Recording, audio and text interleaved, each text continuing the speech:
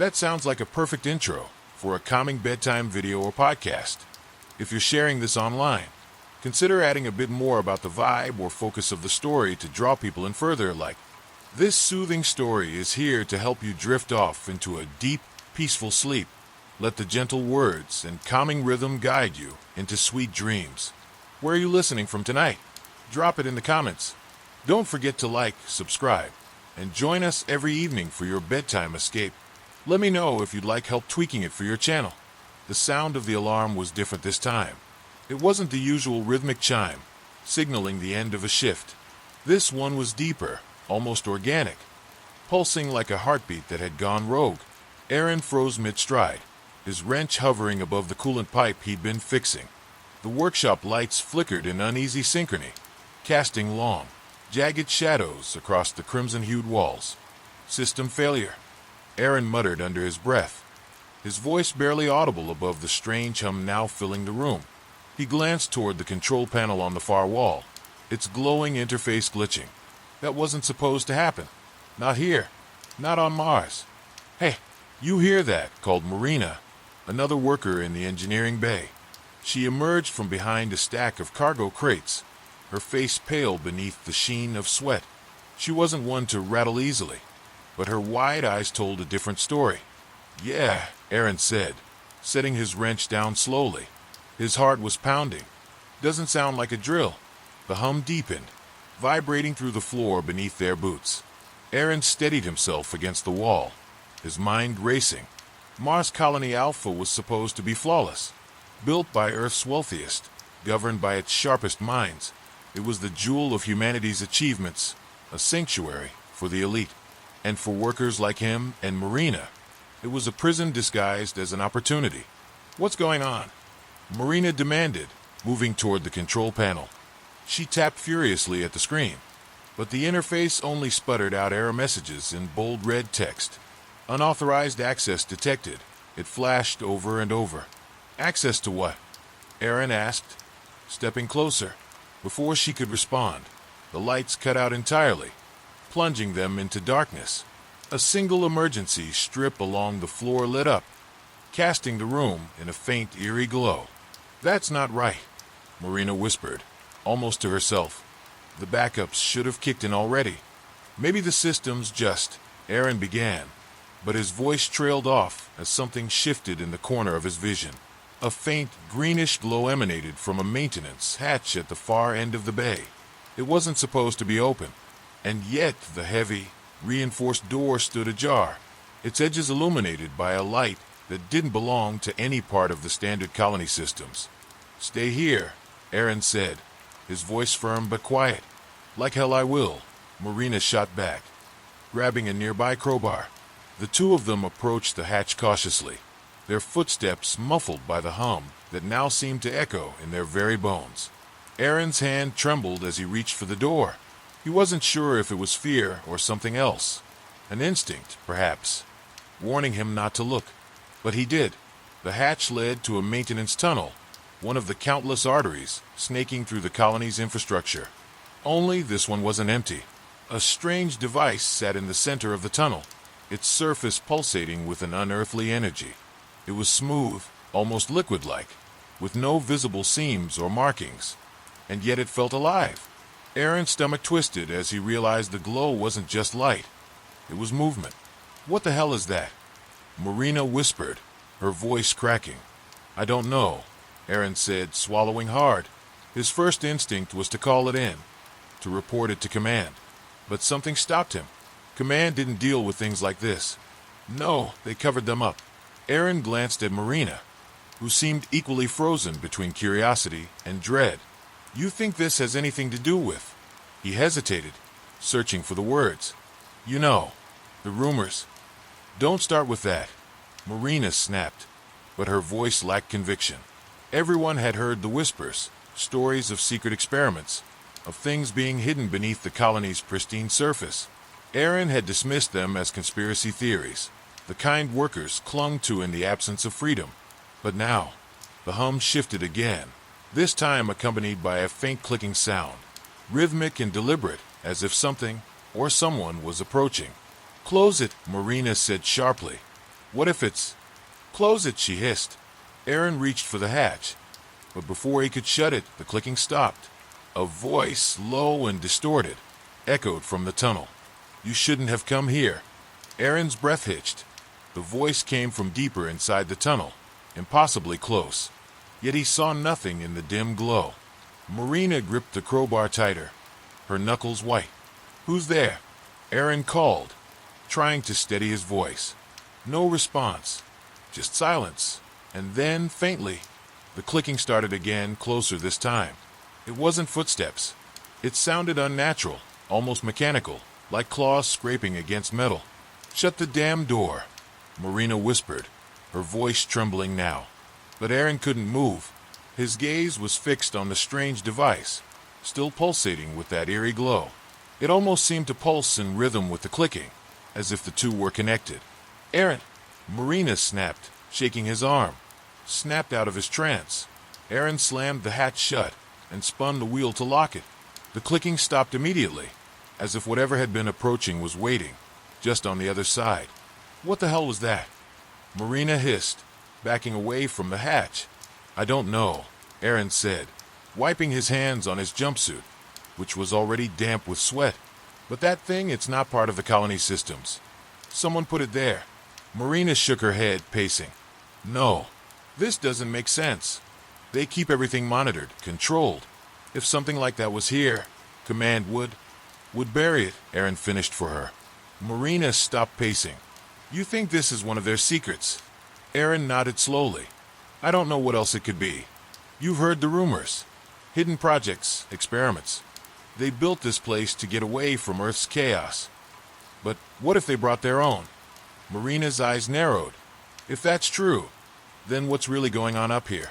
Before Aaron could respond, the control panel behind them sparked violently, throwing the room into a burst of white light. Both of them ducked instinctively as the console screens went dark. The intercom crackled to life. All non-essential personnel, return to your quarters immediately. This is a mandatory safety directive, a calm, automated voice announced. Aaron and Marina exchanged a look. The word mandatory didn't sit right. Whenever the colony issued a mandatory order, it usually meant one thing. Something bad was happening. You think they know? Marina asked, her voice low. If they do, they're not telling us, Aaron said grimly. The floor beneath them shuddered, almost imperceptibly at first, but then stronger. Loose tools clattered off workbenches, and the emergency strip lighting dimmed. A deep, metallic groan reverberated through the bay, as if the colony itself were alive and in pain.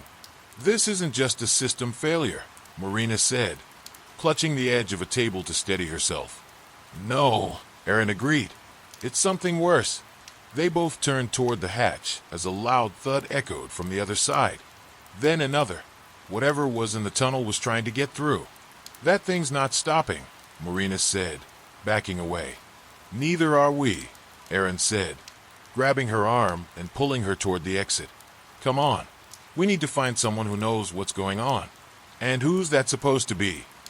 Marina shot back. Command, they'll just throw us in a holding cell for asking too many questions.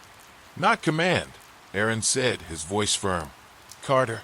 Marina hesitated. The technician? The one they fired last month. Yeah, Aaron said. You remember what he said before they kicked him out? About the classified systems buried under the colony. He was onto something. Or he was just crazy, Marina countered. Maybe, Aaron admitted.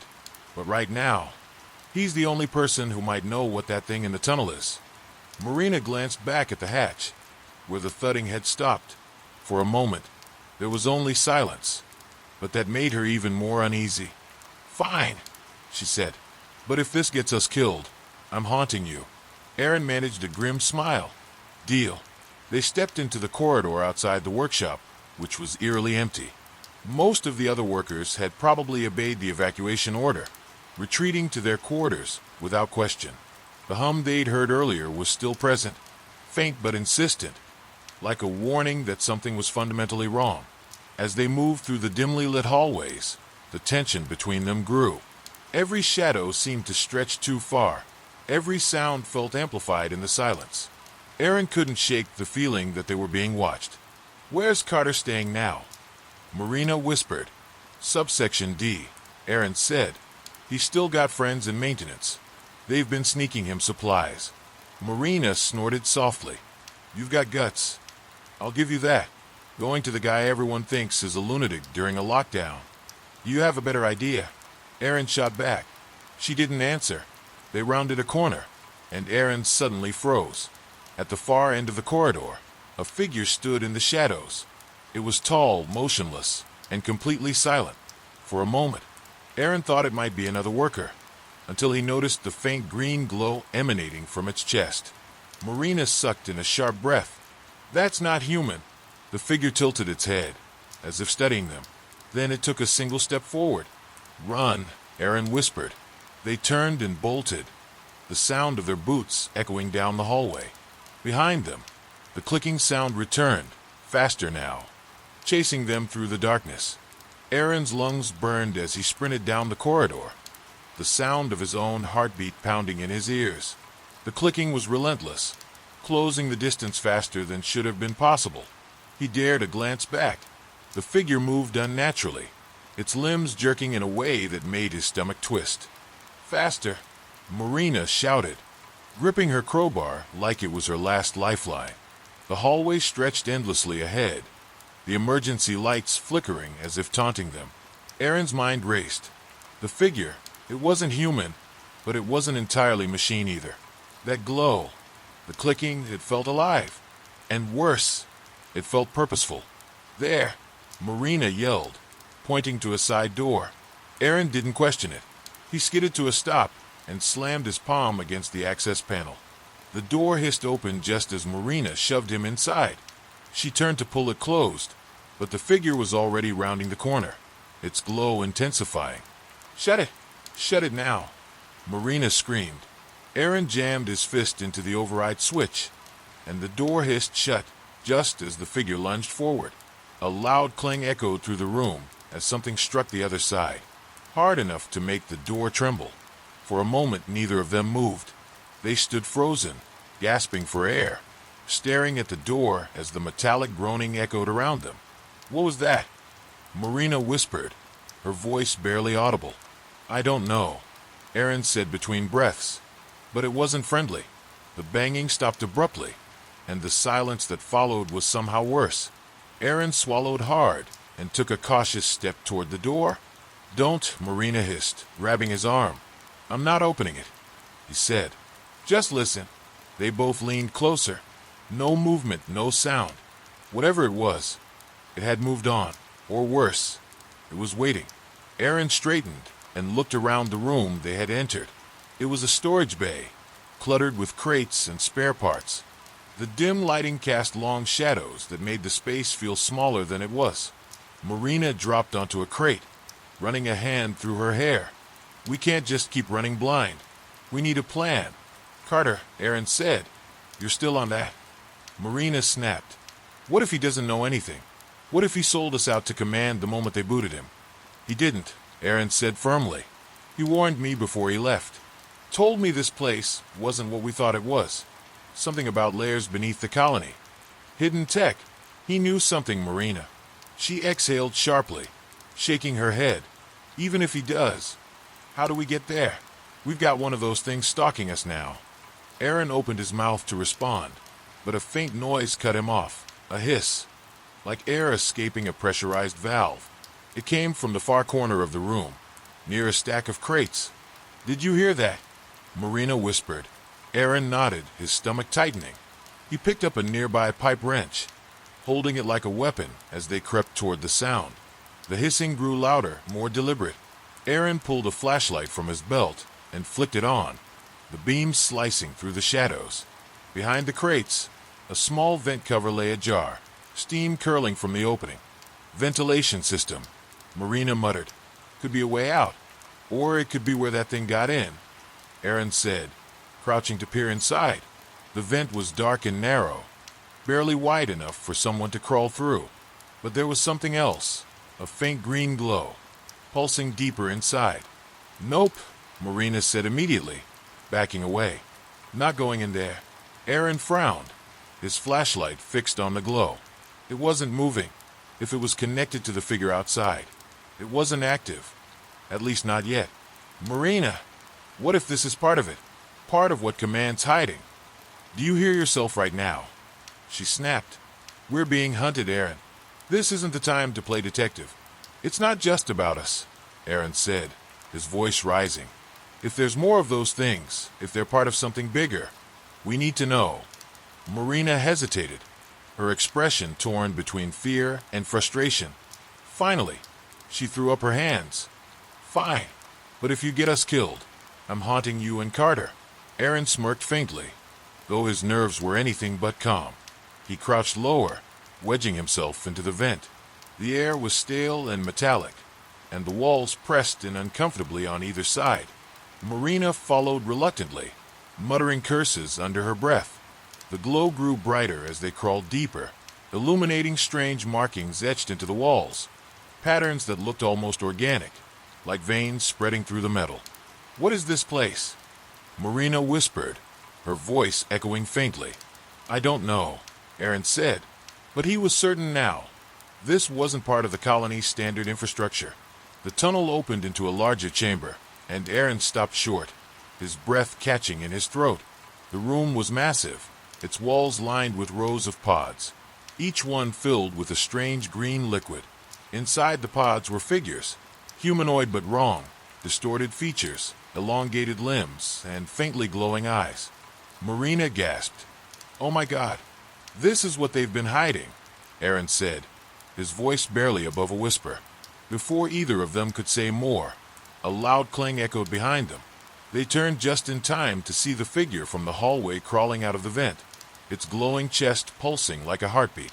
It wasn't alone. The first figure unfolded itself from the vent like a predatory insect, its limbs moving with an unsettling, jerking precision. Behind it, another figure emerged, and then another. Their glowing chests cast an eerie green hue across the room, illuminating the pods and the distorted shapes floating within them. Marina backed away, her breathing shallow. Aaron, what do we do? Aaron's mind raced. The vent was no longer an option. They'd never make it past the figures. His eyes darted around the chamber, searching for anything that could get them out alive. Look for another exit, he hissed, gripping the wrench tightly. Marina nodded, edging toward the far side of the room, her eyes darting between the advancing figures and the glowing pods. Aaron stayed close to the center, trying to put himself between the creatures and her. The figures moved slowly, almost deliberately, their glowing eyes fixed on the pair. Their movements were synchronized, as if guided by the same unseen force. Why aren't they attacking? Marina whispered, her voice trembling. I don't know, Aaron replied. He didn't trust their stillness. It felt like they were waiting for something. As Marina searched the walls, her flashlight beam caught something. A control panel embedded in the far wall, its surface covered in strange symbols similar to the ones etched into the vent. She hesitated for a moment, then called out, I think this might do something. Aaron glanced at her, then back at the creatures. They were still moving, slowly closing the distance. Try it. Marina sprinted to the panel, her crowbar clanging against the floor as she dropped it to free her hands. The screen flickered to life at her touch, lines of incomprehensible data scrolling across it. Come on, she muttered, tapping frantically. One of the figures stopped abruptly, tilting its head toward her as if it understood what she was doing. Then, without warning, it surged forward with terrifying speed. Marina, move! Aaron shouted. She ducked just as the creature lunged, its claws slicing through the air where her head had been. Aaron charged forward, swinging the wrench with all his strength. The metal connected with a sickening crack, and the creature staggered, its movements faltering. But it didn't go down. The wrench left a deep dent in the creature's chest, but the glowing orb inside pulsed faster, almost angrily. It turned its head toward Aaron, the glow of its eyes intensifying. Bad idea, Aaron muttered, backing away. The other figures moved now, closing in from all sides. Marina was still at the panel, her fingers flying across the controls. Whatever you're doing, do it now, Aaron yelled, gripping the wrench like it was his only lifeline. "I don't even know what I'm doing," she shouted back. "None of this makes sense." The closest figure lunged at Aaron, and he barely managed to duck under its outstretched arm. He swung the wrench again, aiming for its head, but it ducked with inhuman speed. Marina slammed her fist against the panel in frustration, and suddenly the room shuddered. The pods lining the walls began to hum, their green glow intensifying. A loud hiss filled the air as some of the pods started to release their contents. "Marina!" Aaron shouted, his voice rising in panic. "What did you do?" "I don't know," she cried. The first pod opened with a deafening hiss, and a humanoid figure collapsed onto the floor. It twitched and spasmed, its limbs contorting unnaturally before it slowly pushed itself upright. It wasn't human. Not anymore. The thing turned its head toward the figures, its glowing eyes identical to theirs. For a moment, it seemed to regard them, and then it let out a piercing, otherworldly screech. The figures froze. Aaron didn't wait to find out what was happening. He grabbed Marina's arm and pulled her away from the panel. "Run, but just go." They sprinted toward a narrow passage that had been hidden behind one of the pods, its entrance barely visible in the dim light. Behind them, the screeching intensified as more pods opened, their occupants spilling out onto the floor. The creatures, both the original figures and the newly released ones, were no longer focused on Aaron and Marina. They were turning on each other, their movements violent and erratic. "What the hell is going on?" Marina gasped as they stumbled into the passage. "I don't know, but we're not sticking around to find out," Aaron said, his voice grim. The passage was tight and uneven, the walls lined with pipes and cables. The sound of the creatures fighting echoed behind them, a chaotic mix of screeches, clicks, and the crunch of metal on metal. "Where does this lead?" Marina asked, her voice shaky. "No idea," Aaron admitted, "but it's better than back there." The passage opened into another room, smaller but equally strange. A large console sat in the center, its surface glowing faintly. Unlike the other panels they'd seen, this one was labeled in both the strange symbols and Earth Standard text. One word stood out: containment override. Marina stared at it, her chest heaving. This isn't just a colony. It's a lab. They've been experimenting." Aaron approached the console, his hands trembling. "We need to figure out how to shut this down. Whatever's happening back there, it's spreading. Shut it down," Marina said, her voice rising. "You don't even know what this is. For all we know, we could make it worse." Aaron turned to her, his expression hard. "Do you want to go back out there? Because if we don't stop this, those things won't stay in the tunnels. They'll come for the rest of the colony. And us." Marina hesitated, then nodded reluctantly. "Fine, but we're going to need a hell of a backup plan if this goes wrong." Aaron looked down at the console, the glowing words reflecting in his eyes. "Let's hope we're not too late." Before either of them could act, the room shuddered violently. From somewhere far above, the sound of an explosion ripped through the colony, followed by the unmistakable wail of an emergency siren. Whatever they had stumbled into, it was bigger and far more dangerous than they'd imagined. The floor beneath them vibrated, sending a low rumble through their feet. Dust fell from the ceiling, and the siren's wail grew louder, almost drowning out the distant screeches from the tunnel behind them. Aaron steadied himself against the console, his knuckles white. Marina gripped his arm. "That explosion," she said, her voice barely above a whisper. "It's not just down here, is it?" Aaron's stomach twisted as he realized what she meant. The colony above, homes, labs, people. It could all be at risk.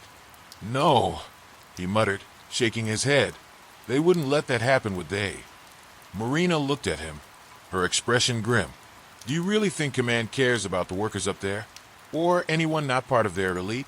Whatever they're hiding here, it's worth more to them than any of us." The console in front of them beeped, drawing their attention. The words "Containment Protocol Breach Detected" flashed across the screen, followed by a map of the facility. Bright red warnings lit up multiple sections, each labeled with strange codes that neither of them recognized. "What does this mean?" Marina asked, her voice shaking. Aaron scanned the screen. his mind racing. The map showed the facility sprawled far below the surface of Mars, much larger than the colony above it. Sections of the map blinked red, spreading like a virus. It means whatever was in those pods, it's not staying down here, he said, his throat dry. Marina stepped back, her breathing quickening. If those things get out, Aaron, there's families up there. Kids. I know, Aaron said, his voice hard. He stared at the console, his mind flipping through possibilities. There had to be a way to stop this. Another explosion rocked the facility, this one closer. The lights flickered, and the siren cut out momentarily before resuming its deafening wail. A deep, metallic groan echoed through the room, followed by the sound of something massive shifting far above them. We're out of time, Marina said, grabbing his arm. Whatever you're going to do it now. Aaron's eyes landed on a blinking icon in the corner of the console. It was labeled Emergency Containment Override, the same words they'd seen earlier. He hesitated, his finger hovering over the screen. Do you think this will stop them? Marina asked, her voice tight. I don't know, Aaron admitted. It could seal off the lower levels, or it could trap us down here with them. Marina's face paled, but she nodded. Better us than the colony. Aaron pressed the icon. The console buzzed, and a new screen appeared. Override authorization required flashed in bold letters, followed by a prompt for a passcode. Of course it's locked, Marina muttered, her frustration boiling over. She slammed her hand against the console. We don't have time for this. Aaron thought fast. Carter. He had to have known about this. If Carter was the one who had warned him, then maybe he had left something behind. A clue, a code. I need to check something, Aaron said, stepping back. What? Check what? Marina asked, her voice rising. Carter's workstation. It's 2 levels up. If he left anything behind, it'll be there. You want to go up there while those things are breaking loose. Do you have a better idea? Marina opened her mouth to argue, but another tremor shook the room, and a loud, grinding noise echoed from the tunnel. The creatures were coming. Fine, she said through gritted teeth. But if we die, I'm blaming you. Aaron grabbed her hand, and together they bolted for the passageway on the other side of the room. The screeches and clicks from the creatures grew louder, echoing through the facility. The stairwell they entered was steep and dimly lit, the emergency lights casting everything in a blood-red glow. Each step felt heavier than the last, the tension between them palpable. What if the code isn't there? Marina asked as they climbed. It has to be, Aaron said, more to convince himself than her. Carter wouldn't have warned me if he didn't think I could do something. As they reached the second level, the sound of movement above them froze them in place. A shadow passed across the stairwell, accompanied by the same clicking noise they'd heard before. Aaron pressed a finger to his lips, signaling for silence. He peered around the corner, his heart hammering in his chest. One of the creatures was there, its glowing chest faintly pulsing as it stalked the hallway, scanning its surroundings with slow, deliberate movements. Marina tapped his shoulder and pointed to a doorway further down the hall. The label on the door read Personnel Storage, Research Wing. Carter Station, Aaron whispered. They waited for the creature to move further down the hallway, its jerky movements taking it away from the door. When it was out of sight, they moved quickly, slipping through the door and closing it silently behind them. The room was cluttered with personal lockers and workstations, the kind of place where workers stored their belongings during long shifts. Aaron scanned the room, looking for anything that might have belonged to Carter. Over here, Marina said, her voice low. She pointed to a locker with Carter's name etched into the metal. Aaron opened it, his hand shaking. Inside was a notebook, a few personal items, and a data pad. He grabbed the data pad and powered it on. A message flashed on the screen for Aaron. If you're seeing this, you already know the truth. Marina peered over his shoulder. What truth? Before Aaron could answer, the datapad screen filled with lines of code, followed by a file labeled Override Protocol, Alpha Layer. He opened it, and a string of numbers appeared. Passcode. Got it, he said, relief flooding him. The sound of metal screeching tore through the air, and they both turned toward the door. The clicking noise was back, louder and more urgent. "They're here," Marina whispered. Aaron pocketed the datapad. "We need to move. Now." The sound of the door handle rattling made both of them freeze. The creatures weren't just in the halls anymore, they were hunting them. "Back way," Aaron said, nodding toward a maintenance hatch in the corner. As they scrambled toward it, the door behind them burst open, and the glow of the creatures' chests illuminated the room. One of them let out a piercing screech, and all hell broke loose. The hatch creaked as Aaron wrenched it open, and they squeezed through just as the first of the creatures lunged toward them. The maintenance tunnel was cramped and dim, the only light coming from the fading glow of their flashlights. Behind them, the creatures screeched and scrambled into the room, their footsteps echoing in the confined space. "Keep moving," Aaron hissed, pushing Marina ahead of him. The tunnel twisted and narrowed, the walls slick with condensation. Their breath came in short bursts, the sound of it mixing with the distant thuds of the creature's pursuit. Marina's foot slipped on the slick floor, and she staggered. "Aaron, go!" he snapped, grabbing her arm and pulling her along. He glanced back over his shoulder, his heart hammering in his chest.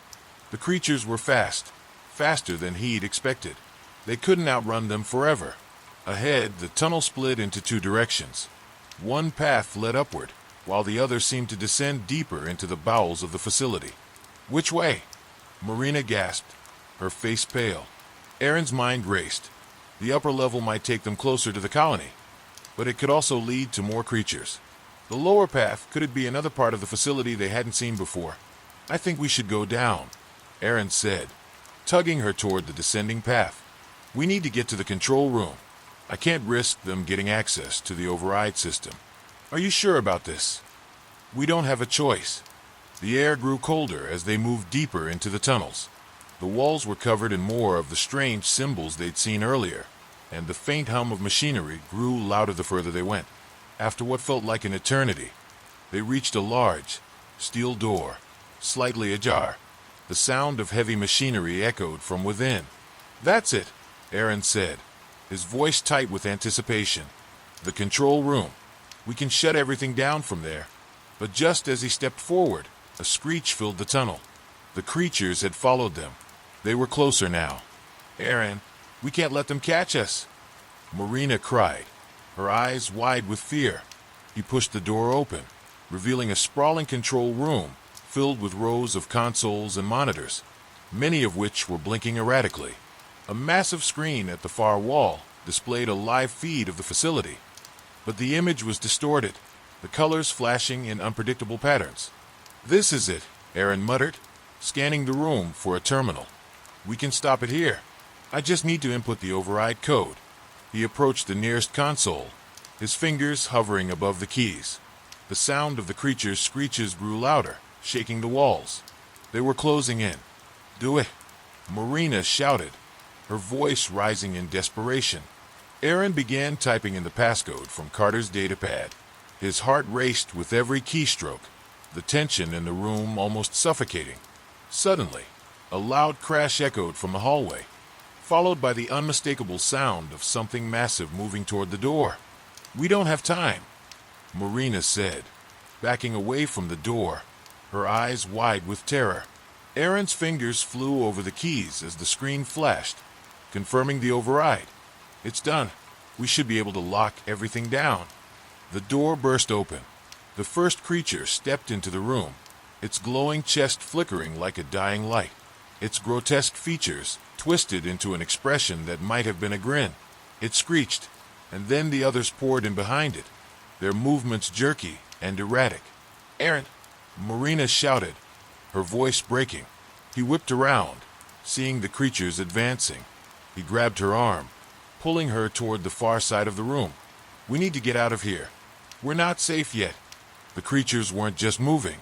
They were circling, as if testing them, waiting for the right moment.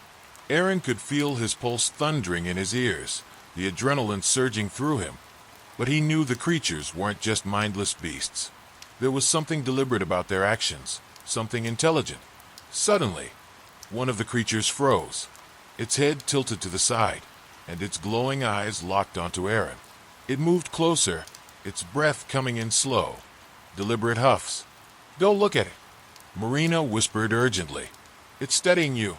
But it was too late. The creature lunged with terrifying speed. Aaron swung the wrench at it, but it dodged, its movements too quick. It grabbed his arm, its claws sinking into his skin with bone-crushing force. "Aaron!" Marina screamed, but the creature was dragging him toward the center of the room. The other creatures moved in, their glowing eyes trained on him. "No," Aaron thought, trying to free his arm. "This isn't how it ends." His eyes darted to the terminal, still glowing faintly in the corner of the room. He had one chance. If he could get to it, if he could stop the override process.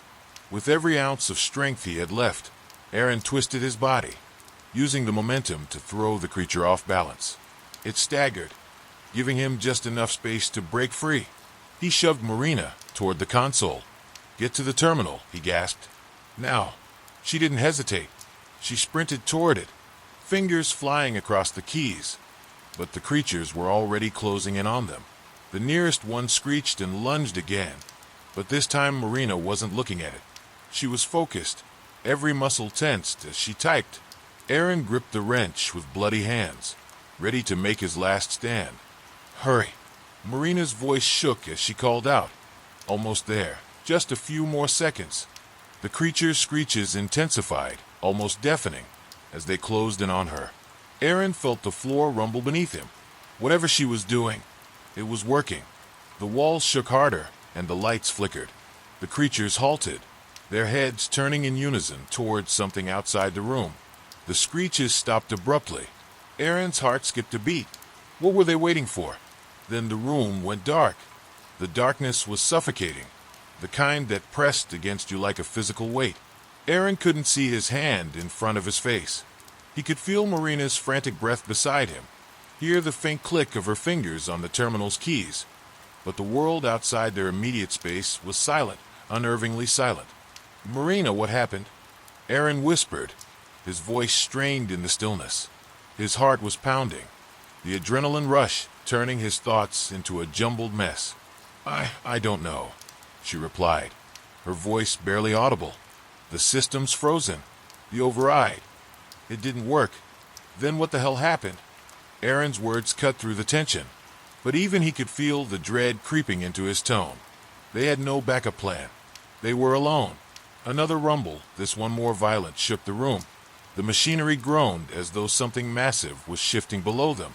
The lights flickered back on in harsh, erratic pulses, casting long, twisting shadows across the walls.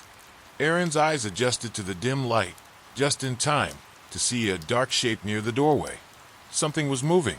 "They're still here," Marina said, her voice tight with fear. Aaron instinctively backed away from the shadow, but the moment he moved, the shape did too. A low, guttural growl filled the room. "Where are they?" Aaron hissed, trying to spot the creatures in the faint light. His mind raced, but he couldn't tell if it was the creatures or something else that had triggered the growl. The silence had been so absolute, it almost felt unnatural. Marina's hand gripped his arm, and he could feel the tremors in her fingers. "I don't think they're alone," she whispered. Aaron's stomach dropped. He turned toward her, but before he could ask what she meant, the rumbling grew worse, and the door to the control room slammed shut with a deafening thud. The walls around them seemed to cave in, and a surge of static filled the air. "We're trapped," Marina said, her voice barely above a whisper. Aaron's pulse quickened. "No, we're not." He darted to the door and tried to open it, but the latch had been jammed. He shoved against it with all his weight, but it wouldn't budge.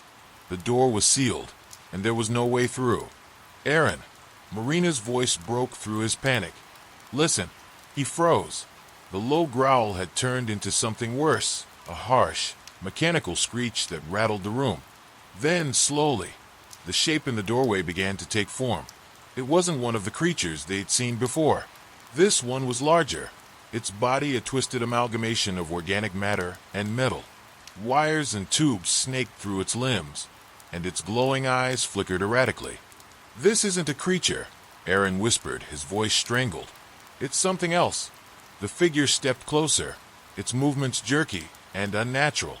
The screeching sound intensified, vibrating through Aaron's bones. "Marina, I don't think we're dealing with just the creatures anymore," Aaron said, his breath catching in his throat. Suddenly, the walls hummed to life. A series of alarms went off, their wailing almost deafening, and a large monitor above them flickered on, showing a live feed of what looked like another part of the facility. "What's that?" Marina asked, her eyes wide. The image was distorted at first, static rushing across the screen. But as it cleared, Aaron's blood ran cold. The feed showed a dark room, with rows of stasis pods, their doors cracked open. Inside each one was a figure, humanoid in shape, but covered in a strange, glowing fluid. "It's not just the creatures," Marina breathed, her eyes widening. "They've been experimenting." Aaron's mind raced as the implications hit him. The creatures, the monsters, the chaos, they were all part of something much bigger, something far worse.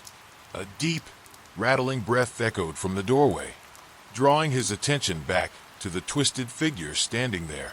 It was moving closer now, and Aaron could feel an intense pressure in the air, like the thing was drawing power from the facility itself.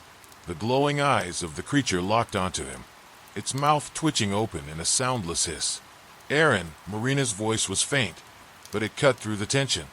"What are we going to do?" The terminal behind them flickered again. A new message flashed onto the screen. Subject, K-22. Termination of override procedures is initiated. "What is that?" Marina asked, her voice trembling. Aaron stared at the words, his heart sinking. K-22. He had seen that designation before, but it hadn't clicked until now. It was part of the same experiment, the same project that had been buried deep in the records Carter had shown him. They weren't just making creatures, Aaron said, the realization hitting him with the force of a punch. They were creating soldiers, testing something. Marina recoiled as the figure moved closer, its glowing eyes now almost blinding in their intensity. The growl grew louder, more feral. "We need to shut it all down," Aaron said, his mind still spinning. The terminal was still working, but it was obvious that whatever was going on, whatever they had just triggered, was bigger than they realized. Another screech filled the room, and the creature lunged, its mechanical limbs crashing against the wall. Aaron didn't have time to think. He grabbed Marina's arm and ran for the back of the control room, eyes scanning for another exit. The door was still blocked, but the room was large enough to have other options. The humming noise grew in intensity, the entire facility vibrating under their feet. A loud crack sounded above them, and the ceiling split open, sending debris crashing down. The creature wasn't alone anymore. The walls were crawling with the same grotesque, glowing figures, their bodies moving in a coordinated fashion, almost like a swarm of insects. There was no escaping them, not unless they could disable the entire facility, if it was even possible. Marina's voice cracked through the chaos. "We don't have time." But as they reached the back of the control room, Aaron's eyes locked onto the terminal again. One final set of numbers was flashing across the screen. Lockdown activation, authorization required. Without a second thought, Aaron reached for the console, his fingers shaking. It was now or never.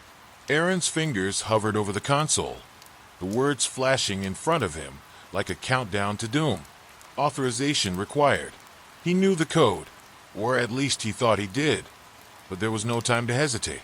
Every second that ticked by felt like an eternity. The creatures, no, the abominations, were closing in. The sound of their mechanical limbs clanking and their screeches reverberated through the walls. "Aaron, please," Marina urged, her voice barely a whisper. "If you don't, I know." He snapped, trying to focus. But the fear in Marina's voice, the urgency, only made it harder to concentrate. The flashing message on the screen mocked him, each pulse of the terminal echoing in his chest. His hand trembled, but he slammed his palm onto the console, entering the code from memory. The terminal flickered once, then twice. Then, to his horror, a loud error message flashed across the screen. Authorization failed. "No," Aaron muttered under his breath.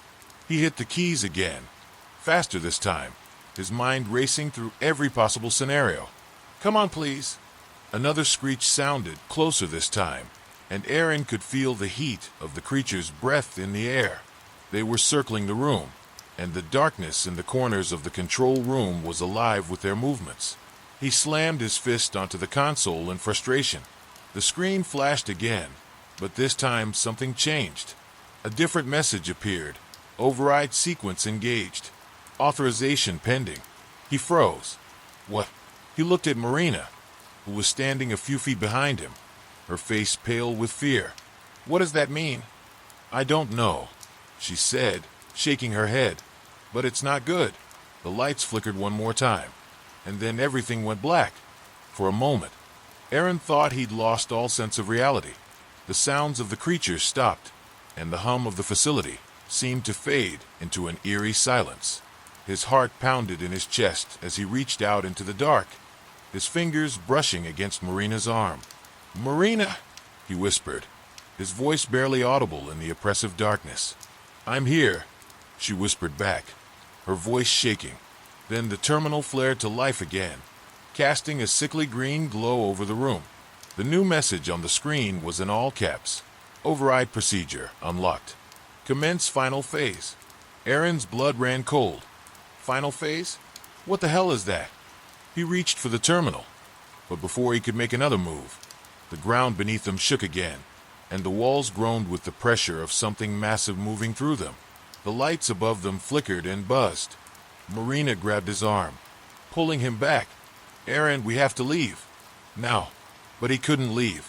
Not yet. Not without knowing what he'd just unlocked. "No.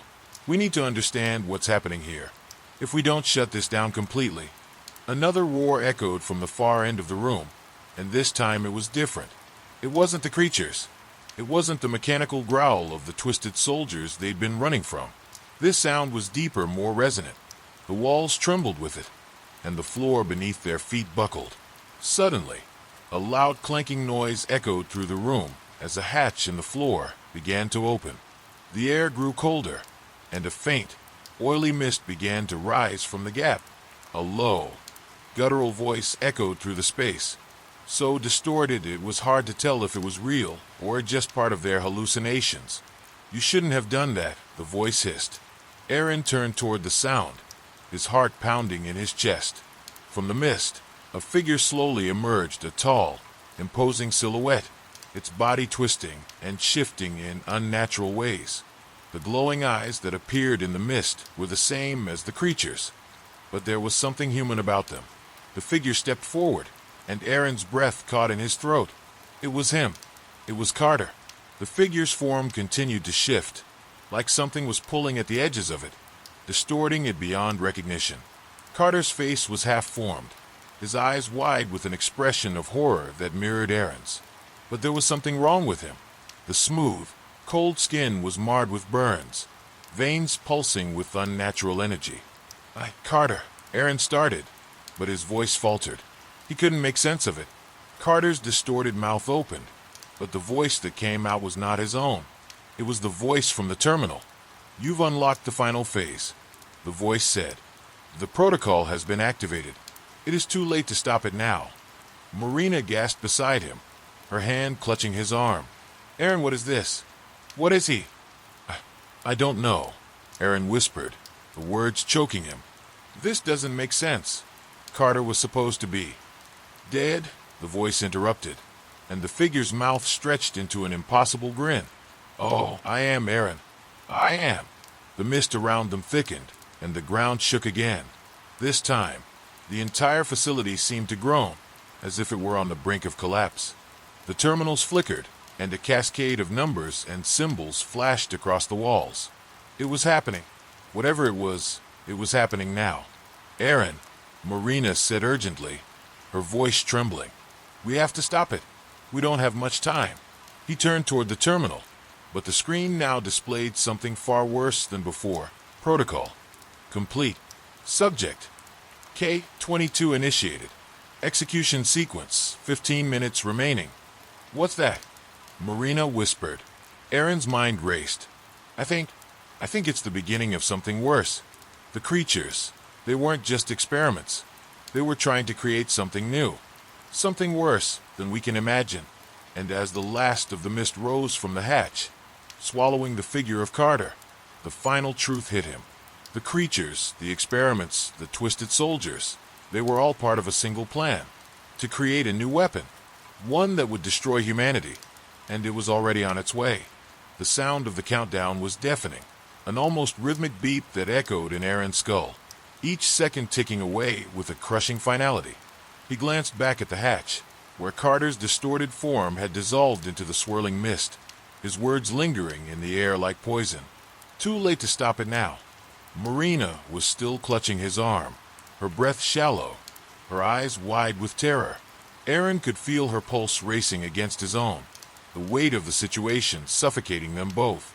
The temperature in the room had dropped, and the oppressive atmosphere made every movement feel sluggish, as though they were moving through molasses. "We need to get out of here, Aaron," Marina said, her voice desperate. "We can't stop this. We have to run." Aaron shook his head, his thoughts racing.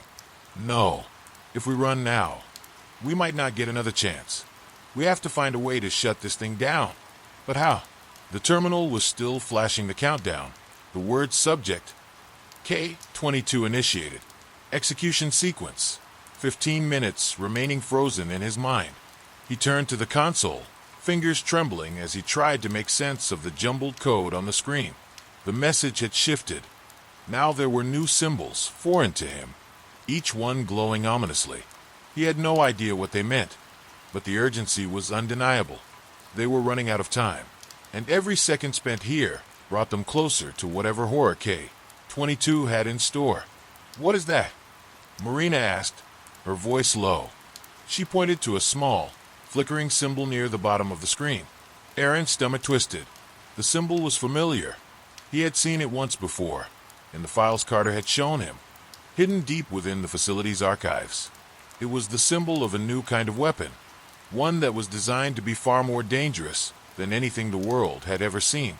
The realization hit him with full force. K-22 wasn't just a subject. It was a weapon that was now activated and on its way to full maturity. "We can't shut it down from here," Aaron muttered, his voice tight with dread. "We need to get to the main core. There's a failsafe there. It's our only shot. Then let's go," Marina urged, her grip tightening around his arm. But Aaron didn't move. He was rooted to the spot, his eyes scanning the chaotic readout on the screen. It was all happening too fast, and he couldn't shake the feeling that they were being watched by something more powerful than they could comprehend. The walls began to hum, the strange energy surging again, and the sound of something shifting beneath the floorboards sent a ripple of fear through him. The creatures were still out there, moving through the facility with a purpose, and that purpose was becoming clearer by the second. Suddenly, the temperature dropped even further, and the lights flickered before cutting out entirely. In the pitch-black darkness, Aaron's senses heightened. He could hear the faint scratching of claws against metal, the soft shuffling of bodies. The creatures weren't far. "They're close," Marina whispered, her voice tight with panic. Aaron's pulse quickened. He had to think fast. They couldn't stay here. They couldn't afford to be cornered. But the path to the main core was a maze of corridors, and every step they took could lead them into the heart of whatever had been unleashed. The soft rumble of the ground beneath their feet deepened, followed by a loud crash, a sound that seemed to come from the farthest depths of the facility. It wasn't just the creatures anymore. The building itself was coming alive, shifting, reacting to whatever had been triggered. Aaron grabbed Marina's hand, pulling her toward the back of the room. "We have to move. Now." They ran, but it felt like every hallway was twisting, every turn leading them deeper into the unknown. The facility's layout was confusing, and Aaron's sense of direction was rapidly slipping away. They passed through darkened hallways that seemed to stretch on forever, each one colder and more oppressive than the last. Every creak of the floorboards, every whisper of movement in the shadows, kept Aaron's heart hammering in his chest. Then, suddenly, a sound froze them in their tracks, a soft, distant clicking noise, growing louder with each passing second. It was unmistakable. "Something's coming," Marina whispered, her voice barely audible. Aaron didn't need her to tell him that. He could hear it too. The clicking was mechanical, rhythmic, like the sound of something large and heavily armored walking towards them. And it was getting closer. They reached a junction in the hallway, and Aaron glanced down both directions, trying to decide which way was safest. The clicking was coming from behind them now. Too loud to ignore. "Go left," he muttered, pulling Marina with him. They darted into the corridor, but the moment they turned the corner, the clicking stopped. The silence was even worse than the noise. "Stay close," Aaron said, his voice firm. "We can't afford to get separated." Marina nodded, but Aaron could feel her fear radiating off her. She was terrified, and he couldn't blame her. They were in a nightmare they couldn't wake up from. The silence stretched on, until a low rumble came from above them. The ceiling began to shake, and a crack appeared in the far wall, splitting down the center.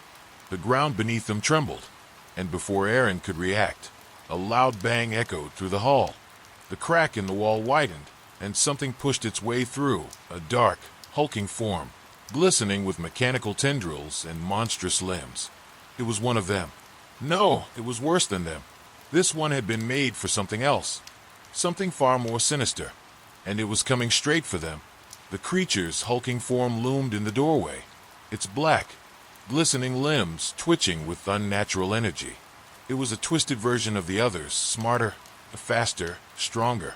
Its eyes, two glowing orbs of crimson light, locked onto them, and Aaron could feel the weight of its gaze pressing down on him like an invisible hand. Marina's breath hitched, and she instinctively moved closer to Aaron, her hand shaking as it gripped his sleeve. The creature's jaws clicked, sending a ripple of noise through the stillness. It wasn't just an animal. It was something born from a human design, something too calculated, too intelligent to be simply dismissed. Aaron's mind raced. The creature was blocking the only way out, and they were trapped in this hallway, with nowhere to run. There were no weapons, no allies to call for help. They were on their own. "We need to move," Aaron whispered urgently, though his voice barely escaped the fear clawing at his throat. He could hear his own heartbeat pounding in his ears. "Marina, we have to get past it." Marina's eyes were wide, panic evident on her face. She was barely holding it together. "Huh, it's too big." "I don't know," Aaron muttered, his thoughts a blur. "But we don't have a choice." The creature's head tilted to the side, as if studying them with a sickening curiosity. It took a slow step forward, the ground vibrating beneath its weight.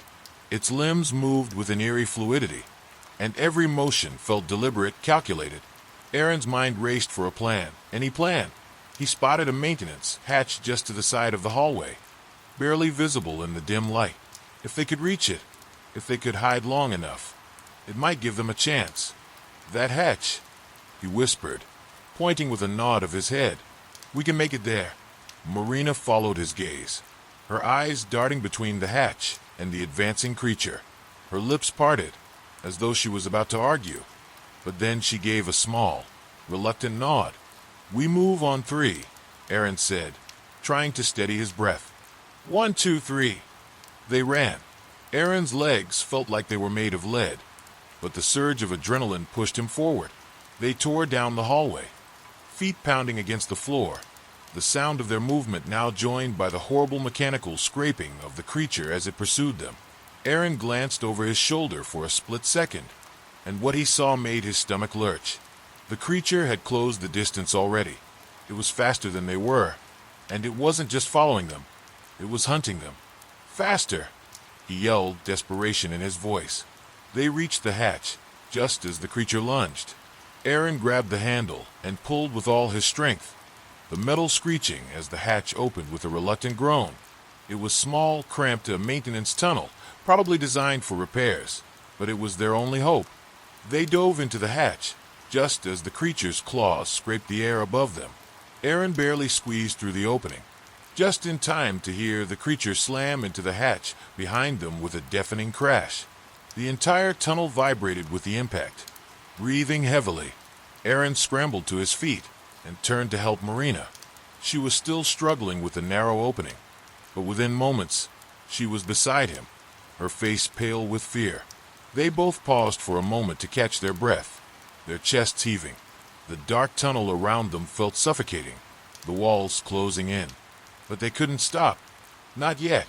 We can't stay here long, Aaron said, his voice low.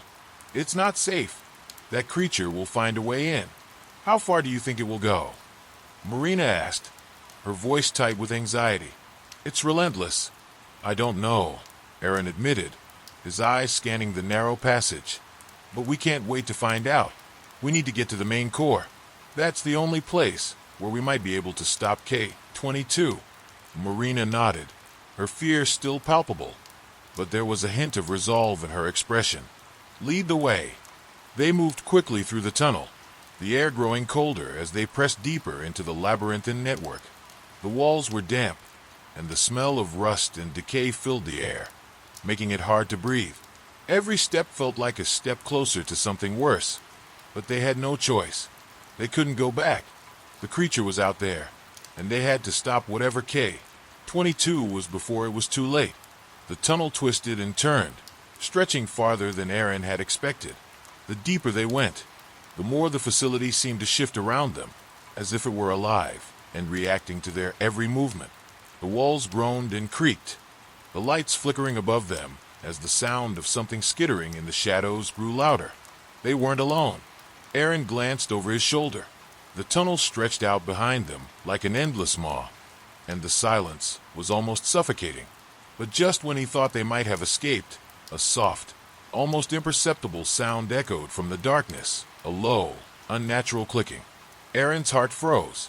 It wasn't just the creature anymore. Something else was here, something more dangerous, and it was getting closer. The clicking sound echoed through the tunnel, sending a chill down Aaron's spine. It was different from the creature's mechanical footsteps. This was more rhythmic, almost like a soft tapping. Too precise, too deliberate. It wasn't just a random noise. Aaron's pulse quickened. His first instinct was to move faster, but he knew the tunnel was already too narrow, the walls too tight.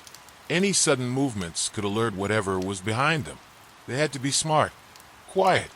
Marina glanced up at him, her face pale, her breath shallow. She was on edge, just like him. What was that? She whispered, her voice barely audible. I don't know, Aaron muttered, his throat dry. But we're not alone down here. He glanced over his shoulder, but the dim light from the hatch behind them barely reached the end of the tunnel. The shadows seemed to stretch impossibly long, twisting and shifting as if they were alive. Suddenly, a loud crash echoed from the direction they had come, a screeching, metal-on-metal sound that rattled the walls, followed by the unmistakable thud of heavy footsteps. They've found us, Marina hissed, her hand grabbing his arm, her fingers like ice. Aaron's heart hammered in his chest, but he forced himself to stay calm. We keep moving, he said, his voice a low growl, more for himself than for her. If they could reach the main core, they might have a chance to deactivate the system. But that meant getting through whatever was waiting in the dark. He pulled her forward, his every step deliberate and careful, listening for the sound of pursuit.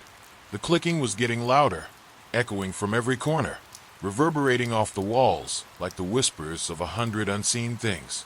It felt as though the tunnel was alive, closing in on them with every step they took. The air grew thicker, heavier. Sweat dripped from Aaron's forehead, his breath coming in short, shallow gasps. He couldn't afford to stop. Not yet. Not until they were at the core. But the clicking grew closer. Every instinct in Aaron's body screamed for him to run. But he knew he couldn't outrun whatever was hunting them. It was more dangerous than the creature, faster, more intelligent. Aaron, Marina whispered urgently, her voice trembling. We need to hide. Now. He didn't need to think twice. He grabbed her arm and yanked her to the side, pulling them into a narrow alcove carved into the stone. The darkness swallowed them whole as they crouched, trying to make themselves as small as possible. The clicking was deafening now, so close that Aaron could feel the vibrations in his bones. Through the silence, he could hear something else, a soft, deep rumble, like the sound of an engine starting up. It was low, almost imperceptible, but it made Aaron's blood run cold. It wasn't just a creature. It was something mechanical, something designed. What is it? Marina whispered, her face pressed to the wall, her eyes wide with fear. "I don't know," Aaron replied. He strained his ears, listening to the movement. The clicking had stopped, replaced by a low mechanical hum. And then, from the darkness ahead, came a voice. Cold, monotone. "Intruders detected. Termination protocol engaged." Aaron's heart dropped. The voice sounded familiar, too familiar. It was the same voice that had guided them through the facility when they first arrived. The same one that had been part of the system that was supposed to protect them. But it wasn't protecting them now. It was hunting them. The ground beneath their feet began to vibrate again, and the tunnel seemed to shift. Aaron's mind raced. Whatever had been triggered in the facility had gone far beyond K-22. This was something else. Something worse. "What the hell is that?" Marina hissed, her voice shaking. "I think we've just activated something far worse than K-22, Aaron muttered, his voice barely above a whisper. And then, as if in response to his words, the air in the tunnel grew colder. The rumble intensified, growing louder, and Aaron realized it wasn't just one thing hunting them. There were others. Things they hadn't seen before. Things that moved in the shadows, feeding off the darkness. The humming sound grew louder still, and then, without warning, bright, harsh lights flickered on, blinding them for a split second. When the light cleared, Aaron saw the shape of something looming ahead in the dark, tall, sleek, and terrifying. It wasn't just a creature. It was a machine, a weapon, and it was coming straight for them. The machine moved with a cold precision, its metal limbs clicking and whirring in perfect unison. It was fast, too fast for any human to outrun. Its glowing red sensors swept the tunnel, searching for them, and Aaron felt a surge of panic flood his chest. They couldn't stay here. If that thing saw them, they were dead. "We have to move," Aaron said, his voice hoarse with urgency. He grabbed Marina's arm, but she was frozen, staring at the machine with wide, terrified eyes. "We can't outrun that," she whispered, her voice cracking. Aaron didn't know if they could either, but standing still wasn't an option. He pulled her forward again, deeper into the labyrinthine tunnel, hoping they could find another way out, another path to the core. But the hum of the machine's engines grew louder, its mechanical feet pounding the ground with terrifying precision. And then, without warning, the lights above them flickered again, and the tunnel erupted in noise. The machine had activated its weapons.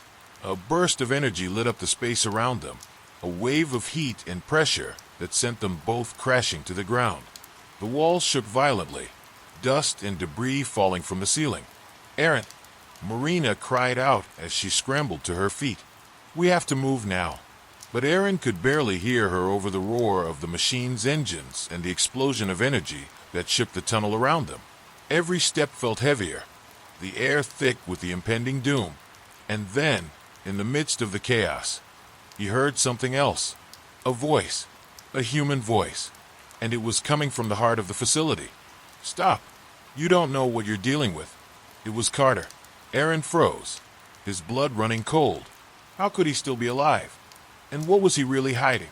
Aaron's heart skipped a beat as he heard Carter's voice, unmistakably clear amidst the chaos.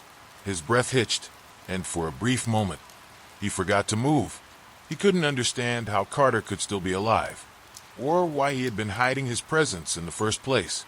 "What is he talking about?" Marina whispered urgently, her eyes wide with fear. She tugged at Aaron's sleeve, pulling him toward a narrow passageway that had just appeared in the shadows. "We have to go." Aaron barely noticed her. His mind was focused solely on the voice, still echoing in his head, a haunting reminder that their troubles weren't over. Not by a long shot. "He's here," Aaron muttered, barely able to think straight. He wiped the sweat from his brow, trying to clear his thoughts. "Carter? He's involved in all of this. He's been hiding something." Marina didn't wait for him to process further. She grabbed his arm and dragged him into the darkened corridor. The machine's engines had stopped, but the eerie hum still lingered in the air, vibrating through Aaron's bones. They had a few moments of silence, but Aaron knew it wouldn't last. They moved quickly through the narrow passage, the walls closing in on them with each step. It felt like the tunnel itself was conspiring to trap them. There was no clear direction anymore, just a series of winding turns that only deepened the sense of dread settling in Aaron's stomach. Something was wrong here, and the deeper they went, the more he could feel it in the air, thick and oppressive. "We need to find Carter," Aaron said, his voice strained. His thoughts were a whirlwind.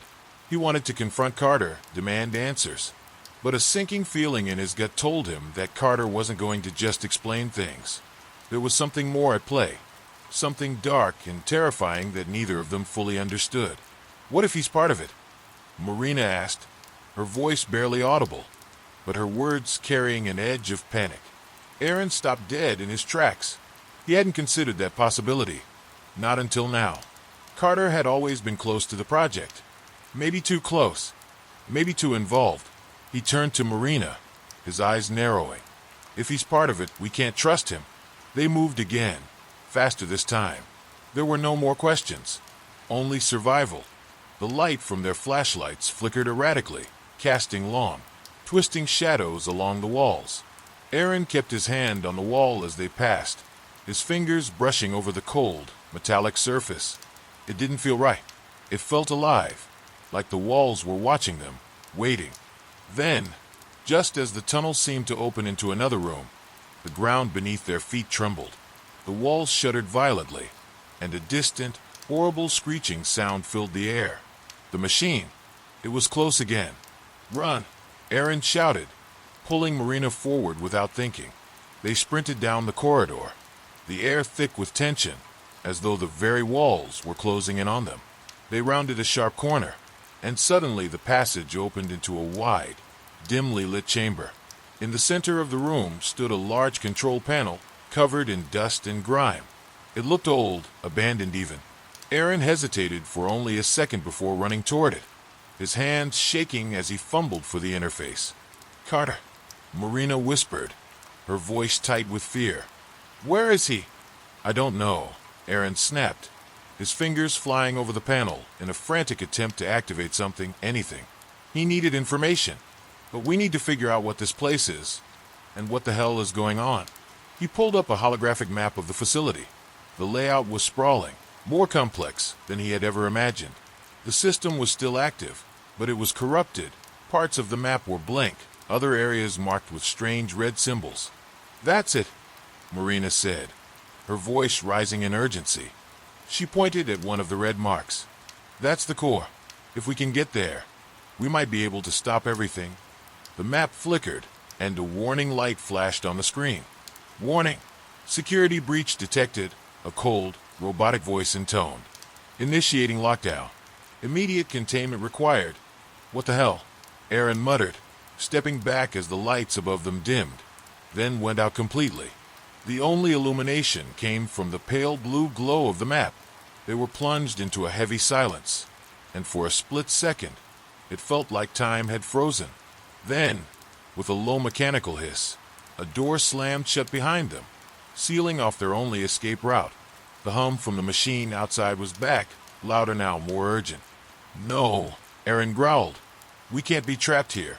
Marina's eyes were wide, panic beginning to creep into her voice. "We have to go. There has to be another way out." But Aaron was already on the move, his gaze scanning the room, looking for an exit. He found a maintenance hatch in the far corner of the chamber.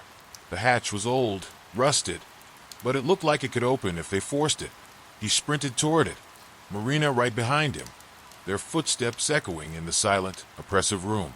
The sound of approaching footsteps grew louder, and with each step, Aaron could feel the heat building in the air.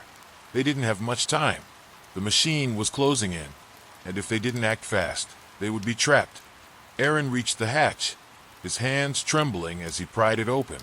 The machinery inside was old, but it was their only chance. They had to move now. "Marina, get in," Aaron barked, shoving the hatch open wide. She hesitated, fear flashing in her eyes. But then she nodded, diving into the hatch without another word. Just as Aaron was about to follow, a shrill screech echoed from the chamber. The door they had just passed through exploded inward, metal flying in all directions as the machine burst into the room, its glowing eyes fixed on them. Aaron's heart leaped into his throat as he scrambled into the hatch, the heavy sound of the machine's footsteps echoing behind him. They were out of time. The hatch slammed shut behind them, and Aaron's pulse raced. Whatever they were about to face next, whatever was waiting for them in this hidden part of the facility, it was going to be worse than anything they had encountered so far. The hatch slammed shut with a deafening clang, and for a moment, everything was still. Aaron's breath came in ragged gasps as he pressed his back against the cold metal walls, trying to steady himself. Marina was right beside him, her chest rising and falling with the same frantic rhythm. They were in complete darkness. The only sound was the soft, mechanical hum from deeper within the maintenance tunnel. The air felt heavier here, like something was watching them, waiting. Aaron's fingers tingled as he slowly reached out, searching for a control panel or a light switch, anything to break the oppressive silence. His hand brushed against the cool surface of the wall, and then he felt it, a small button, almost hidden by grime and rust. He pressed it, and with a soft whir, dim lights flickered to life above them. The tunnel was narrow, a maze of pipes and wires running along the walls. The only way forward was deeper into the facility, into the unknown. Marina stepped forward, her eyes scanning the walls, her hand gripping a small weapon she had pulled from her belt. It was a standard facility issue, likely used for maintenance, but it felt more like a lifeline now. "We need to find the core," she said, her voice low but steady. "That's where it all started. If we get there, we might be able to stop the lockdown." Aaron nodded, but something gnawed at the back of his mind. The machine, the voice, Carter. None of it made sense. How could Carter still be alive? And if he was, why hadn't he helped them? Why hadn't he warned them about what was happening? But there was no time to dwell on it. The facility's security system was already locked down, and the machines were hunting them. There was no turning back. They moved down the narrow passage, the lights flickering with each step they took, casting long, creeping shadows on the walls. The air grew colder, and the oppressive silence was broken only by the sound of their footsteps. After what felt like an eternity, they reached a large door at the end of the tunnel. It was reinforced, metal plates lined with strange, glowing symbols. This had to be it, the entrance to the core. But the door was sealed shut, no way in. Aaron stepped forward, his fingers brushing against the cold surface of the door. He could feel the pulse of energy behind it, a strange vibration that hummed beneath the metal. His heart pounded in his chest, and he could sense Marina's anxiety growing. "We need to open it," Aaron muttered, looking around for some kind of control panel. But there was nothing. The door was locked, and the security system was still active. Whatever lay behind it, whatever Carter had done, it was all sealed away now. "We can't wait," Marina insisted, her voice urgent. "We have to find another way in. Now." Before Aaron could respond, a faint sound reached their ears, a soft, electronic beep, followed by the unmistakable whir of machinery coming to life. The lights above them flickered and dimmed, and the sound of movement echoed down the corridor. "Someone's here," Aaron whispered, his eyes darting around. Marina's grip tightened on her weapon. "Is it the machine?" Aaron shook his head. No, it wasn't just the machine. He could feel it. Another presence. Another person. But who? Suddenly, the walls seemed to close in on them, the shadows stretching longer and darker, as if something was coming for them. A whisper of movement behind them. Aaron turned, but there was nothing there. The tunnel stretched out behind them, empty and silent, save for the eerie hum of the facility's machinery. "We're not alone," Marina said, her voice trembling. "Something else is in here with us." Aaron didn't need to ask. He already knew. They weren't just running from the machines anymore. Something else was hunting them. Something human. Something familiar. His stomach twisted, and for a moment, he felt paralyzed. He wanted to scream, to run, but every instinct told him that wasn't the right move. Whatever was here wasn't just another piece of the facility. It was something more dangerous. Something more calculated. "Aaron," Marina whispered, her eyes wide, staring into the darkened corridor. I think it's him." Aaron's heart stopped. Carter. The name echoed in his mind, cold and hollow. Was it possible? Could Carter have been here all along, watching them, leading them deeper into the heart of this nightmare? No, Aaron's voice was tight. He refused to believe it. But deep down, a cold, unshakable fear took root. The walls of the facility seemed to grow taller, the shadows deeper. He stepped forward, pulling Marina with him. There was no time to waste. Whatever was waiting for them now, they couldn't afford to be caught off guard. Suddenly, the ground shook, and the lights overhead flickered again. A low, guttural sound reverberated through the walls, like a growl or a warning. Something was coming, something bigger than anything they had faced so far. "Stay close," Aaron muttered, his voice low. He could feel the tension in the air, thick and suffocating. Every step they took felt like they were walking on the edge of a cliff. And then, out of the corner of his eye, Aaron saw it, a figure standing in the shadows ahead, barely visible in the dim light, but the shape was unmistakable. The tall frame, the dark silhouette. It was Carter. "Carter!" Aaron shouted, his voice breaking the silence. "What are you doing? Where are you?" The figure didn't move, didn't respond. It was as though Carter didn't even hear him. Or maybe, just maybe, he wasn't Carter at all. Aaron's heart pounded in his chest. The tension in the air thickened, suffocating him. They were being watched. He could feel the weight of 1,000 eyes on them, even though no one was there. And then, as if on cue, the figure turned slowly, deliberately. But it wasn't Carter's face he saw. It was something else. Something distorted. Something wrong. The room around them seemed to pulse, the walls bending and warping, as if the entire facility was alive. And then the voice, cold and hollow, spoke. "You shouldn't have come here, Aaron. Now, you'll never leave." Aaron's breath caught in his throat as the figure's words echoed through the chamber. The voice, sharp and unfamiliar, sent a chill down his spine. It wasn't Carter. It wasn't even human. The distortion in the voice twisted something inside him, like a warning bell ringing in his mind. "Who are you?" Aaron demanded, his voice hoarse, trying to hold onto the thread of control he had left. He stepped forward, every instinct screaming at him to run, to get as far away from this creature as possible.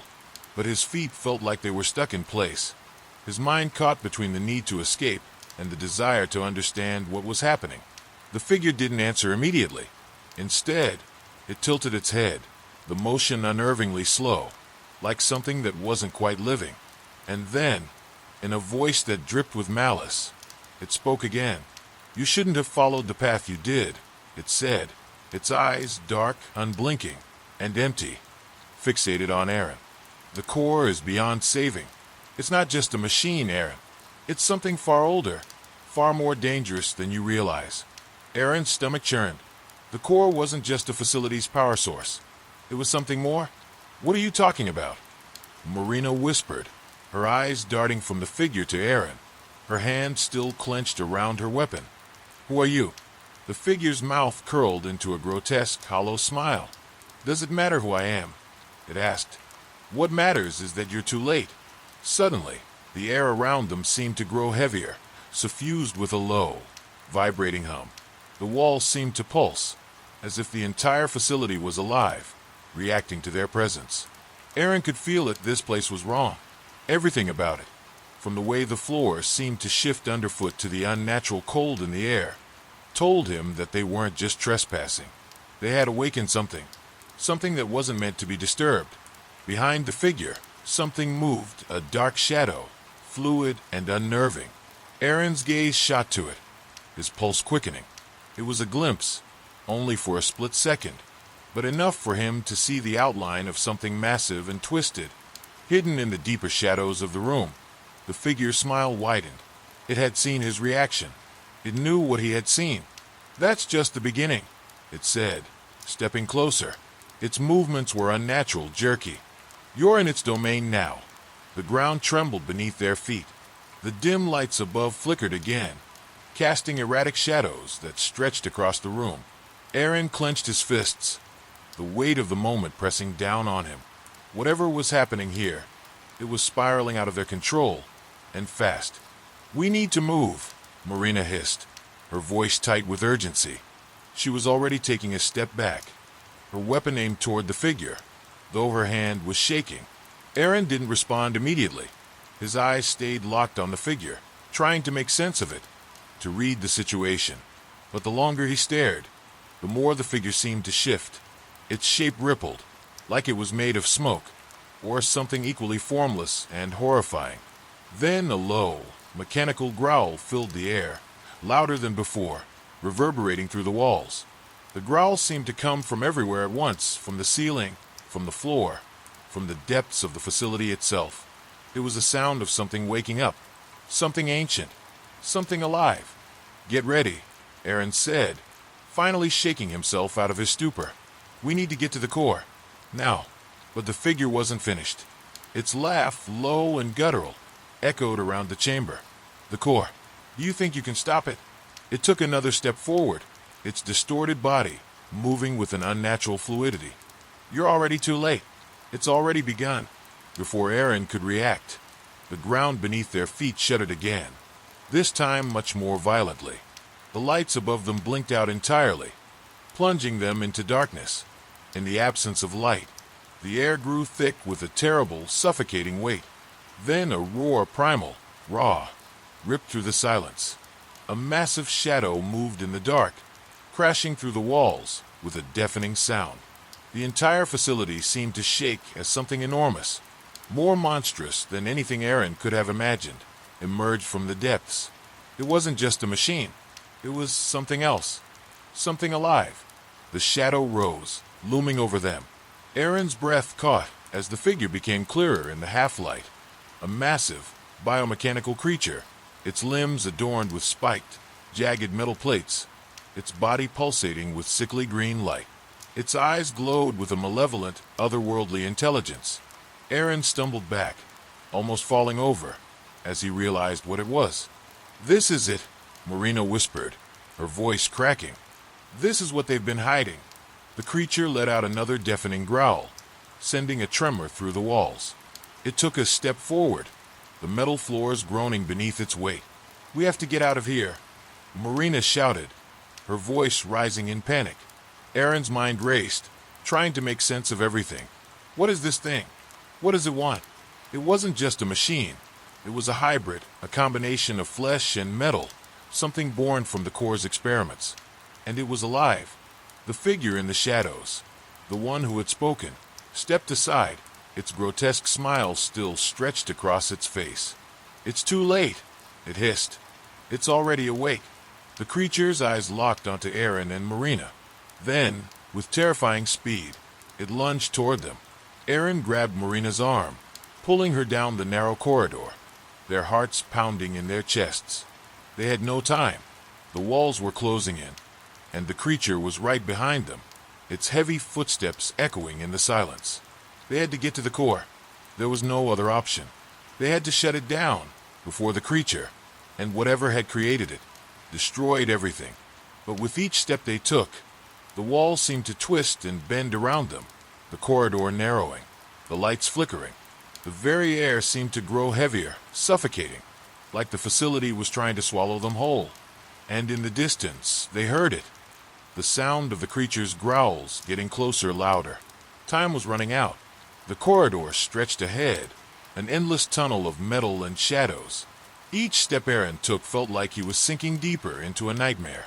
The creature's growls reverberated through the walls, vibrating under his skin, and he could feel the heat of its presence closing in, a dark force pushing against them from behind. Every corner they turned seemed to tighten, the air thicker with every breath. The walls were closing in, almost like the entire facility was a trap, and they were the prey.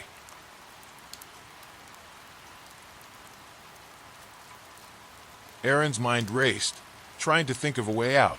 The core had to be nearby. It had to be. He couldn't afford to stop, couldn't afford to even hesitate. Marina's hand was still clutched tightly around his, but he could feel the tension in her grip. She was scared, no different than he was, but she was stronger than that, more determined. "Keep moving," Aaron urged, his voice tight with urgency. "We're almost there." He wasn't sure if he was trying to convince her or himself, but he knew they couldn't slow down. If they stopped, they wouldn't make it.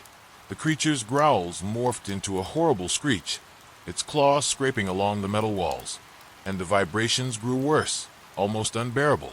Aaron could feel his heart hammering in his chest as the air temperature dropped. Something was wrong.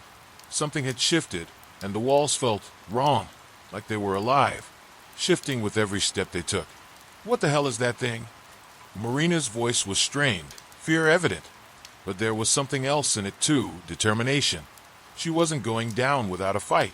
Aaron swallowed hard, forcing his mind to focus. I don't know, but we're getting to the core. We have to shut it down before it's too late. Marina nodded sharply, her pace quickening as they reached another corner. But as they rounded it, a low mechanical hiss echoed through the tunnel, followed by the sharp sound of gears grinding against each other. A sudden, blinding light flashed ahead, and the doors at the end of the corridor slid open with a hiss, revealing a massive chamber beyond.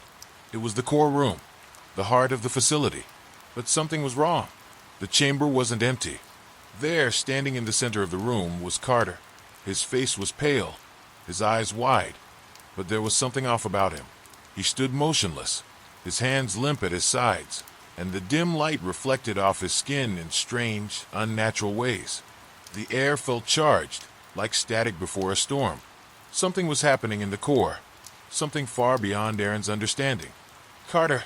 Aaron shouted, rushing forward, relief and disbelief flooding through him. But as he neared, Carter's head jerked upward, and his eyes locked onto Aaron with an intensity that made him stop dead in his tracks. There was no recognition in Carter's gaze, no warmth, no sense of relief, just cold, mechanical focus. "I told you not to come," Carter said, his voice flat and emotionless. The words were not his own. They didn't sound right, didn't match the man Aaron had known. "You've disturbed it." Aaron's heart pounded as he took a hesitant step closer. "Carter, what are you talking about? We're here to stop this, to stop the creature, to stop." But Carter interrupted him, his lips curling into a twisted smile that didn't reach his eyes. "You think you can stop it?" His voice dropped, becoming a low whisper. "It's already too late. The core is alive now. It's beyond your control, beyond anyone's control." The hairs on the back of Aaron's neck stood on end. A cold sweat trickled down his spine. Something was wrong with Carter. Something had changed. The lights flickered above them, casting erratic shadows on the walls. In the flickering glow, the core's machinery hummed louder, the air vibrating with a sense of deep power. The facility was alive, breathing, pulsing with an energy that seemed to stretch beyond the physical world. And then the ground trembled. The low rumble shook through the chamber, and Aaron could feel the floor beneath him vibrate, as though the entire structure was groaning, struggling to contain something within. "Carter, what did you do?" Marina demanded, her voice rising. Her hand was still on the weapon at her side, but even she knew it wasn't enough. Whatever was happening here, it was beyond anything they could fight. Carter's gaze never left Aaron, and his smile only widened. "I didn't do anything. I just helped it. It's here now. The core is a doorway, Aaron. You've opened it. We've opened it. There's no going back now." Aaron's heart sank. The creature in the tunnels, the twisted thing hunting them. It wasn't the only threat. The core itself had become something else, something far darker. The walls groaned, and the screeching of metal echoed from the depths of the facility. The lights flickered again, and the entire chamber seemed to pulse in time with the rumbling growls that came from deep beneath the earth. "What do you mean? Helped it?" Marina stepped forward, her voice shaking with fury. "What the hell is going on here, Carter?" Carter's eyes turned cold, distant. "You should have never come here. The core is beyond human understanding. We thought we could control it, that we could harness it, but it has its own will now. And you." He turned his gaze on Aaron, his expression hardening. "You've brought it back. It's awake." Aaron's mind spun. The core was a doorway. A doorway to what? And what had Carter really been doing here? Was he part of this? A part of whatever had caused this horror? Before Aaron could process another thought, the room shook violently, knocking him off balance. A blinding light flooded the chamber, and he stumbled backward, his hands instinctively reaching out to steady himself. The creature in the tunnels, it was here. The ground split open beneath the core, and a deep, guttural roar erupted from the depths of the facility, shaking the very foundation of the structure. And then, the ground cracked wide open. The core was no longer just a machine. It was a living thing. Aaron's breath caught in his throat as the creature, massive and black, its shape shifting between reality and nightmare, rose from the depths of the earth. Its body twisted with unnatural, mechanical limbs, pulsating with energy, and its eyes, glowed with an intelligence far darker than anything Aaron had ever seen. The entire room seemed to bend and warp around it, the air thick with the weight of something ancient and evil. The creature's gaze locked onto Aaron and Marina, and then, in a voice that reverberated in their bones, it spoke. "You are the key." Aaron's heart skipped a beat as the creature's words rang in his ears. "You are the key." The voice was not just heard, but felt, vibrating through the very air, sending a shockwave through his body. It wasn't human. It wasn't even like anything he could understand. It was ancient, as if it spoke from a place beyond time. For a moment, everything went still. The flickering lights above them were the only indication that time was still moving, that they hadn't been frozen in place. But Aaron couldn't move, couldn't breathe. The creature's eyes, the glowing molten orbs, focused on him with an unsettling intensity. It was like it could see into him, see his very soul, tearing through his defenses with an almost predatory hunger. Behind him, Marina shifted, her hand trembling around the weapon at her side. But her expression was filled with dread. Even she could sense the gravity of this moment. The ground rumbled beneath their feet once more, but this time, it wasn't the low tremor of a distant growl.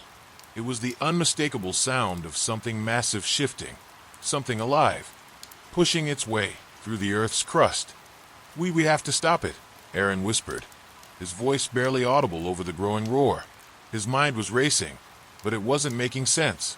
The core was alive. The creature was alive. And whatever had happened to Carter, whatever had been unleashed, had already gone beyond anyone's control. "No," Carter said softly, almost mournfully. His voice was eerily calm, almost detached. "You can't stop it. It's too late. The core is awakening the old ones. You have no idea what you're dealing with." Aaron turned toward him, his pulse quickening. "The old ones? What do you mean? What are you talking about?" But Carter didn't answer. Instead, he just stared at the creature, as though he was waiting for something, or someone, to make the next move. His expression was vacant, his eyes dull. Aaron's breath hitched as he realized that Carter wasn't just a victim of the core. He had become part of it. Something had happened to him. Something dark. And now, he was standing there, completely helpless. The creature's massive form continued to rise, its mechanical limbs twisting and contorting in impossible ways. As it stood upright, the room trembled violently, the lights flickering rapidly. The power in the facility seemed to fluctuate, surging as though responding to the creature's presence. "What do you want?" Aaron managed to ask, trying to steady his voice. But it felt as though the question was swallowed by the overwhelming force of the creature's presence. For a moment, the creature didn't answer. It just stood there, watching, its massive form filling the chamber with a kind of oppressive gravity. Then, it took a slow, deliberate step forward. The floor cracked under its weight, and the room shook again, this time with enough force to throw Aaron to the ground. Marina screamed as the force of the impact sent her crashing into the wall, and Aaron barely managed to catch himself on his hands, his breath ragged. He glanced up, his eyes locking with the creature's. "You are the key," it repeated, its voice now an almost guttural growl. "You opened the door." Aaron's mind raced. He had opened the door. He had led them here. But what did that mean? Why was he the key? What was it that had been unleashed? He didn't know. But he knew one thing. They weren't safe. Not in this place. Not with this creature. And the walls were closing in. The lights blinked out completely for a brief moment, plunging them into darkness. For a split second, there was nothing but blackness, thick and suffocating. Aaron could feel the creature's presence even without the lights. It was everywhere, pulsing, breathing, growing. Then the lights flickered back on, but something had changed. The room was different. The walls now seemed to be shifting, bending inward, and Aaron could hear the distant sounds of something heavy, something massive, moving through the facility. Whatever was happening, it wasn't just this room anymore. It was spreading. The core had awakened something, and it was getting stronger. "We have to get to the control room," Marina gasped, her voice urgent, raw with fear. She had regained her footing, her eyes wide and frantic. "It's the only way to stop this." Aaron's mind was racing. The control room, could they still stop it? Could they still undo the damage they'd done? Or was it already too late? Before he could respond, a sound, louder than the tremors, louder than the creature's growl, ripped through the room. A screeching, mechanical noise, like metal scraping against stone, followed by a high-pitched hum, growing in intensity. Then, from the depths of the facility, something else emerged. It wasn't the creature from before. No, this was something worse. A figure stepped from the shadows, a towering, humanoid shape made entirely of metal and glowing veins of light. Its face was twisted, its features sharp and jagged, its eyes shining with an unnatural light. It was an abomination, a fusion of technology and something far darker. Behind it, in the now cracked walls of the facility, a massive web of glowing lines began to form. The core was no longer a singular entity. It was spreading, infecting everything. The entire facility was becoming a conduit for something far beyond human comprehension. "What the hell is that?" Marina whispered, her voice trembling. She looked between Aaron and Carter, her hand shaking at her side. "That," Carter said quietly, almost reverently, "is the Master." "The Master," Aaron repeated, his voice hoarse. "The one who controls the core. The one who was always in control." Carter answered, his voice distant. "You opened the door. You unleashed it." Aaron felt the weight of those words pressed down on him. The Master, whatever that thing was, it wasn't just a machine. It was a force, a dark power, connected to the very heart of this facility. And now it was awake. The ground trembled again, the facility groaning as if it, too, was alive, suffocating beneath the weight of what had been unleashed.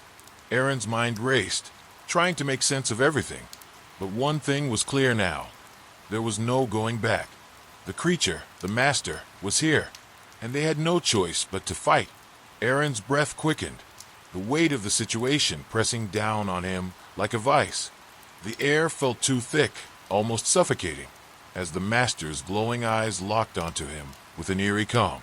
It was so still, so unnervingly quiet, that it felt as if time had come to a complete halt.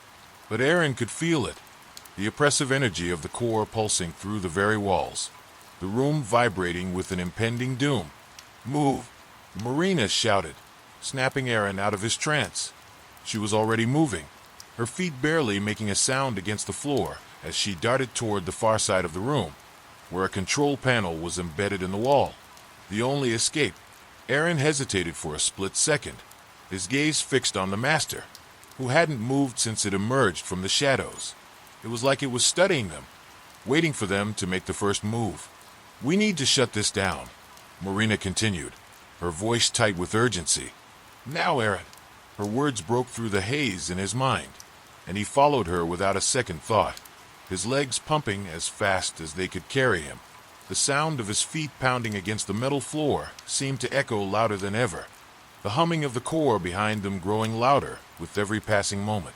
The Master's glowing eyes never left them, and Aaron could feel the weight of its presence pressing against him, like a cold hand on the back of his neck. He could hear a faint growl building in the distance, almost like the creature from the tunnels was getting closer, its hunger growing by the second. He reached the control panel with Marina, but as she swiped her hand across the interface, nothing happened. The screen flickered, but there was no response. The control panel wasn't responding to their attempts. The core had taken control. "This isn't working," Marina muttered, her voice strained as she began pressing buttons. But the lights flickered again, plunging them back into near-total darkness for a heartbeat. Then, the light came back, but this time, the Master was closer. It moved with unnatural speed, its metal limbs whirring like machinery that had no business operating in a living space. Its jagged, face-like features twisted into something that resembled a grin, the cold, mechanical sound of its voice filling the room. "You can't stop what's already been set in motion," it said, its voice like the grinding of metal, each word dripping with a menacing finality.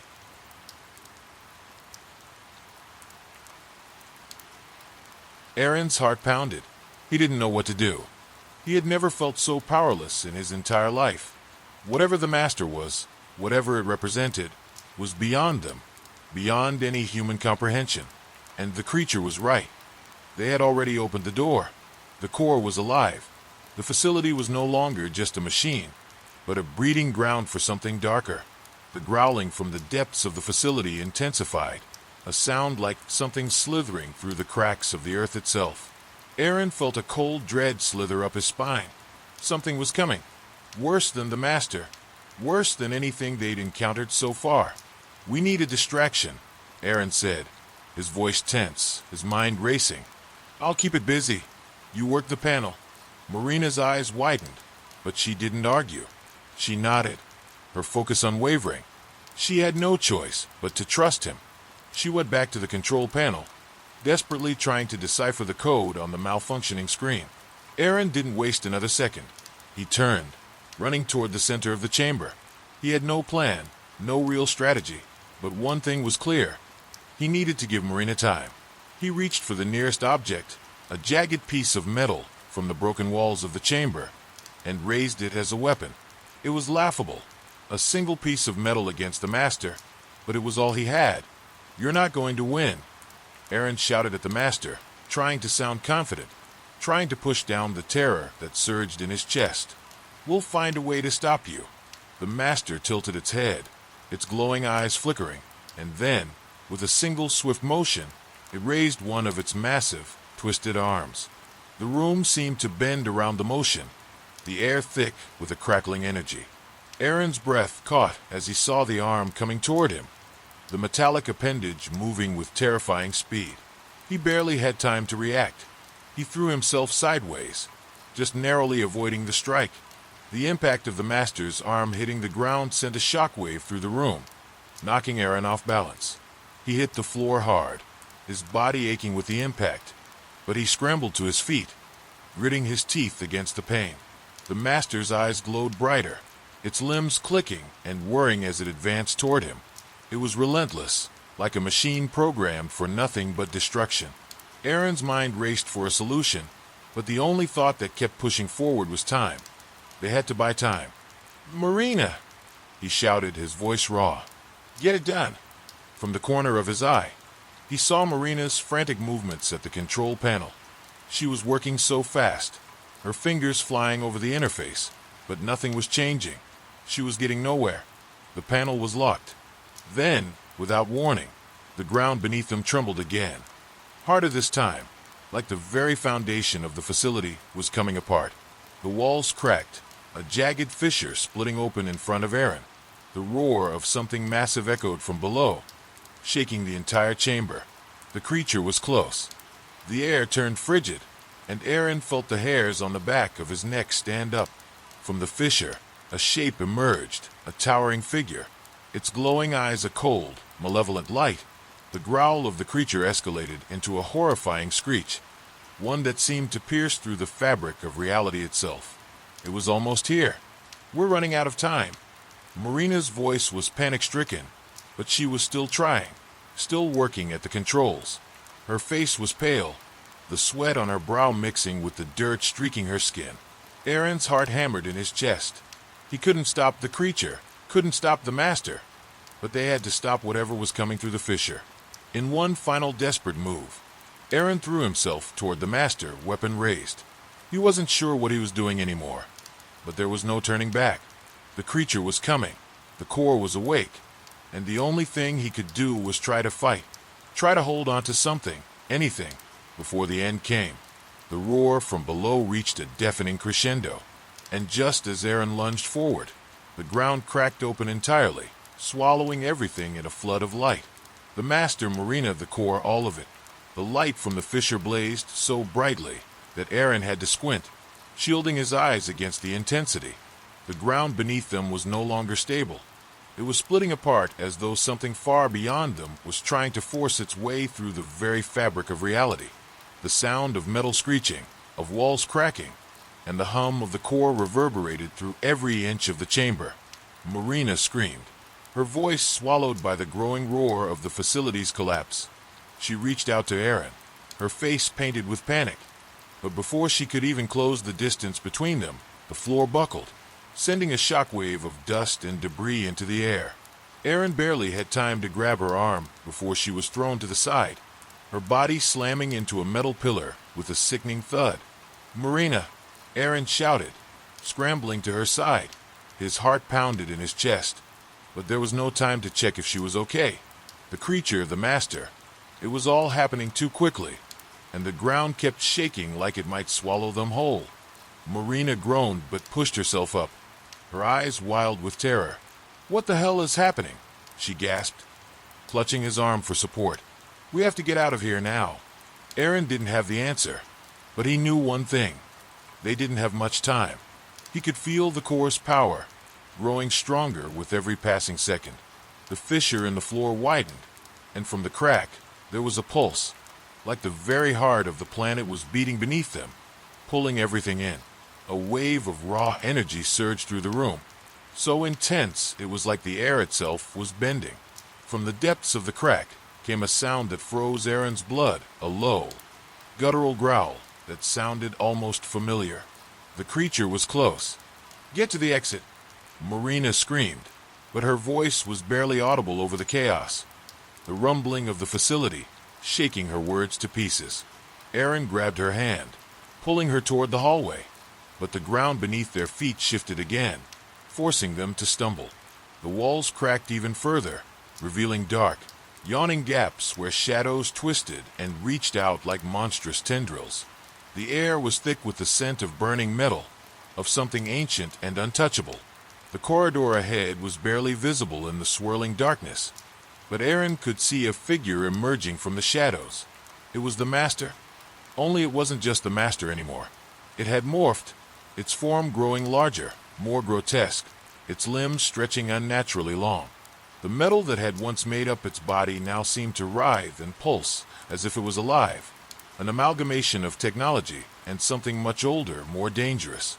Aaron's pulse quickened. They couldn't outrun it. He could feel the weight of the situation dragging at him, suffocating him. Every instinct told him they needed to move faster, but where could they go? The entire facility was falling apart, becoming a prison of its own creation. "Marina!" Aaron yelled, turning to her as they neared a doorway that led into a smaller room. "In here!" But as they stepped forward, the air around them changed. The temperature dropped suddenly, and a sickening pressure squeezed Aaron's chest. It was like the very room had come alive, its walls now pressing inward, forcing them into a narrowing space. The flickering lights overhead barely illuminated anything, but in that brief flash, Aaron saw something that made his blood run cold. There were shadows, hundreds of them, lining the walls, their eyes glowing faintly. The creatures were all around them, the monsters from the deep parts of the facility, those long-forgotten horrors that had been dormant for so long. The sound of metal scraping against stone filled the air as the master advanced, its glowing eyes trained on them. The floor groaned beneath them, the vibrations pulsing like a warning. They were running out of options, running out of time. "We have to stop it," Marina said, her voice breaking through Aaron's panic. She was breathing hard, but her expression was set, her resolve hardening. "We have to do something." Aaron nodded, but his mind was racing. How could they stop this? They weren't prepared for this. They had barely understood what they were dealing with. The master, the core, the awakening. They had no idea how to stop it, but they didn't have a choice. The door behind them slammed shut with a deafening bang. The master had cut them off. The room seemed to pulse with energy as the air crackled around them. Something in the walls hissed, and a loud whine echoed through the room as a massive metal gate descended, locking them in. The darkness deepened, and a low growl vibrated from the center of the chamber, like the creature was speaking directly into their minds. "You cannot escape." The words were clear this time, sharp, cold. It wasn't just a warning. It was a promise. Aaron's hand tightened on the makeshift weapon he had grabbed earlier, the jagged metal still in his grip. It was a pathetic excuse for a weapon against whatever this thing was, but it was all he had. Marina was already working on the wall panel again, her hands flying over the controls in a frantic blur. She was determined, focused, but it was clear from the look on her face that she didn't know what to do next either. The control system was failing, and with the creature closing in, every second they wasted was another step closer to their doom. "We need to get out of here," she shouted, but the panic in her voice betrayed the urgency of the situation. Aaron's eyes scanned the room, searching for any way out, any chance of survival. The walls were closing in. The shadows were creeping toward them. The room was alive with tension, the very air vibrating with impending danger. The master moved closer. With each step, the temperature in the room dropped, and the walls seemed to distort, bending in unnatural ways. The hum of the core grew louder, almost deafening now, like it was feeding the creature's power. And then, from somewhere deep within the walls of the facility, a new sound, a mechanical clicking, grinding against stone, echoed through the room. Something was moving, something was waking, and Aaron knew instantly that this was worse than anything they had seen before. The master stopped, its eyes narrowing as it turned toward the noise. For a moment, everything went silent, as if the entire facility was holding its breath. And then, the ground cracked again, worse this time, splitting wide open. A massive figure emerged from the depths of the facility, its size impossible to comprehend. It was an enormous silhouette, dark and shifting like a nightmare made real. This wasn't the master, but something else. Something far more ancient, more powerful. Aaron could feel it, the air crackling with malevolent energy. Whatever they had unleashed, it was no longer just a matter of survival. The core was calling to something far darker, and they were caught in the middle of it. Aaron's breath caught in his throat as the massive figure stepped into view. It was unlike anything he had ever seen, a twisted amalgamation of machinery, bones, and dark energy. The very air seemed to bend around it, as if reality itself was warping under its presence. The walls of the room groaned and trembled, protesting the arrival of whatever this thing was. The master, now silent and still, seemed to shrink in comparison to the creature that emerged from the depths. It wasn't just a machine anymore. It was something alive, something ancient and hungry, as if it had been waiting for centuries to awaken. Aaron's heart hammered in his chest. He felt trapped. The room was too small, too claustrophobic, and the walls seemed to close in with every passing second. The shadows around them were no longer just shadows. They were alive, moving, creeping toward them like the very dark itself was an enemy. He could almost feel the creatures slithering in the corners of his vision, but when he turned his head, they were gone, only to appear somewhere else moments later. It was as if the darkness was feeding on their fear. Marina stood frozen beside him, her face pale and drawn with exhaustion, but her eyes were sharp, alert. She was staring at the creature, as though trying to assess its weaknesses. But Aaron knew she was just as terrified as he was. They had no plan, no backup, just desperation. "Aaron, what is that?" Marina's voice was barely a whisper, hoarse with fear. "I don't know," Aaron managed to say, his throat dry. The creature's presence was suffocating, but it's not good. It's feeding on the core. That's why the facility is breaking apart. The creature's massive limbs shifted, and with each movement, the walls of the room seemed to shudder. It was drawing power from the core, absorbing it like a sponge. The temperature in the room dropped even further, and Aaron could see his breath in the frigid air. The metal on the walls began to frost over, as if the very essence of the facility was being siphoned away. In the distance, a faint, growling sound reverberated, coming from somewhere deep within the bowels of the structure. The sound wasn't just one growl. It was a chorus, a cacophony of snarls, of hungry, predatory creatures waiting to be unleashed. Marina snapped out of her daze and began working furiously at the control panel again. Her fingers moved with practiced speed, but Aaron could see the desperation in her eyes. Nothing was responding. The core, the very thing that powered everything, had become something else, something malevolent, "We're running out of time," Marina muttered, frustration creeping into her voice. She turned to Aaron, her eyes wide. "The core. It's not just a power source anymore. It's alive, and it's connected to whatever this thing is. It's feeding off of it. The more it draws, the stronger it becomes." Aaron swallowed hard, his mind racing. They had to stop it.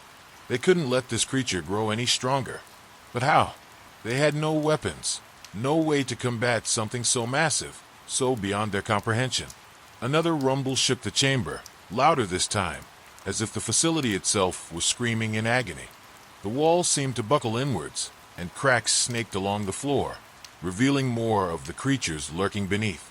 The ground trembled violently beneath them, and the flickering lights overhead buzzed and sparked as the core pulsed with an increasing intensity. Suddenly, a deep, menacing voice echoed through the chamber. It came from the creature, but it wasn't the voice of the master anymore. It was something darker, something older. "You cannot stop the awakening." The words reverberated in Aaron's chest, vibrating through his bones. The ground beneath him cracked open wider, sending a shockwave through the room. The air smelled of ozone and burning metal, the scent of something long dead coming back to life. The creature's eyes, now glowing a fierce red, focused on them, and the shadows around them twisted violently. It was aware of their every move, every breath. It was feeding off their fear, drawing power from the very facility they stood in. "We have to do something," Marina screamed, her voice cracking. "We can't just sit here. The core, it's a beacon. It's calling to something, bringing these creatures to life." Aaron turned toward her, his mind racing. She was right. The core was more than just a source of energy. It was a signal, a beacon drawing the worst of the world, no, the universe, to this place. They had to sever that connection, destroy the core, or this nightmare would only grow. The creatures, the master, and this thing, whatever it was, would overwhelm everything. But how? How could they destroy something so deeply tied to the very life of the facility? A terrifying screech echoed from the fissure, louder this time, and Aaron turned in time to see the shadows start to move again, but this time in full force. Figures emerged from the darkness, dozens of them, creatures of all shapes and sizes, their forms almost impossible to comprehend. Some were human, twisted beyond recognition, while others were pure nightmare. Their bodies a grotesque blend of flesh and metal, their eyes glowing with the same sickly light as the creature before them. Marina didn't wait. She grabbed Aaron's arm and pulled him toward the far corner of the room, away from the creatures. "There has to be a way to shut it down," she shouted. "Look for anything we can use." Aaron's eyes scanned the room in a panic. He had no plan, no idea how to stop what was happening, but the creatures were closing in, and the temperature was dropping by the second. If they didn't act fast, they wouldn't survive long enough to even figure out what they were up against. Then he saw it, the central conduit. It was embedded in the wall, right beneath the control panel. A thick cable, pulsing with the same sickly energy as the creature. It was feeding the core, the source of all this chaos. "That's it," Aaron shouted. "If we can sever the connection, it might stop the core from feeding the creature." Marina's eyes widened. "You're insane. How do you?" "We don't have time to think," Aaron interrupted, grabbing a piece of broken metal from the floor. "We'll break the conduit. It's our only chance." Marina hesitated, glancing at the creatures closing in, then nodded. "Let's do it." Together, they rushed toward the conduit, but the creatures were closing in fast. Their glowing eyes burned through the darkness, their growls rising in a cacophony that made Aaron's skin crawl. They had no choice now. If they didn't act, if they didn't sever the connection, it would be too late. The facility would collapse, and they'd be consumed by the very thing they had unleashed. The master was right behind them, its claws clicking and scraping against the floor. The end was near, but Aaron was willing to fight for whatever chance they had left. The creatures were almost on them, the shadows creeping closer. Aaron lifted the piece of metal high and swung it with all his strength, aiming directly for the conduit. The metal hit the conduit with a sharp, resonating clang. Sparks flew, and a crackling sound filled the air as the conduit shuddered. its energy fluctuating in erratic pulses. Aaron's heart raced, and for a moment, he thought they might have succeeded. But then, the energy surged violently, a burst of light and heat that sent them both stumbling back. The creature screeched, a deep, bone-chilling sound that reverberated through the chamber, vibrating the very walls. The shadows around them grew darker, thicker, as if they were alive, pressing in on all sides. The air itself felt suffocating, thick with the stench of burning metal and ozone. "No!" Marina shouted, her voice barely audible over the increasing noise. She reached out, trying to push Aaron away from the conduit, but he was already moving, determined to finish what they'd started. If they didn't stop the core now, nothing would matter. The whole facility was coming apart at the seams, and whatever power this thing had been drawing was only growing stronger. The master, now fully aware of their attempt, lunged forward with a speed that defied its size, its claws raking the air. Aaron barely ducked in time, the claws missing him by inches. The creature's eyes glowed with a malicious intensity, its presence dominating the room.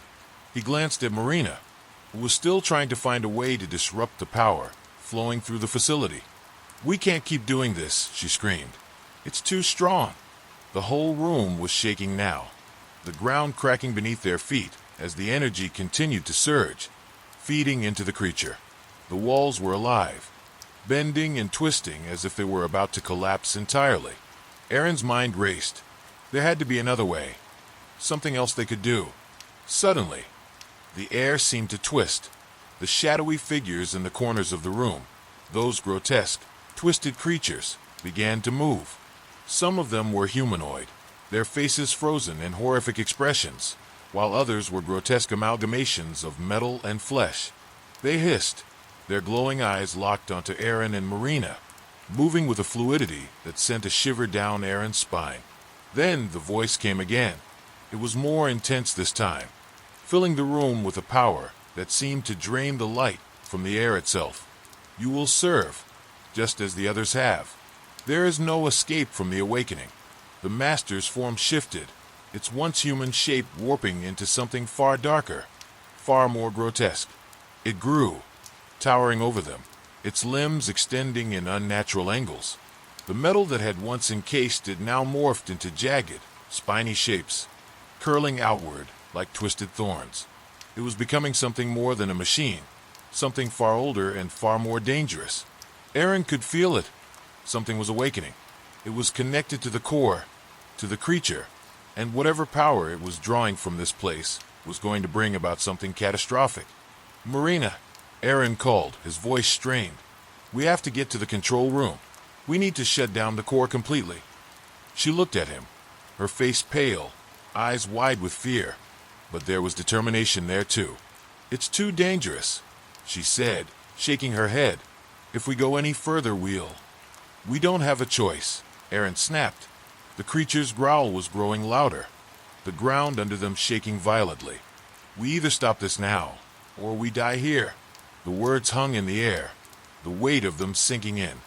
Marina's eyes flickered toward the control room door, and she nodded, pulling herself together. "Let's go." They darted toward the door, but the shadows were already closing in, the creatures surrounding them, blocking every possible escape. Aaron swung his arm out, knocking one of the creatures back, but the moment he did, another one lunged at him from the side. Its hand, sharp and jagged like a claw, grabbed his wrist, pulling him into a chokehold. "Aaron!" Marina screamed, reaching for him, but she was tackled by another creature, its weight crushing her to the floor. Aaron struggled against the creature's grip, the pain from its claws digging into his skin almost unbearable. He twisted, trying to break free, but the creature's hold was too strong. He could hear Marina gasping for breath behind him, and in that moment, everything inside him snapped. With a roar, he reached for the nearest piece of metal and swung it with all his strength, striking the creature in the side. It howled, releasing him, and he fell to the ground in a heap. But there was no time to recover. The shadows were still moving, still closing in, and the master was watching them, its glowing eyes narrowed with malice. He turned to Marina, who was already on her feet. bruised but unbroken. "We need to move." Now, they didn't have time to plan, to strategize. They had to act fast. Without another word, they sprinted toward the control room, weaving through the shadows and dodging the creatures that lunged toward them. Each step was harder than the last, the air growing colder with every passing second, the hum of the core growing louder, more intense. As they neared the door, the master lunged, but this time, Aaron was ready. He grabbed a metal rod from the floor and thrust it into the creature's path, forcing it back with a sharp, electrified crackle. The creature screeched, its body writhing as it recoiled, but it didn't stop. It was getting angrier, stronger. They reached the control room door and slammed into it, pushing it open with desperate force. Inside, the room was dark, the console covered in a layer of dust, but the faint glow of the core could be seen through the cracked walls. The machine was still pulsing, feeding the creature, but it was weakening. Marina rushed to the console, her hands flying over the controls. But before she could input the shutdown command, the ground beneath them trembled once more, and a deafening crack filled the room. The walls of the control room buckled, the ceiling collapsing in a shower of debris. The room was collapsing around them, the energy of the core now unstable and spiraling out of control. "We're running out of time," Marina yelled, her voice barely audible over the chaos. Aaron could see the lights flickering in the distance, the shadows closing in again. The master was almost there. The creature was going to finish them, unless... "Marina, do it now!" Aaron shouted, with a final, desperate push. She hit the shutdown sequence. But as the command began to process, the ground shook harder than ever, and the console sparked violently. The energy from the core flared out of control, surging through the facility, and the room plunged into complete darkness.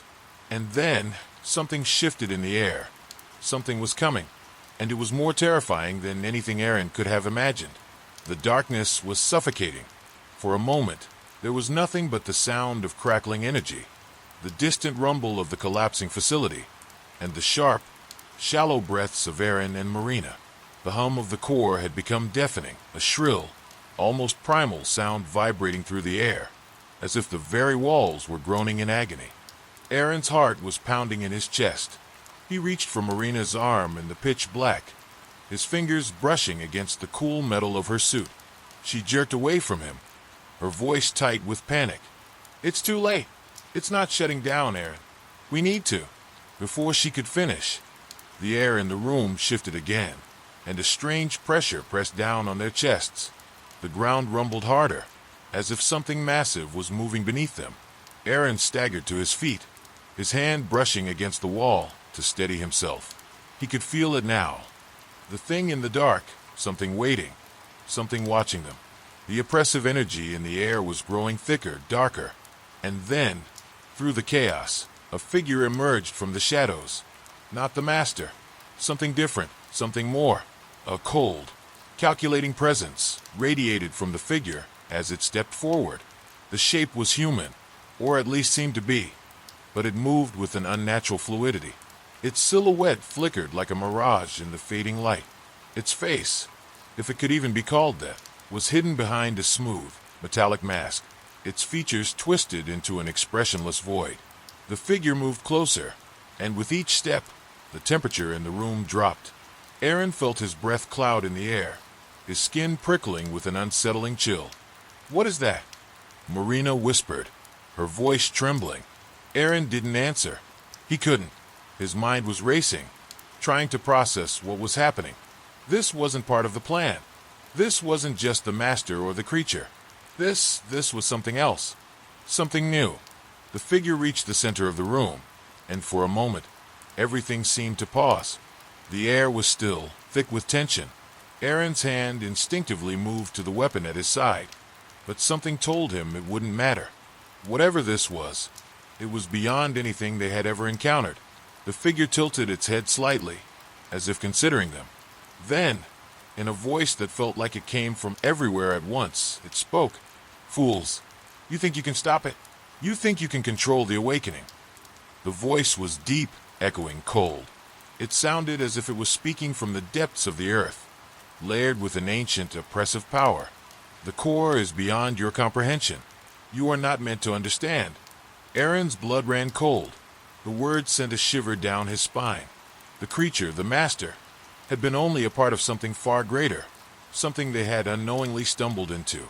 He had thought they were here to stop an experiment gone wrong. But this was something else entirely. The figure raised one hand, and the shadows around them seemed to coil tighter.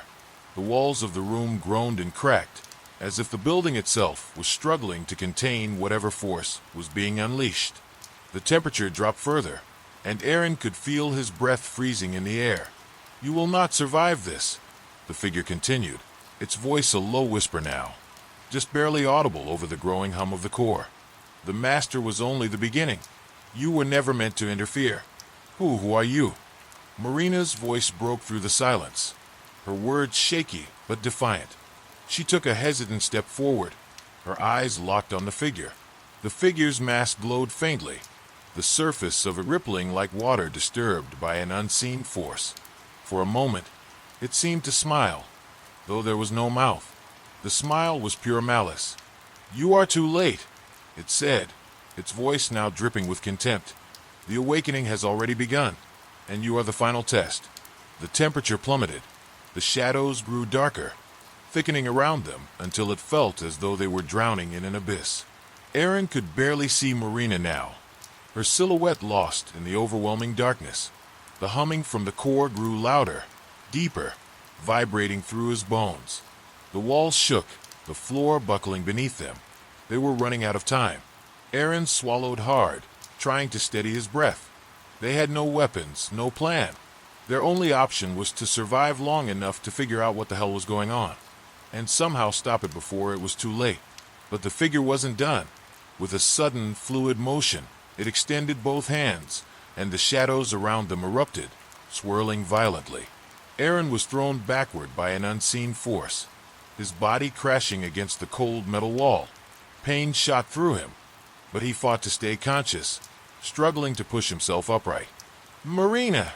he gasped, but his voice was barely a whisper.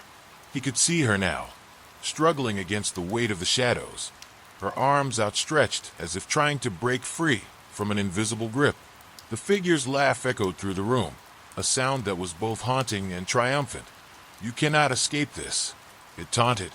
"This is your fate." Aaron's pulse raced.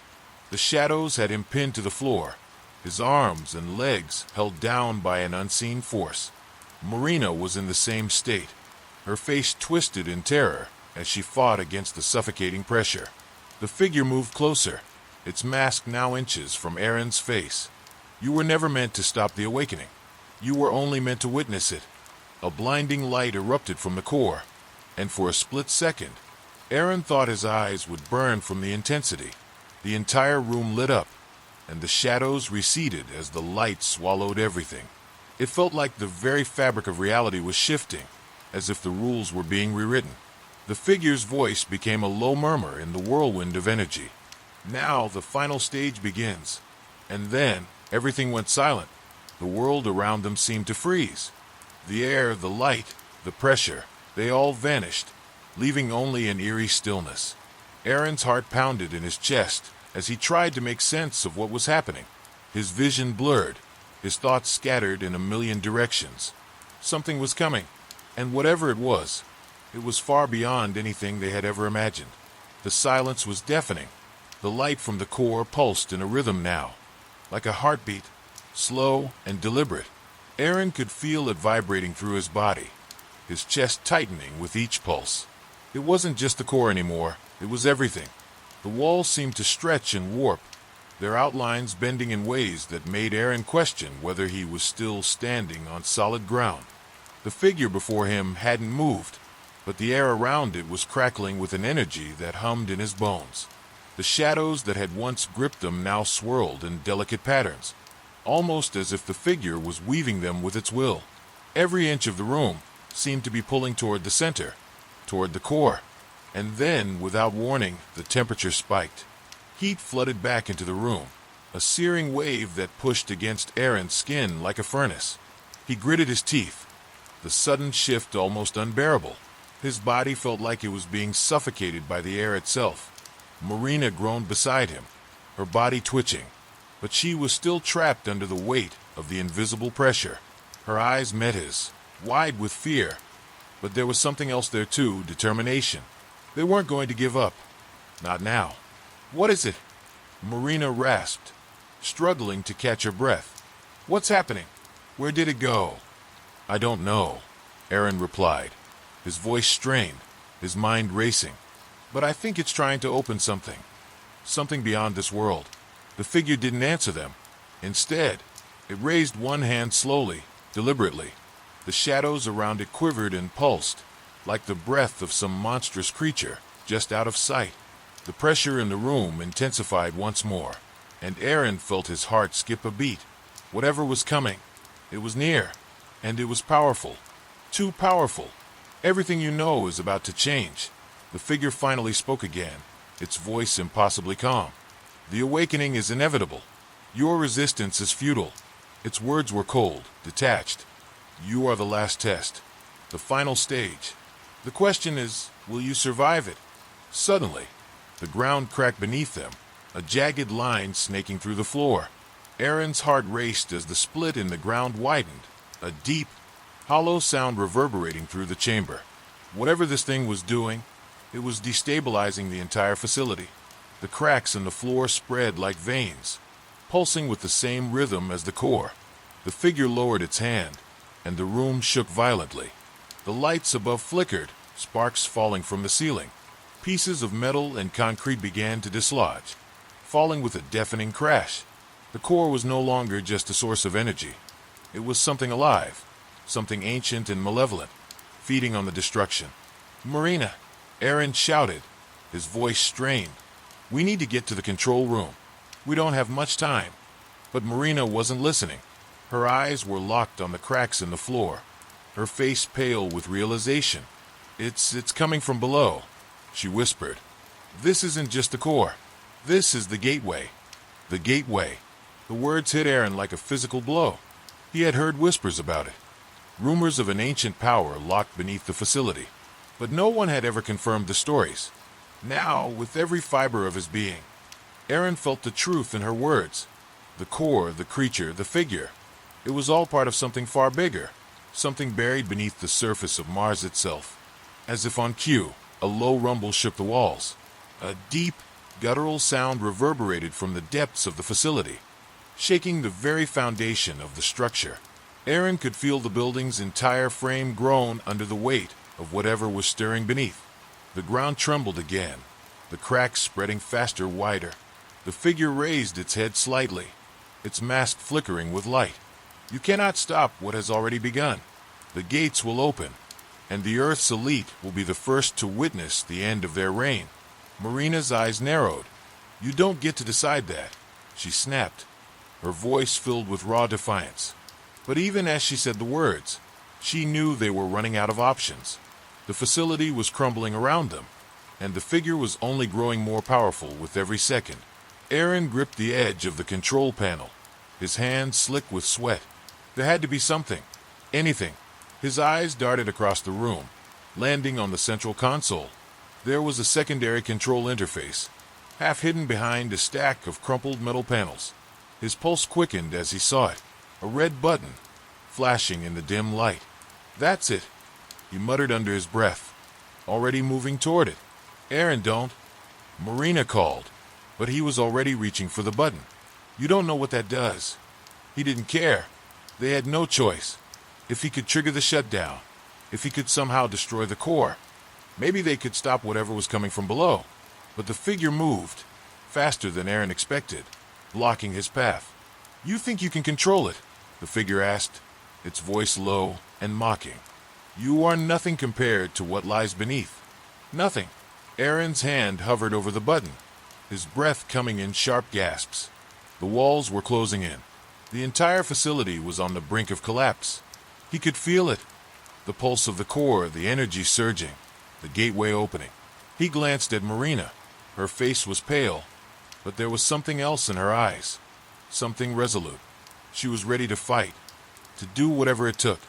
We have to stop it, she said, her voice steady, despite the chaos around them. Now. Aaron didn't hesitate. He slammed his hand down on the button. For a moment, nothing happened. Then, the entire room shook with an intense force. The lights blinked out completely, leaving them in darkness. A deafening roar echoed through the room, followed by a crackling sound that seemed to come from the very bowels of Mars. The ground beneath them gave way, the entire facility sinking into the depths. And as they fell into the abyss, Aaron knew one thing for certain. Nothing would ever be the same again. The fall was endless. For a moment, Aaron couldn't tell up from down. The world spun around him in a dizzying blur of metal and concrete, and the cold grip of fear wrapped tightly around his chest. He could hear Marina's screams echoing in the distance, her voice swallowed by the chaos as they tumbled into the unknown. The darkness was absolute. The weightlessness that followed felt unnatural, like time itself had stretched out, leaving them suspended in the void. The only sound was the distant roar of the core, still thrumming deep below them, a pulse that seemed to beat in time with their own hearts. Then, with a sickening lurch, they crashed to the ground. Aaron's body slammed into the cold stone floor with a violent jolt, the impact rattling his bones. He gasped for air, disoriented, his vision spinning as he struggled to push himself upright. The lights flickered weakly, casting long shadows that danced ominously on the walls. The facility's architecture had changed here. This was no longer the sterile, modern layout they'd known.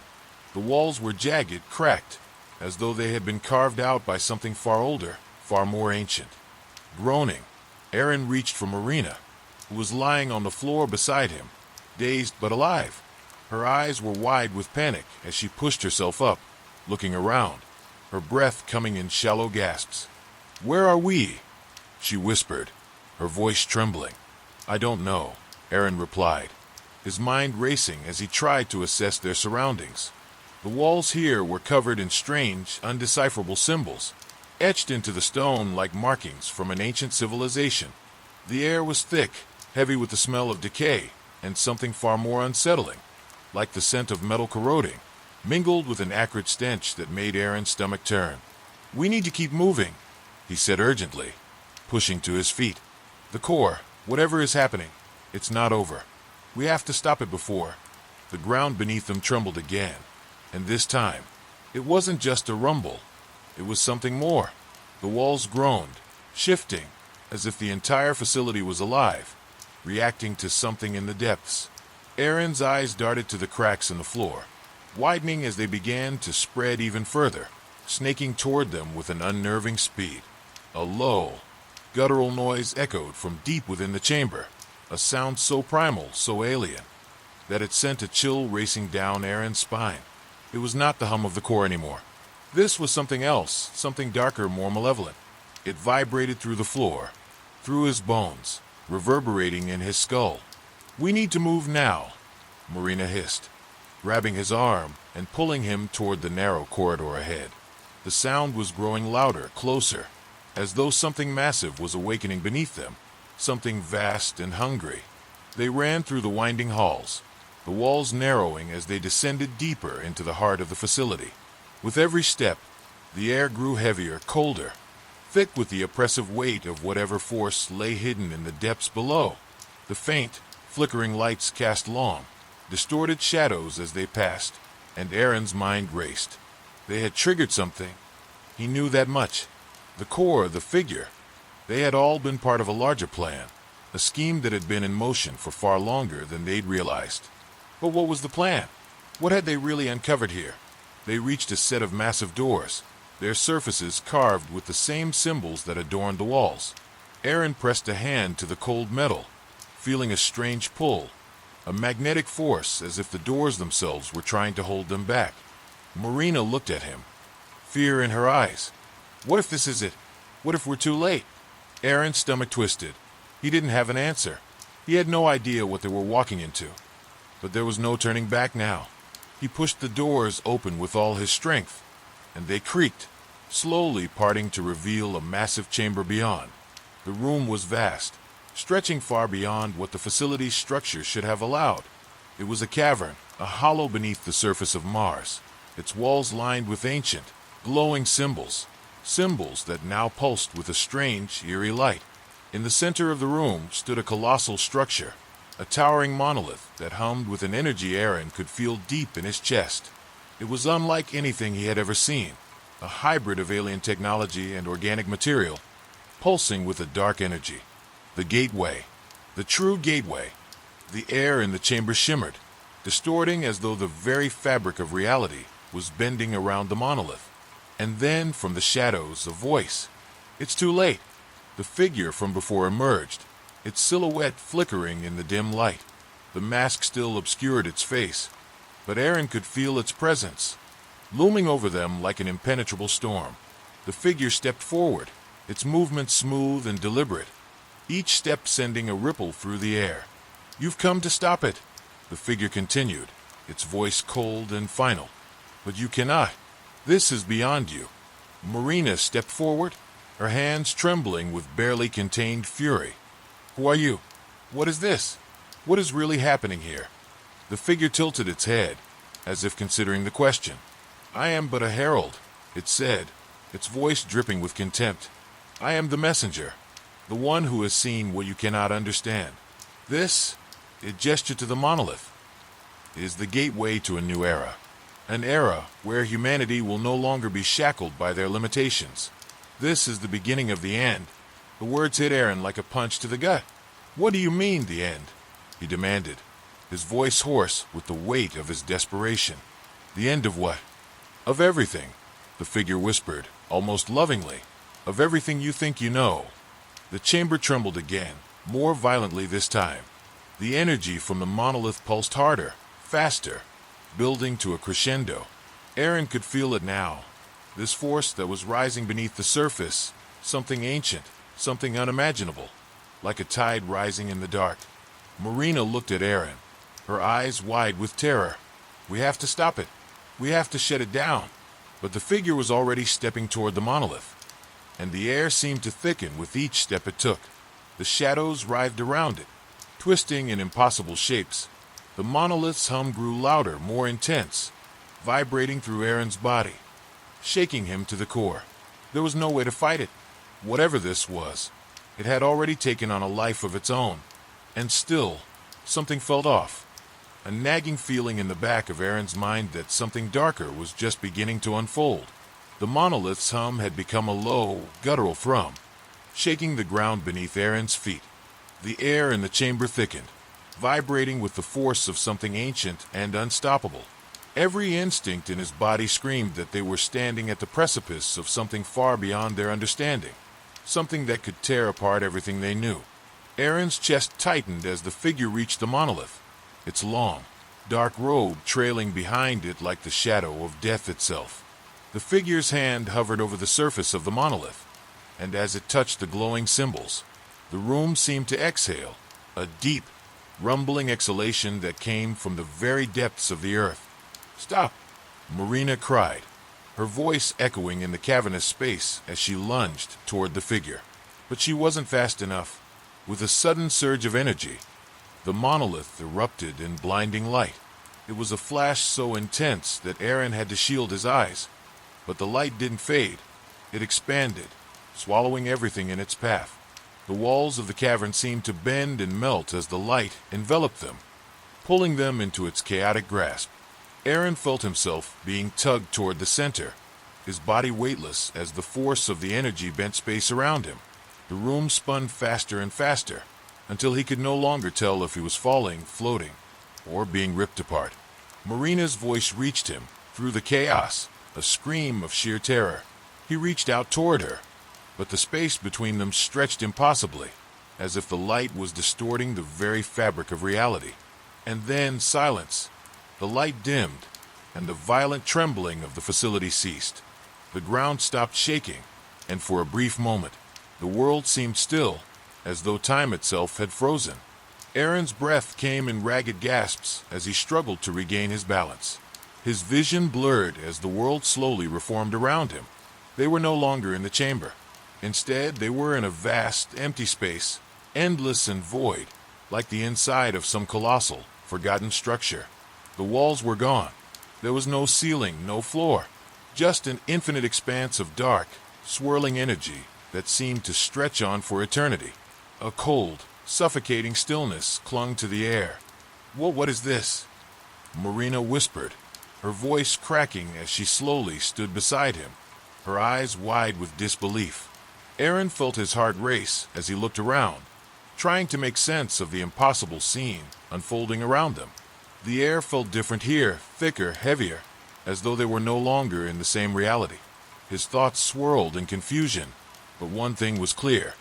They had crossed some boundary, some threshold, that should have never been crossed.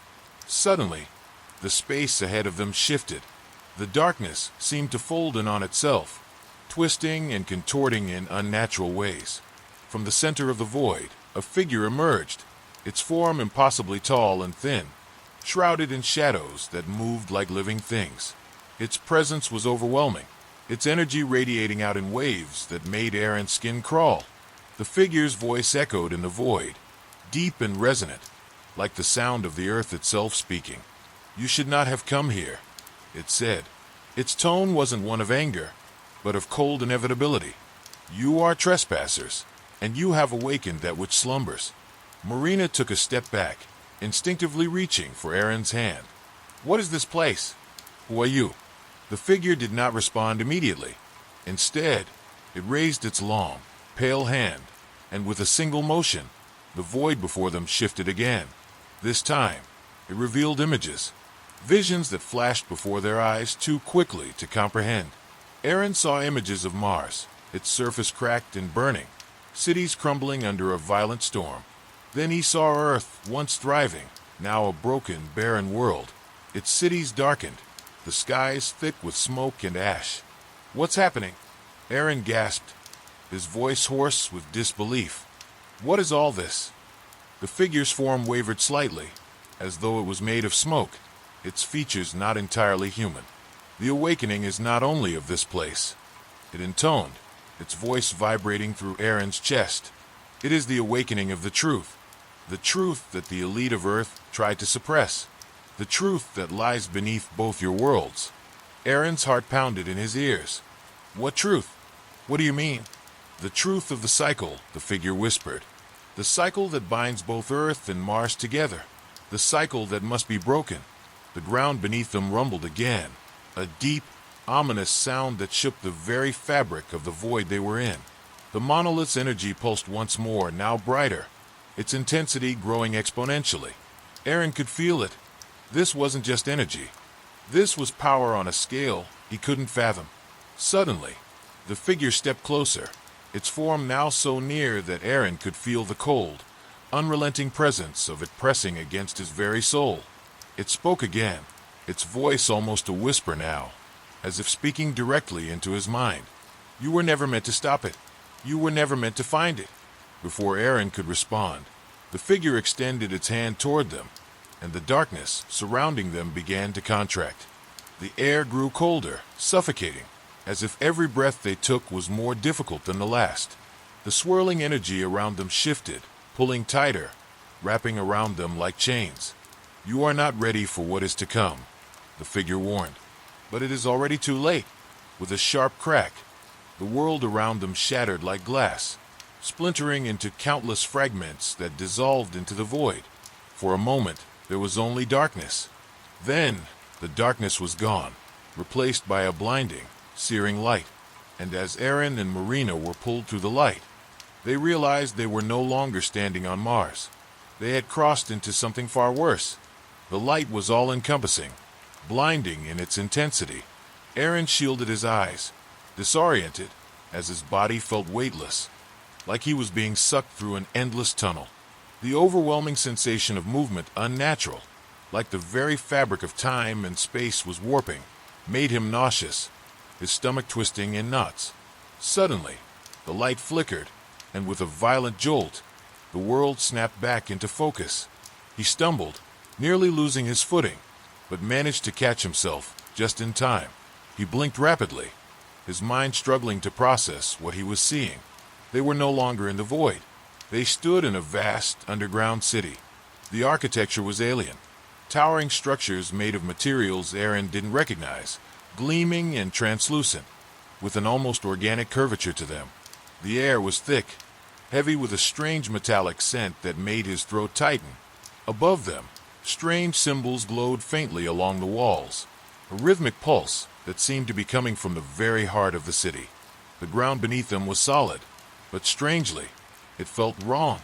It was as though it wasn't quite real, like they were walking on a surface that wasn't meant for human feet. Marina's voice broke through his thoughts, sharp and breathless. "Where are we?" Aaron started, but his words died in his throat. His mind raced, trying to make sense of their surroundings. "I don't know," he muttered, his voice filled with disbelief. "But it doesn't feel like Mars." They took hesitant steps forward, their footsteps echoing unnervingly in the hollow silence of the city. The air around them shimmered slightly, as if the very atmosphere was alive with some kind of hidden energy. The deeper they moved into the city, the more unnatural it felt. There was no sign of life, no people, no movement. Only the eerie hum of machinery that seemed to thrum in the walls. And yet the city had an undeniable sense of purpose. It was as though it was waiting, anticipating something. "Where are the others?" Marina asked, her voice trembling as she glanced over at Aaron. "What happened to everyone else?" Aaron swallowed hard, fighting to keep his voice steady. "I don't know. This place doesn't feel like it belongs to us." They continued walking, more cautiously now, their senses on high alert. The silence was oppressive, almost suffocating, and the deeper they ventured, the more they began to feel as if something or someone was watching them from the shadows. Without warning, a sound broke through the stillness, a low, resonating hum that seemed to come from the very core of the city. It started as a distant vibration, but quickly grew louder, reverberating through the ground beneath their feet. Aaron froze, his heart hammering in his chest. "Did you hear that?" Marina nodded, eyes wide with fear. "What the hell is that?" Before Aaron could respond, the hum grew deafening, and suddenly, the ground beneath them shook violently, knocking them off their feet. The walls of the city trembled, and the symbols along the surface of the structures began to glow brighter, their pulse erratic, frantic. Something was awakening. The rumbling intensified, as though the entire city was coming to life, its heart beating in time with the thrumming energy now coursing through the walls. The ground cracked, splitting open with a loud, jarring sound. A dark, oily substance began to seep up from the cracks, spilling across the floor like a living thing. Aaron pushed himself up, his mind racing with fear and confusion. "We have to get out of here," he said, his voice tight with panic. This is wrong. Something's wrong." Marina didn't argue. She grabbed his arm, and together, they scrambled back toward the entrance they'd come from. But as they turned, the ground before them shifted.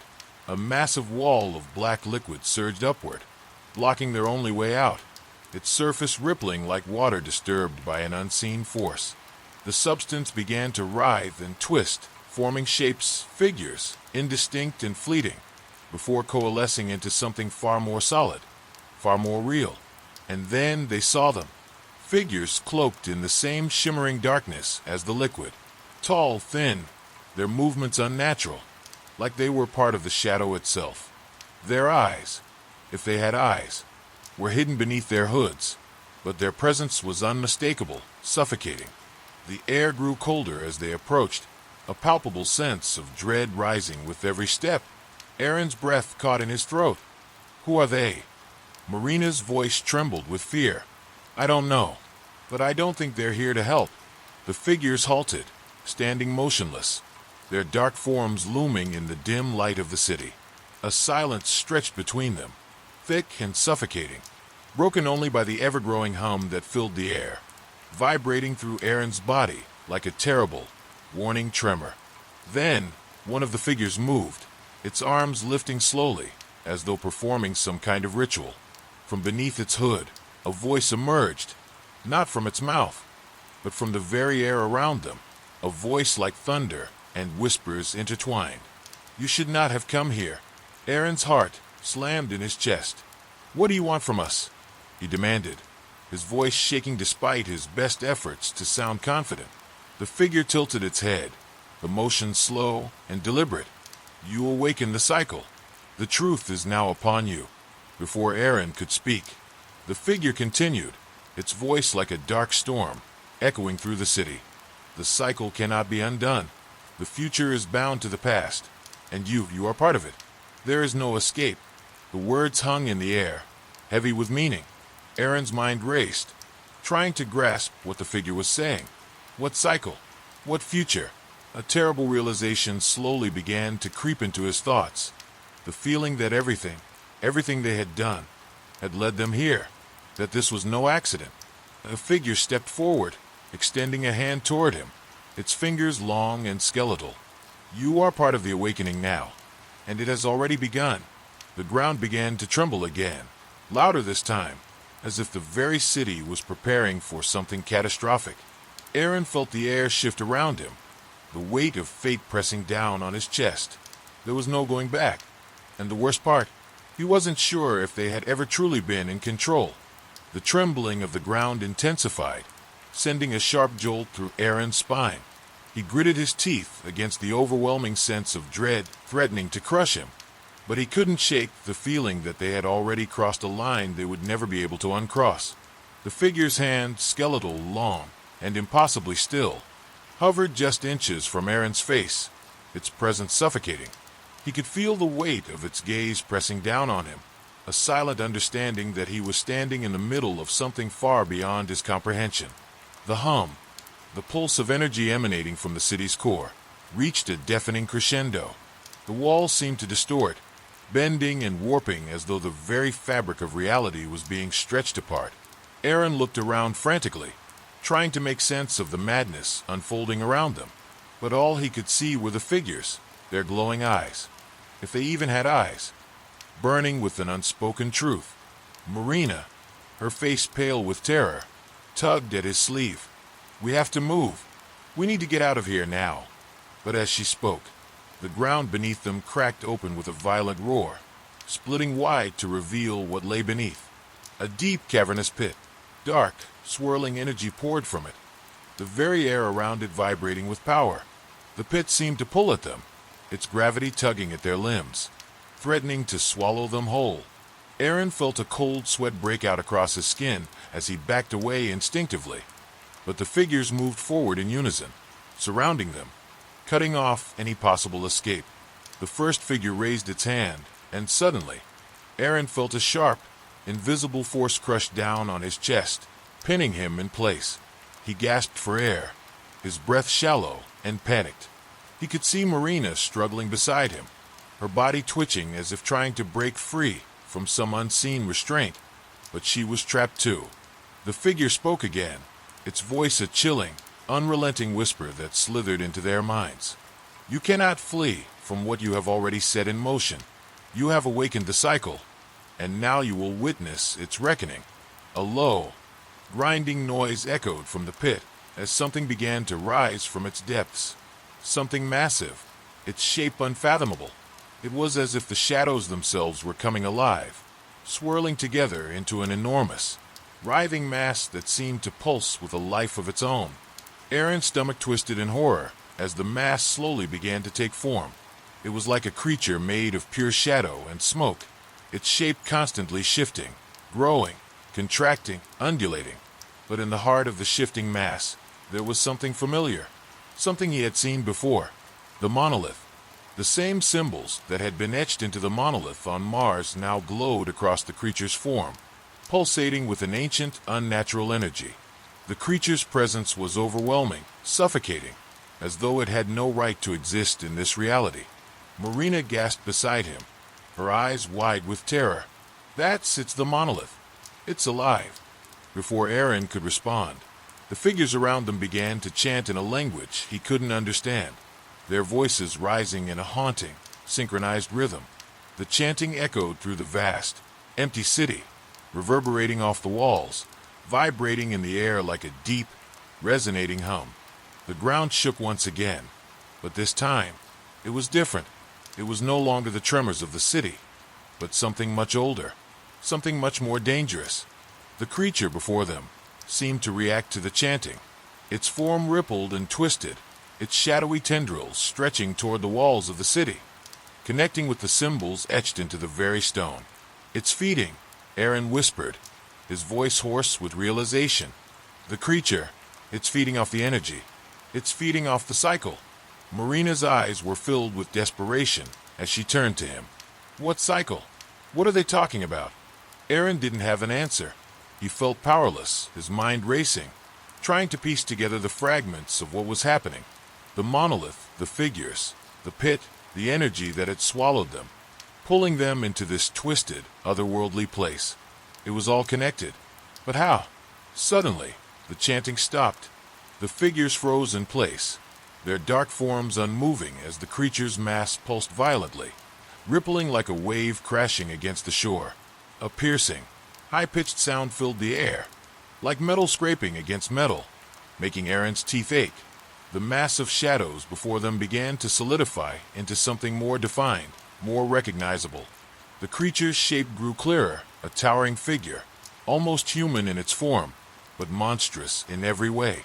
It had no face, no eyes, but its very presence sent a chill through Aaron's bones, a suffocating fear that he couldn't shake. The figures around them stepped back, kneeling, bowing as if in reverence to the creature. It was as though they had been waiting for this moment, for this awakening. They didn't fear it. They revered it. Aaron's heart raced. "What the hell is this?" he whispered, unable to tear his gaze away from the shifting creature. The figure that had spoken to them earlier, the one with the skeletal hand, stepped forward again. Its voice was quiet, but it carried the weight of centuries, the weight of something ancient and far more powerful than anything Aaron could comprehend. "The cycle is the foundation of everything," it said, its voice like thunder rolling through Aaron's chest. "The cycle binds the fate of your worlds, and now it begins." Marina looked at Aaron, her face pale, her eyes wide with terror. "What is it doing?" Before Aaron could respond, the creature's form began to ripple and pulse in a rhythm that matched the beating of Aaron's heart. The walls of the city seemed to respond, the symbols along them glowing brighter and brighter, as if the city itself was awakening to the creature's presence. Then, with a sudden, violent movement, the creature extended its shadowy tendrils, lashing out toward them. They had no time to react. Aaron felt himself being pulled toward the creature, his body weightless, his vision spinning. The air around him thickened, and he gasped for breath. But no air came. He couldn't breathe. The shadows wrapped around him, suffocating, consuming, dragging him into the heart of the creature's power. "Aaron!" Marina screamed, reaching out toward him, but she was pulled back by an unseen force. The creature's voice boomed, deep and resonating. "You will see what happens when the cycle comes to an end." Aaron's vision blurred, and as he was swallowed by the darkness, he understood, with a bone-deep certainty, that whatever they had just unleashed could never be undone. Aaron's mind swirled in the abyss, his body pulled apart by the inky tendrils that snaked through the void. The world around him became an indistinguishable blur of blackness and pulsing light, until all that was left was the oppressive weight of an ancient presence, pressing in from all sides. He couldn't breathe. His lungs screamed for air, but the suffocating darkness offered none. His chest ached, every inhale a desperate plea, but he couldn't break free of the crushing force around him. He tried to scream, but his voice was swallowed by the void. Then something changed. A flicker of light, a distant spark, pierced the darkness. It was faint at first, just a glimmer, but it grew brighter, closer. Aaron felt it, a strange, magnetic pull that seemed to reach deep into his soul. His limbs tingled with the sensation, as though something was waking inside him, a dormant power he hadn't known existed. The creature's tendrils twisted tighter around him, but now they felt different, less suffocating, almost reactive, like they were probing, testing. The light grew stronger, flooding his senses, and he realized with a jolt that it wasn't just a light. It was a memory of vision. The monolith. He saw it, towering and ancient, etched with symbols that burned into his mind. He saw the figures, those same shadowy beings, gathered around it in worship. But there was something else now, something hidden beneath the surface of their reverence. They weren't just worshiping the monolith. They were feeding it, channeling their energy into it, a power that flowed into the ground, into the city, into the very fabric of reality itself. Aaron's heart pounded as the vision grew clearer, the details sharp and vivid. The cycle, the words echoed in his mind, twisting and turning, like a puzzle he couldn't yet solve. The cycle is the foundation of everything. What did it mean? The light pulsed again, and this time it was followed by a voice, low, gravelly, and familiar, yet distorted as if coming from the depths of a dream. You have seen it. Now you must understand. The weight of the words settled over him like a mountain. The creature was speaking, but it wasn't speaking to him directly. It was speaking through him, through the very essence of what he was becoming. Suddenly, he was torn from the vision, the light fading into the corners of his consciousness as his body was hurled through the darkness once again. The tendrils loosened their grip, and he felt himself falling, spiraling down into an endless abyss. But it was different now. He wasn't alone. Marina.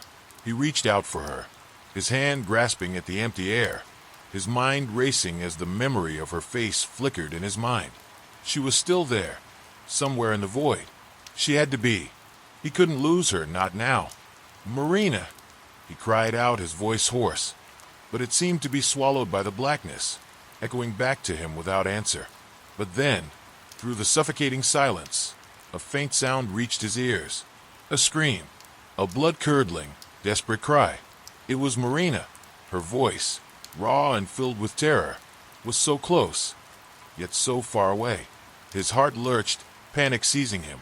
He kicked his legs, trying to propel himself toward her, but the void seemed to stretch endlessly, her voice fading with each passing moment. He reached out again, but it was no use. The darkness closed in, and the pulsing light began to dim.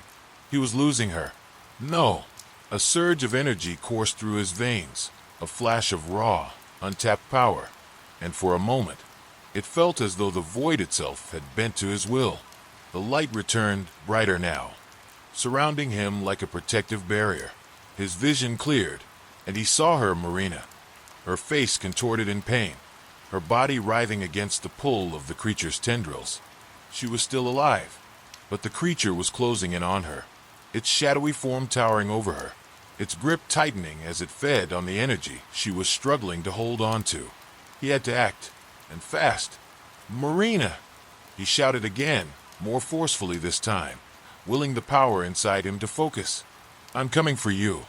The air around him crackled with energy, the force of the creature's presence pushing against him. But Aaron refused to yield. He wasn't going to let the creature take her, not without a fight. The light surged again, and for the first time, he felt a surge of power within himself that wasn't just from the creature. It was his own. He could feel the energy gathering at his fingertips, like a spark waiting to ignite. He pushed forward, launching himself into the depths of the void, his body moving with newfound strength. The creature's tendrils recoiled as he approached, but it wasn't enough. Aaron could feel the resistance, like trying to push through thick, solid rock, but he didn't stop. He focused on Marina, her form growing clearer, her face twisted in anguish. The creature's form loomed over her like a massive shadow, its tendrils wrapping around her, pulling her into the heart of its darkness. With a roar, Aaron thrust his hand forward, unleashing the full force of the energy inside him. The light flared, blinding in its intensity, and the tendrils recoiled, hissing like smoke. For a brief, fleeting moment, the creature faltered. The light burned brighter, and Aaron felt the ground beneath him shift, trembling violently. The dark mass before him screeched in agony as the energy he summoned pushed against it. But it wasn't enough. The creature quickly regained its hold, its form pulsing as it retaliated with a surge of power that sent Aaron crashing backward. He slammed into the cold, empty ground, the energy around him dissipating in an explosion of light. He gasped for air, his body aching, but the creature wasn't done. It was still coming, and it was angrier than ever.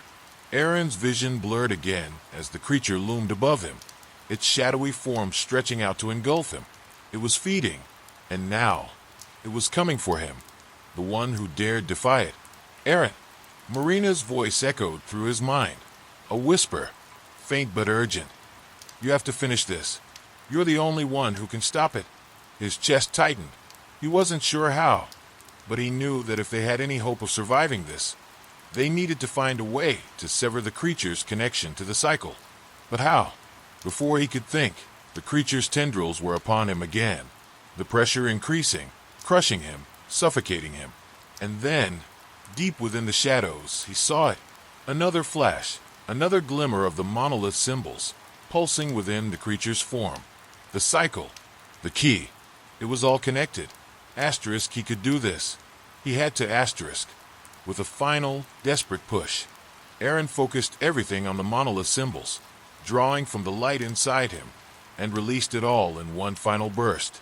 The ground rumbled, and the creature roared in fury. But this time, it wasn't enough to stop him. The energy crackled around Aaron, a blinding storm of light and power.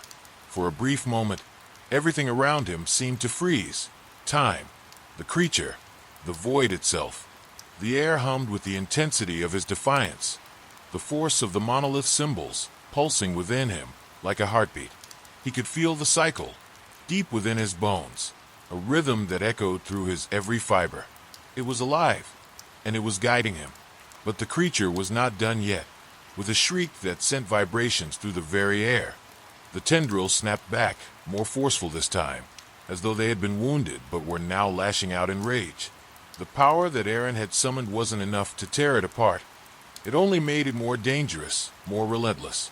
It twisted, contorted, and reformed, a dark mass of shadows and hatred, growing larger, stronger with each passing moment. Aaron, you have to get out of here. Marina's voice sliced through the chaos, her tone sharp with urgency. But he couldn't see her. He couldn't reach her. The creature was everywhere now, its form shifting and reforming as if it were a manifestation of every fear, every dark thought in the universe. It was relentless, a force that would not stop until it consumed everything in its path. Aaron's chest heaved as he scrambled to regain his footing. His power was draining, his body trembling from the strain. The light that had been surging around him began to flicker, dimming like a dying star. His breath caught in his throat. He had to act now before it was too late. But then, a new sensation washed over him. A pull, deep within his chest. It wasn't the creature. It wasn't Marina. It was something else entirely. Something ancient.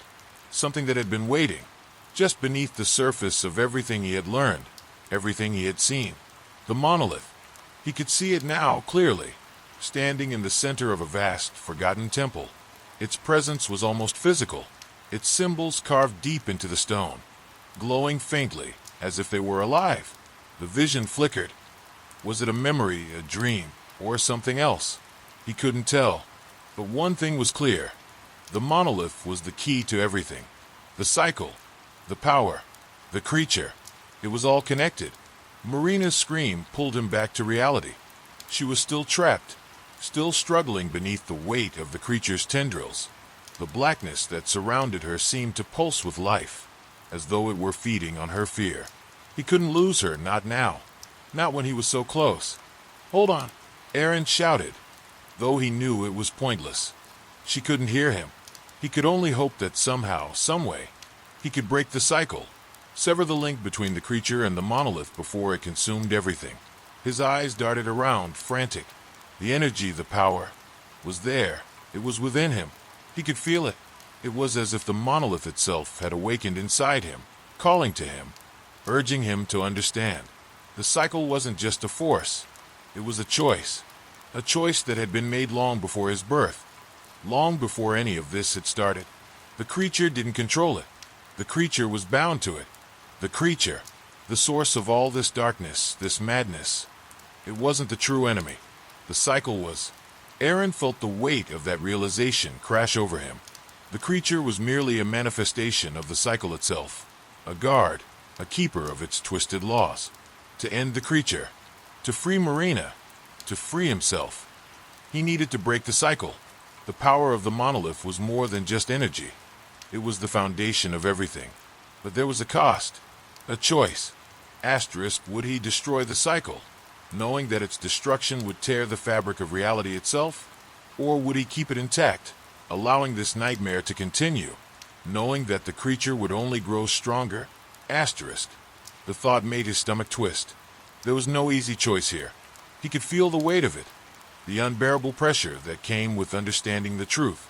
He had never asked for this power, never asked to carry the burden of such knowledge, but it was his now. Marina's face flashed in his mind, her eyes wide with terror, her body trembling. He couldn't let her die. He couldn't.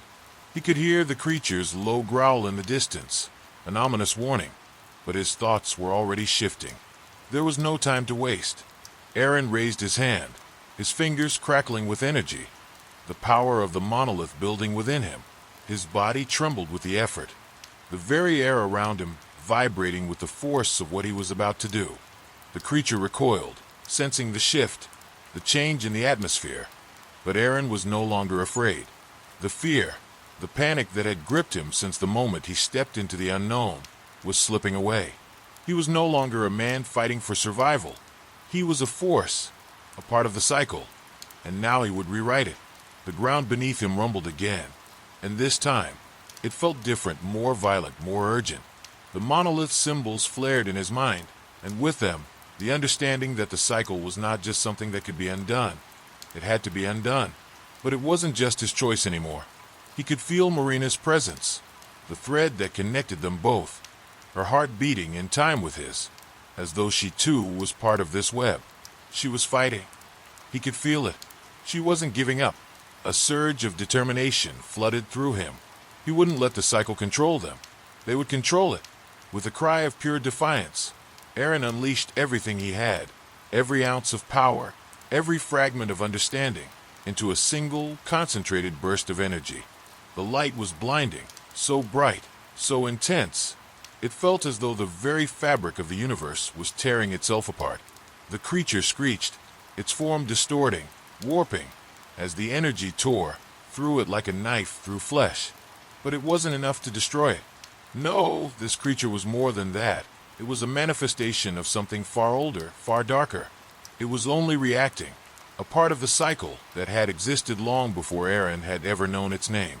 The monolith loomed larger in his mind, its power growing stronger, more overwhelming, until Aaron felt as if he were standing at the center of a storm. It's time to make the choice. Aaron's heart raced, his mind split between the burning pull of the monolith's power and the desperate need to save Marina. The creature's shrieks grew louder, more frantic, as if it were in agony. Realizing that the source of its power was being threatened, it writhed and convulsed in the air, its shape distorting with every pulse of energy. The force of the monolith's energy swirled around Aaron, but it wasn't enough. Not yet. He could feel the heat of the surge around him, a pressure in his chest, a suffocating weight. His mind tried to grasp at the fragments of knowledge that the monolith had given him, tried to understand how to break the cycle, how to shatter the foundation that held the creature in place. But with each attempt to focus, a deeper dread gripped him. What if breaking the cycle didn't mean the end of the creature? What if it meant the end of everything? The question hovered in his mind, chilling him to the bone. He could feel the rhythm of the cycle, the unrelenting beat of its heart, pulsing through his every nerve. It was alive, and with the monolith's power within him, he could feel how close it was to unraveling. Every heartbeat, every breath, felt like it was stretching the very fabric of reality. Then, from the chaos, came a voice, a whisper, faint but clear, cutting through the storm of his thoughts. Aaron. It was Marina's voice. Aaron's pulse quickened. Her voice was distorted, but there was no mistaking it. The tendrils had loosened around her, but she was still trapped in the dark mass, her body trembling, her breath shallow. The creature was weakening, but it wasn't finished yet. Aaron, listen to me, she gasped, her voice breaking through the fog of confusion. You don't understand what you're doing. Breaking the cycle will destroy everything. You can't. I don't care. Aaron's voice cracked through his own panic. I can't lose you. I won't let this thing take you. But Marina's words hung in the air like a warning. Do you really think you can break it? She said, her voice rising in desperation. The cycle, it's not just something you destroy.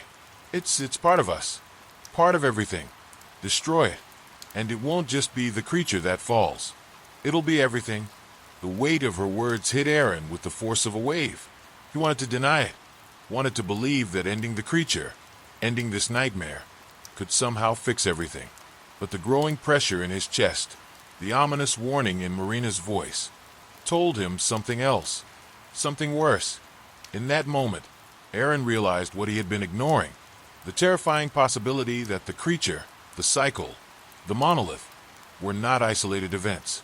They were connected to something deeper, something far older. He thought of the vision he'd had, of the temple, of the ancient symbols, of the monolith. It wasn't just a relic, it was the center of the cycle. The cycle wasn't just some physical loop of life and death. It was a metaphysical system, an unseen force that bound everything in the universe. And the creature, it wasn't its guardian. It was a part of it. If Aaron broke the cycle, he would unravel not just the creature, but the very threads of reality itself. The world he knew, everything he understood, would collapse into oblivion. The ground beneath him trembled, pulling him from his thoughts. The creature howled again, this time a guttural, deep sound that sent vibrations through the air. It wasn't done. It was regaining strength. And yet, Aaron's mind was paralyzed by the gravity of the decision before him. He glanced at Marina, her face pale and streaked with sweat, her eyes wide with fear and something else, something he hadn't seen before, resignation. "Aaron," she whispered, her voice weak, "if you don't stop, we'll both die. This isn't the way out." He wanted to scream, to demand she tell him what to do. But her eyes said it all. There was no simple answer, no easy way to fix this.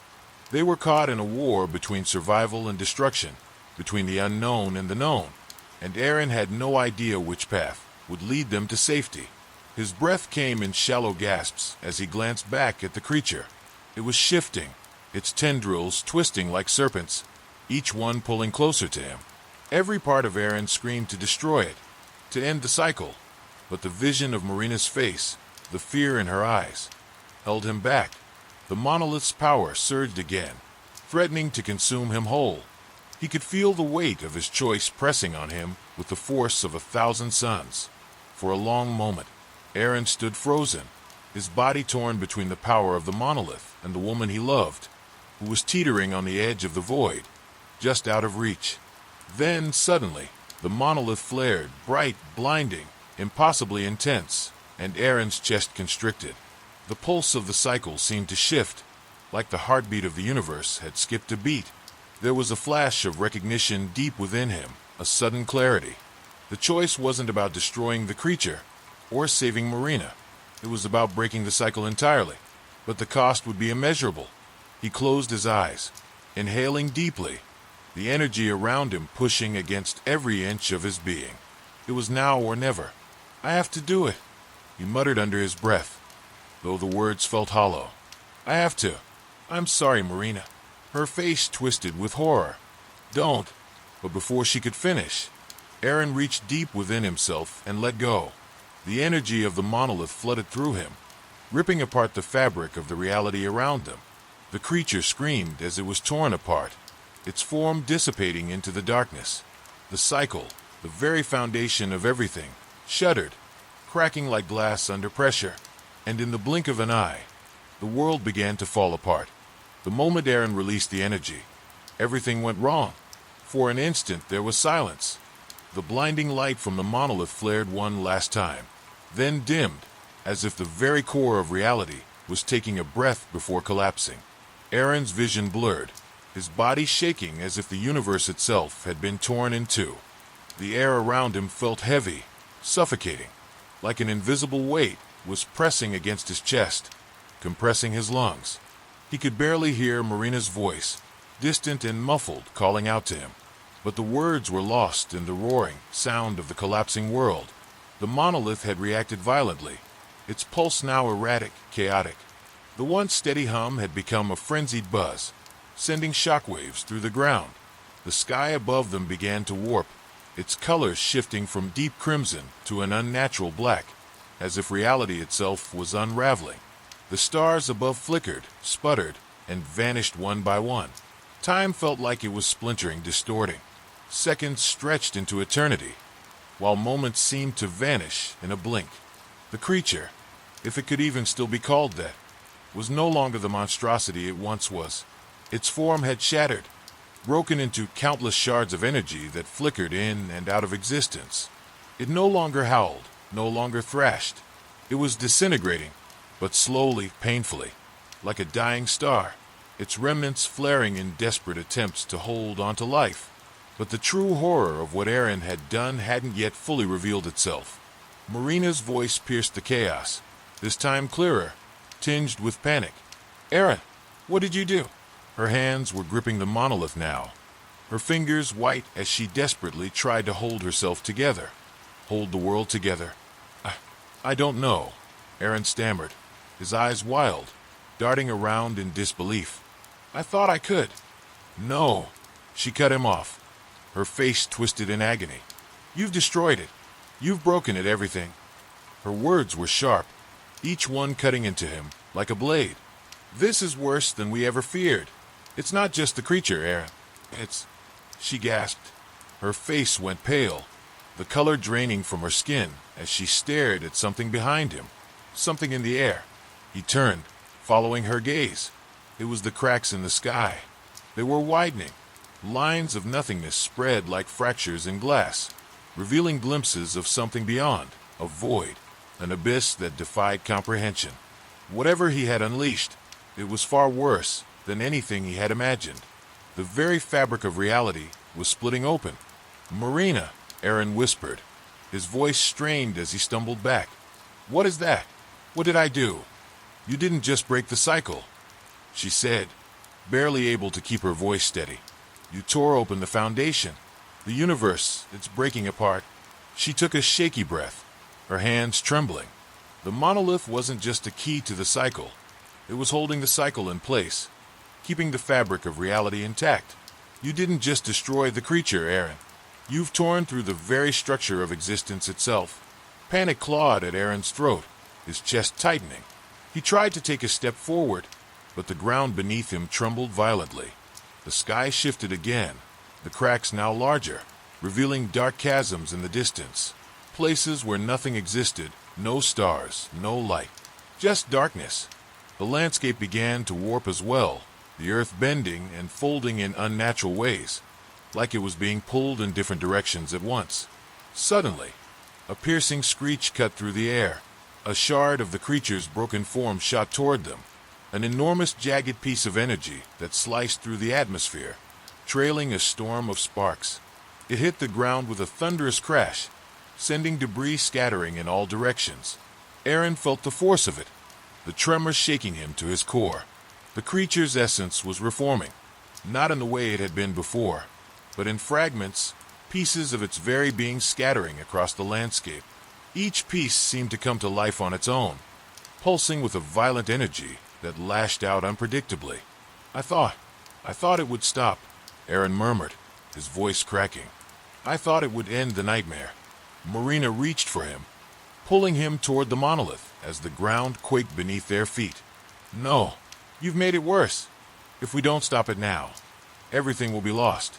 Aaron glanced back, his thoughts spiraling. The sky above was growing darker, the cracks widening faster. There was no telling how much time they had left before the rift consumed everything. His eyes snapped back to Marina, her face pale with fear, her expression pleading. "We have to fix this," she said, her voice strained, as if even she wasn't sure it was possible. "There's only one way." "What way?" Aaron asked, his mind racing. Marina hesitated, her gaze shifting toward the monolith. "We need to seal it. Seal the rift. But it's not just about stopping the creature. The energy is too volatile. If we don't act quickly, it will tear apart the fabric of time itself. We could be lost to the void." Her words hit him like a punch to the stomach. The stakes were higher than ever. If they failed, they wouldn't just lose the world. They'd be erased from existence entirely. The thought of vanishing into nothingness, lost in the void, sent a wave of nausea through him. "Then what do we do?" he asked, desperation creeping into his voice. She turned back to the monolith, her eyes narrowing with determination. We need to combine our energy with the monolith's core. Together, we can force it to seal the rift. Together, Aaron's heart skipped. He'd never felt more terrified of relying on someone else. But Marina was right. This was their only chance. Without another word, she reached for his hand, her grip tight as the energy around them pulsed in waves. Focus. The energy from the monolith isn't just about destruction. It's about balance. We need to realign everything. We can't destroy it. We have to force it into harmony again. As they joined hands, the world around them seemed to shift once more. The monolith hummed louder, its power intensifying. And in that instant, Aaron understood. They were about to face the culmination of everything they had set into motion.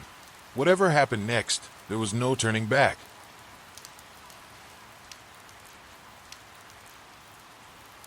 Aaron and Marina stood side by side, hands locked tightly around the monolith's core, their fingers trembling as the energy pulsed through them.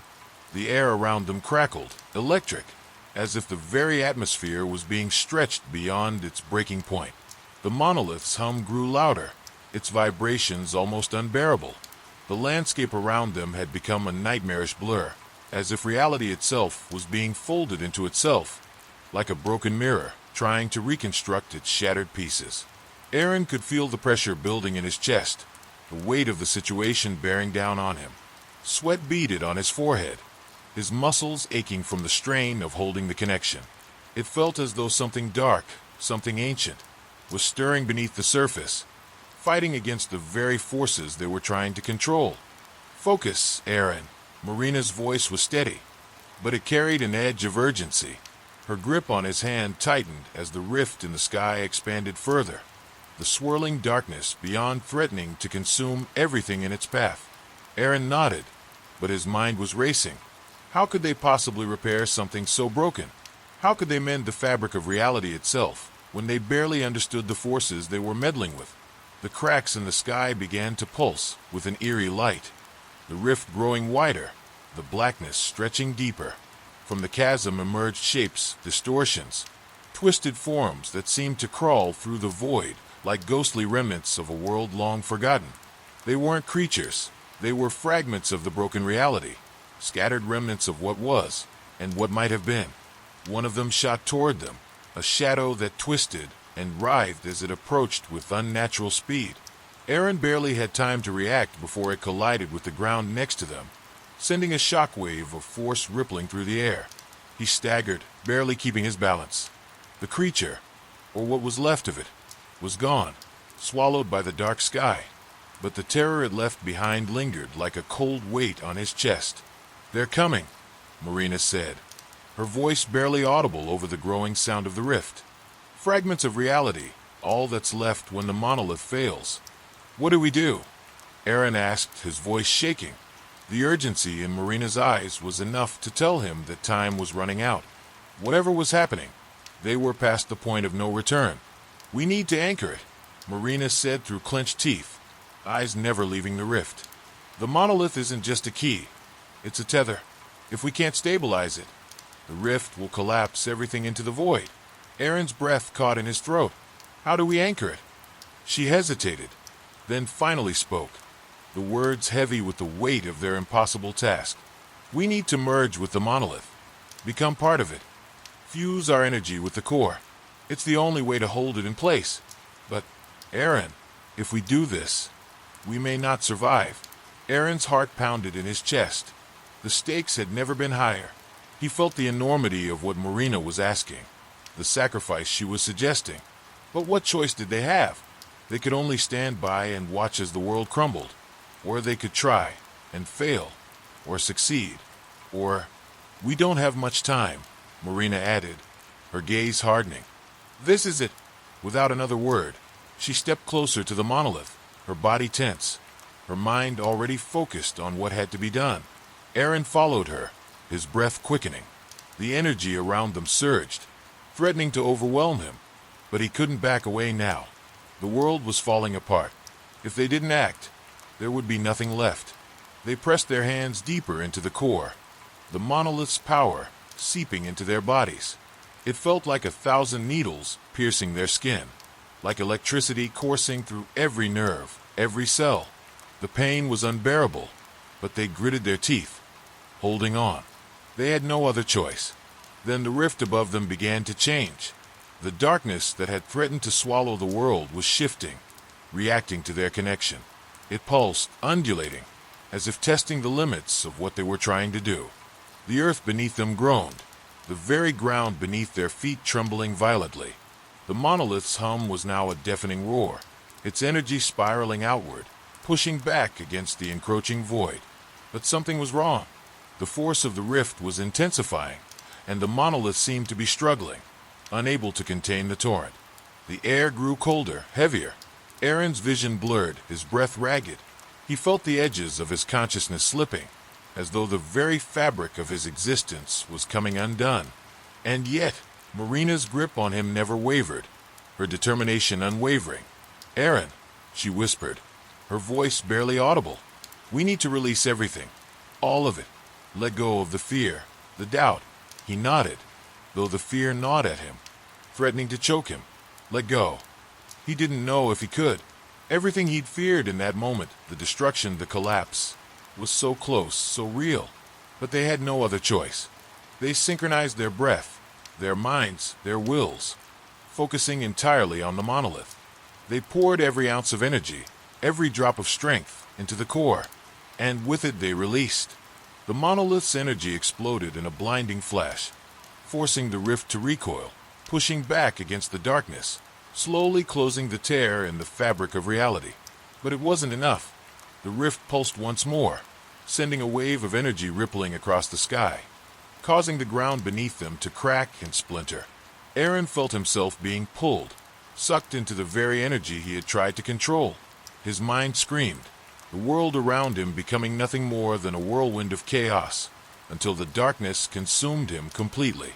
And then silence.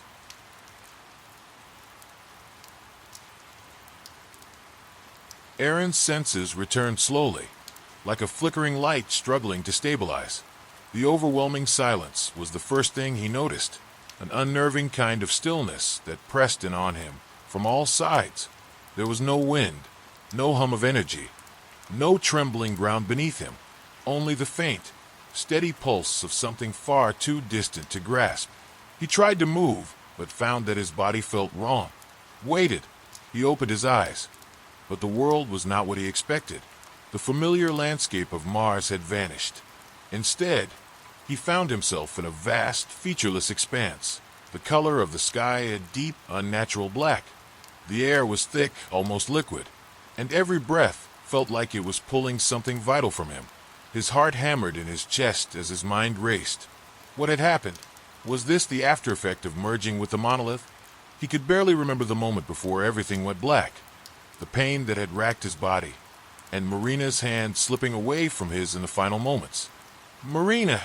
he shouted, his voice strangled, as though the words couldn't break free of the oppressive atmosphere. He spun around, frantic, looking for any sign of her. But the void stretched endlessly in every direction. No horizon, no landmarks, just an empty, suffocating expanse. Then, from somewhere in the distance, a sound reached his ears. A whisper. At first, it was too faint to make out, but the longer he listened, the clearer it became. "Aaron, come, find the truth." The voice echoed, as if it came from all around him, not from any one place. A shiver ran down his spine, and instinctively, his legs moved, propelling him forward. Though he didn't know where he was headed, it didn't matter. The pull was undeniable. Someone was calling him, urging him to move, to follow. The whisper grew louder as he trudged through the thick atmosphere, a constant presence in his mind, filling every corner of his thoughts, as if the very air around him was alive, sentient, as if it knew what he needed to hear. "Find what lies beneath," the voice urged. His pace quickened. His mind screamed at him to stop, to think, but the voice had taken root, burrowing itself into his psyche. The more he listened, the more he felt himself slipping further into the unknown. But where was Marina? What had happened to her? And then, just as quickly as the whisper began, it fell silent. The oppressive stillness returned, more suffocating than before. Aaron stopped, his breath ragged, his eyes darting around. He strained his ears, but there was no sign of the voice, no sign of life. It was then that he saw it, a sliver of light in the distance, faint, almost imperceptible, but unmistakably there. His heart surged. Without hesitation, he moved toward it, every step driven by an overwhelming need to understand, to find something, anything. The light seemed to beckon him, guiding him through the endless dark. As he moved, the void around him began to shift. The ground, though it felt solid beneath his feet, seemed to warp and bend in subtle, disorienting ways. Shadows flickered in his peripheral vision, but when he turned his head, there was nothing there, just the blackness. And yet, he couldn't shake the feeling that something was watching him. The light ahead grew stronger, brighter, and with it came a hum, soft at first, then rising in pitch and intensity. It was a sound Aaron knew all too well, the same hum he had felt when he first touched the monolith. But this was different. It felt wrong, twisted. He reached out a trembling hand, the light now within arm's reach, and as his fingers brushed against it, a jolt of energy shot through him. His body froze, paralyzed by the overwhelming force. His skin burned, his heart nearly stopped, and for a moment, everything around him went black once more. When his senses returned, the landscape had shifted again. The air was now thin, sharp, and he could see shapes ahead of him, figures cloaked and indistinct, standing in a circle around something he couldn't quite make out. His breath caught. These figures, who were they? They weren't human, at least, not in any way he recognized. Their forms were slightly translucent, shifting as if they were caught between this world and another. Their eyes were glowing, bright and unblinking, watching him. He couldn't move. The fear was paralyzing, cold, crawling under his skin. It wasn't just fear. It was the unmistakable sense of being trapped, of being observed by something ancient and powerful. Aaron, a voice called, sharp and commanding. It wasn't Marina. It wasn't the whisper from before. It was something else, something that chilled him to his core. He slowly turned toward it, his legs trembling as he forced himself to face the speaker. A figure stepped forward from the circle. A woman, her skin pale, her eyes a fierce, burning red. She wore robes that seemed to shimmer with an unnatural light, and her presence was commanding, overwhelming. "You shouldn't have come," she said, her voice a cold whisper that echoed through Aaron's skull. "But now that you're here, there's no going back." Her words sent a shock through him, and the ground beneath his feet trembled once again. The circle of figures closed in, their eyes fixed on him with a chilling intensity. His heart raced. What was this place? Who were these beings? And what had happened to Marina? What had happened to everything? "Let him see the truth," the woman said, her voice rising in power. At that moment, the world around Aaron began to crack and warp, the shadows shifting, revealing a terrifying truth that was far beyond anything he could have imagined. The world around Aaron fractured with a sharp, audible crack. A pulse of energy shot through the air, and the ground underfoot seemed to warp and bend like rubber. The figures in the circle began to move, their steps deliberate, their eyes never leaving him. The woman in the center held up a hand, and the others mirrored her gesture, raising their palms toward Aaron. Suddenly, the air grew heavier, thick with an oppressive force that pressed against him, choking the breath from his lungs. The hum in the background grew louder, a low vibration that seemed to permeate every cell in his body. His vision blurred, and for a brief moment, it felt as though the very fabric of reality was tearing apart around him. "Aaron," the woman's voice echoed again, but this time it was different. It wasn't just a voice. It was a command, a force that seemed to reach into his mind. "You have seen only fragments, pieces of the whole. The truth is not what you think." He struggled to breathe, his chest tightening. He could barely move, every inch of his body locked in place by the invisible weight pressing down on him. His mind spun in chaos, fighting to make sense of everything. Marina's absence, the monolith, the voices, the truth. What truth? "Your world is a lie," the woman continued, her voice like ice. "The people you know, the ones who claim to rule, They do not control this. They do not even understand it. But you can change everything. Aaron's pulse quickened, his heart pounding painfully in his chest. The woman's words drilled into him, fragments of a reality he couldn't comprehend. Something deep within him stirred, a flicker of recognition, but it was fleeting, vanishing just as quickly as it came. He tried to speak, but his voice failed him. The woman stepped closer, her eyes blazing with intensity. You think you were brought here by chance. You think your mission was one of fate.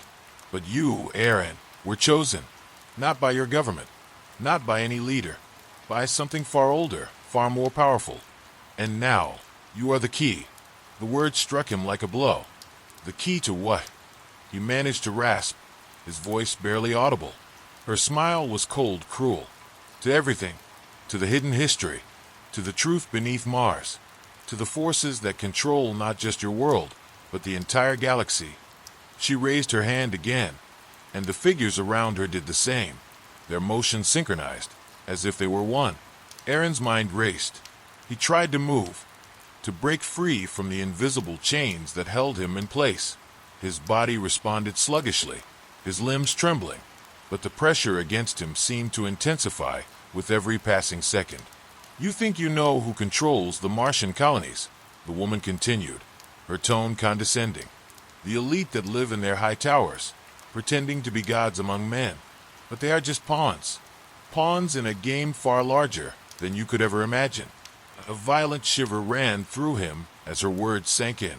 Everything he had known, everything he had believed, was unraveling. He was starting to see the shadows in the corners of his mind, the pieces of a grander puzzle he had never been meant to see. You will help us, the woman said, her voice now a soft, dangerous whisper. You will join us in bringing the truth to light. But how? How could he join them?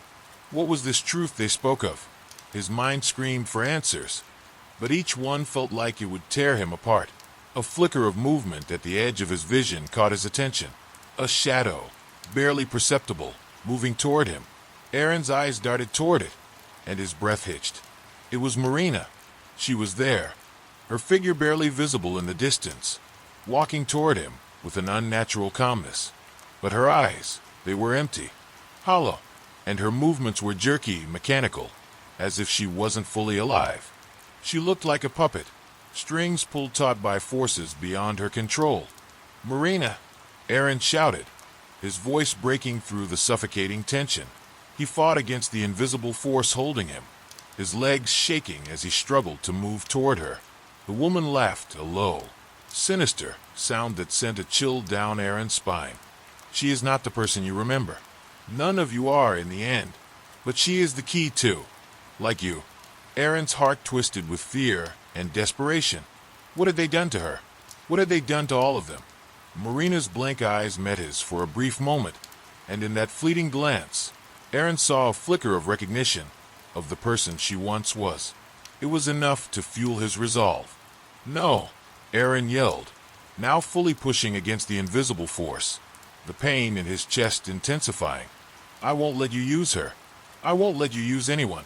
The woman's expression twisted into a cold smirk. It's not up to you anymore, Aaron. The moment you touched the monolith, you sealed your fate. You are no longer just a man of flesh and blood. You are part of something far greater now, and you will help us whether you want to or not. The ground beneath Aaron's feet trembled again, and the shadows in the distance shifted, moving closer. More figures, more eyes watching him.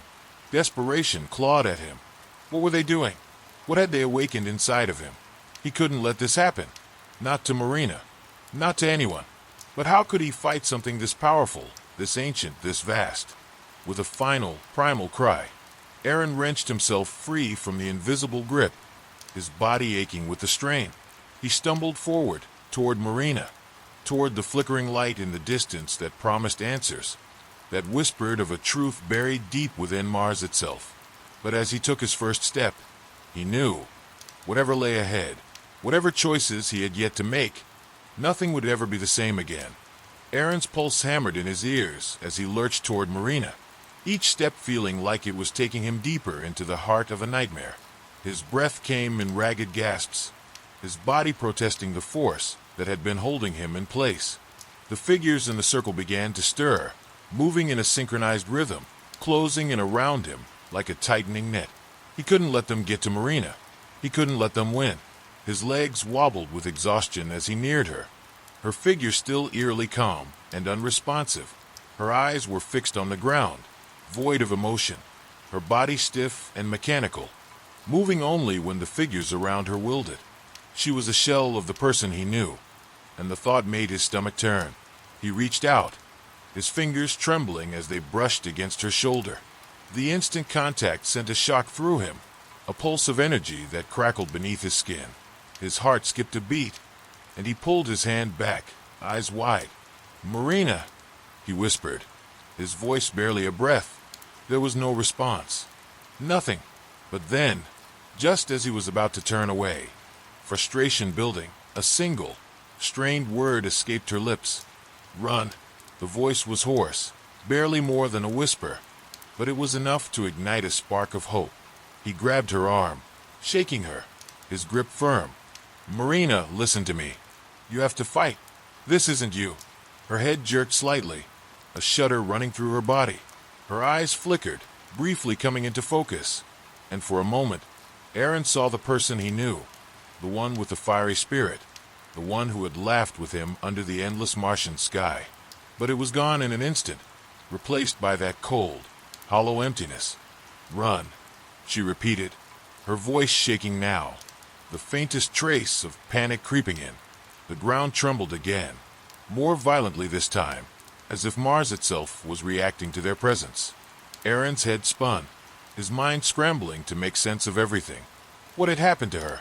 What was happening to them all? He tugged her, but she didn't move. It was as though an invisible force was holding her there, just like it had held him. The others in the circle stepped closer, and Aaron could feel their eyes on him, watching every move he made. "You can't leave." The woman's voice cut through the air, sharp and commanding. "Not now, Aaron. Not when we are so close."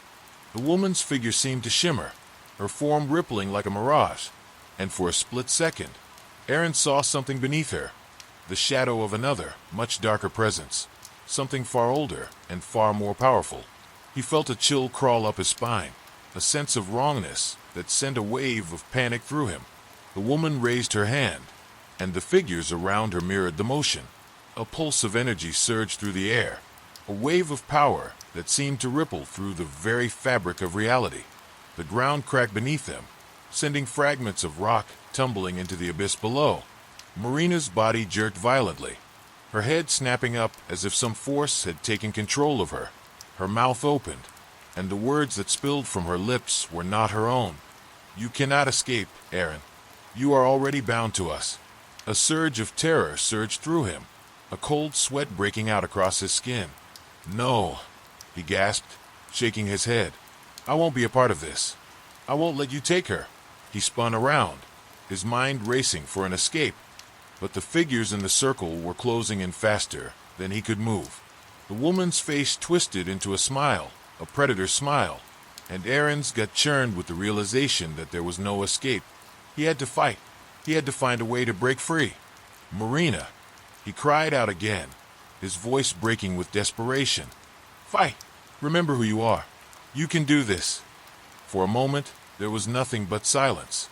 Then, a flicker of recognition crossed Marina's face, just a brief flash, like a spark of life, trying to break through the layers of control. Her lips parted again, but this time, it wasn't a command. "I'm sorry," she whispered, her voice cracking. I don't know how." Aaron's heart shattered at the sound of her voice, the sound of her helplessness. He squeezed her hand tighter, his eyes frantic, searching for any sign of the person he once knew. The energy in the air thickened, pressing against him like a suffocating weight. The woman in the center stepped forward, her eyes glowing with an unnatural light. "It's too late for her. Too late for all of you," she said, her voice a chilling echo. "Once the monolith awakens, there is no turning back. The old order will crumble, and the new world will rise. One that will be ruled by us." Aaron's mind spun. A new world? The monolith? The words didn't make sense. But something deep inside him told him they were right. This was bigger than just Mars, bigger than the colonists or the ruling elite. This was a shift, a power play on a scale he couldn't even begin to fathom.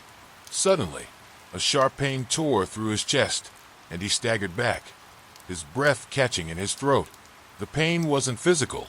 It was a searing sensation in his mind, as though someone was reaching into his very soul. He fell to his knees, gasping for air. "Stop!" he cried out, his voice raw with pain. "What are you doing to me?" The woman's face was impassive. "You are being made whole, Aaron. The truth is not just a matter of knowledge. It is a matter of being. You will see what you were always meant to see."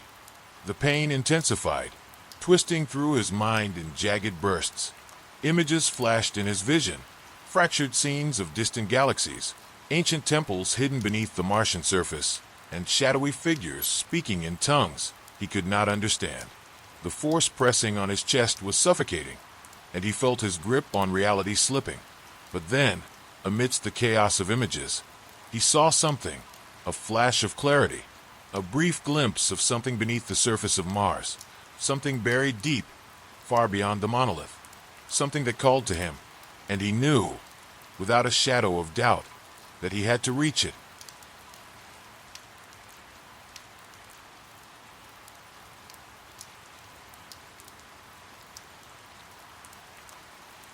The images in Aaron's mind shifted, each one growing more distorted and maddening. He felt as though he was being pulled in every direction at once, his consciousness torn between the visions and the cold, suffocating reality of the present. His hands trembled as he reached out toward Marina, his fingers brushing her arm once again, as if trying to anchor himself in the only thing that still felt real. "Stay with me," he muttered, his voice ragged. "Please, Marina. You have to fight it. You have to wake up." For a split second, her eyes flickered again, just a brief, fleeting moment when the cold mask of the woman's control loosened. And in that moment, Aaron saw the raw desperation in her gaze. She was still in there. She hadn't been completely lost. But the woman, the leader, was already moving again, her eyes glowing brighter, her hands weaving intricate patterns in the air. The other figures in the circle mimicked her movements, their motion synchronized, as if they were part of the same machine. Aaron's pulse raced. There was no more time to think. He could feel the pull of the energy, the oppressive weight closing in around him like a tightening fist. He needed to act, and fast. He turned toward the other figures. They weren't just standing there passively. They were waiting for something, watching him with calculating eyes. The woman had made a grave mistake by leaving him an opening. Aaron had no illusions about his ability to fight these forces directly. Not yet, at least. But if there was one thing he'd learned in his life on Mars, it was that survival often came down to finding the smallest cracks in the armor. His eyes locked onto one of the figures, a man with a jagged scar running across his cheek. The scarred man's gaze was cold, unfeeling, but there was something in his stance that betrayed uncertainty. A fraction of a second too slow, a brief hesitation before he raised his hand. Aaron's instincts flared, and in that moment, he knew what he had to do. He lunged forward, grabbing Marina's wrist with both hands and yanking her toward him. For a brief moment, she resisted, the energy swirling around them like a violent storm. But then, with a sharp gasp, her body moved on its own accord. She was still fighting. There was still hope. The scarred man stepped forward, reaching out to stop them, but Aaron was already moving faster than he expected, dragging Marina through the narrowing circle of figures. The woman's voice echoed through the space, commanding, almost inhuman in its fury. "Don't you understand?" she snarled, her hands raised in a sharp gesture. "You are already part of us. You cannot run from what's coming. Not from us. Not from the truth." Aaron's heart hammered as he pulled Marina closer to him, the crackling energy threatening to rip them apart. He had no idea what the truth was, but he knew one thing. If he stayed, if he allowed them to take control completely, the woman's words would become their reality. He had to escape, but the figures were closing in on him again. No more time to hesitate. With a sharp pull, Aaron yanked Marina's limp form with him toward a jagged rock formation that jutted from the Martian ground nearby. It was the only possible way out, into the depths of the canyon beyond. The shadows grew darker around them, and the weight of the power pressing against him seemed to increase with each step he took, like the air itself was fighting to crush him under its force. Behind them, the woman's voice rose to a crescendo, filling the air with an unbearable pressure. You think you can run? You think you can escape what is inevitable? You are no different from the rest of us. We are already part of the old world, and the new world is already here. Aaron's vision blurred, his senses overwhelmed by the chaotic rush of energy. But he didn't stop. He couldn't. He dragged Marina further into the canyon, deeper into the Martian wilderness, where he knew there would be no one to help them, no one to stop the forces that were closing in. The shadows seemed to stretch longer, deeper, as if they were being drawn into the very earth beneath his feet. And then, just when he thought they might slip into the abyss forever, he heard a voice. It wasn't Marina's. It was faint, barely audible over the rushing wind and the crackling tension in the air. A whisper that seemed to come from everywhere. Asterisk, the monolith, find the monolith. Asterisk. The words cut through the chaos like a knife, clear and undeniable. Aaron stopped dead in his tracks, his heart pounding in his chest. The monolith. What was it? What did it mean? He glanced at Marina, her face still pale, her eyes still distant, but the whisper seemed to have affected her too.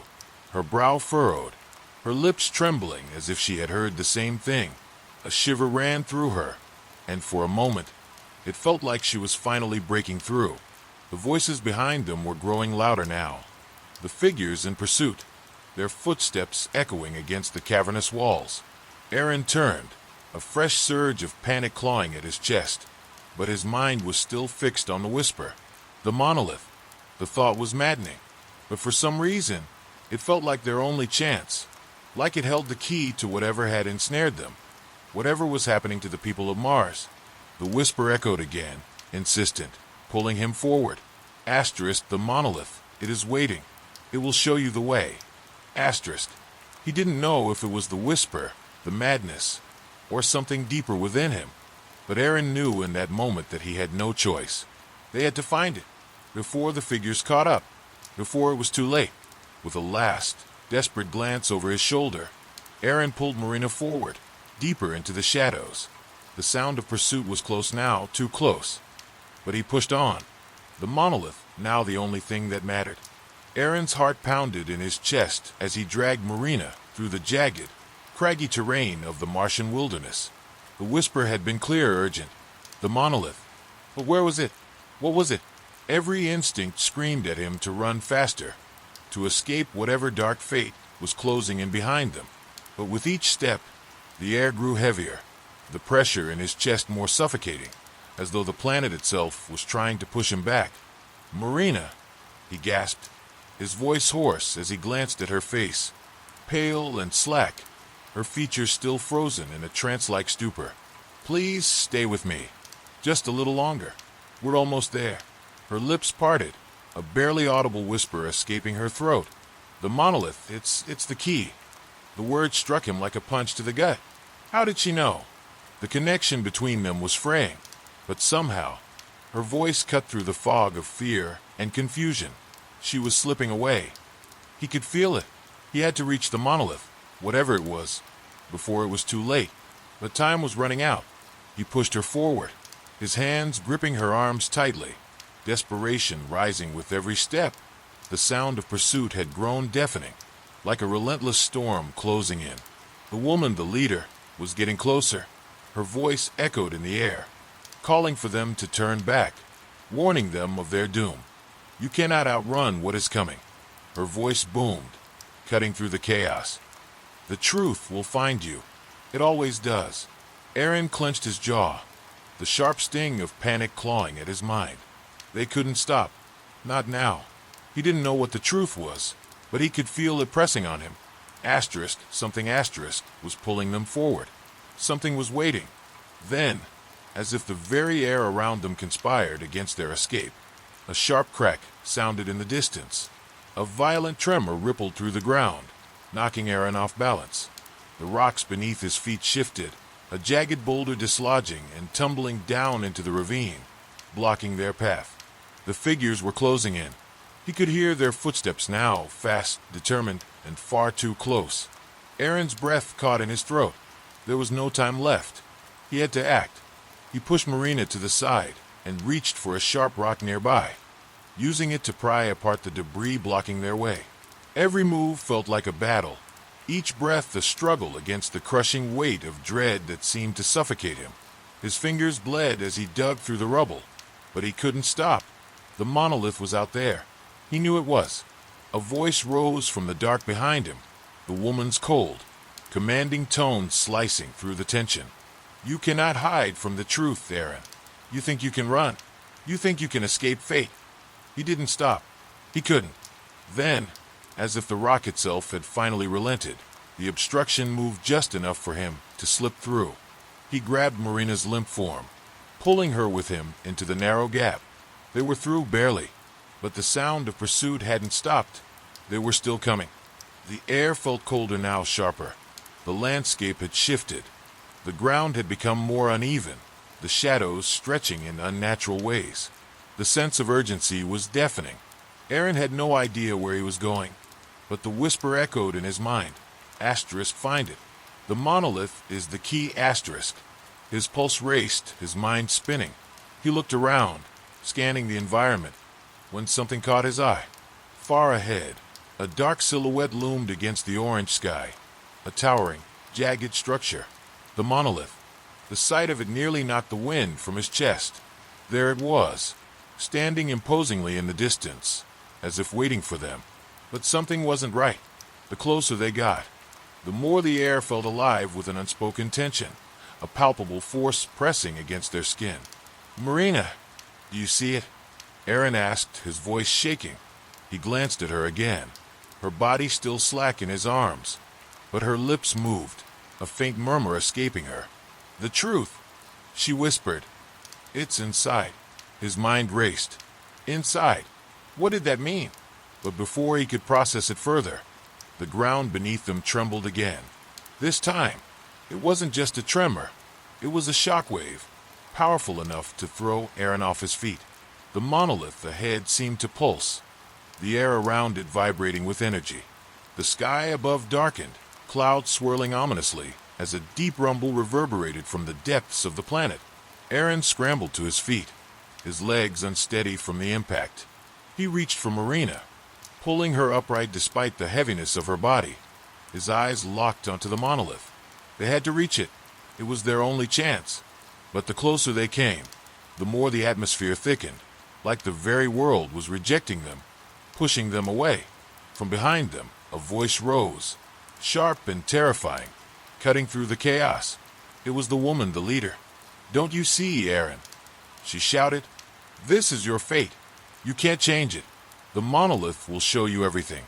The truth of Mars. The truth of what you are. You can never leave it behind.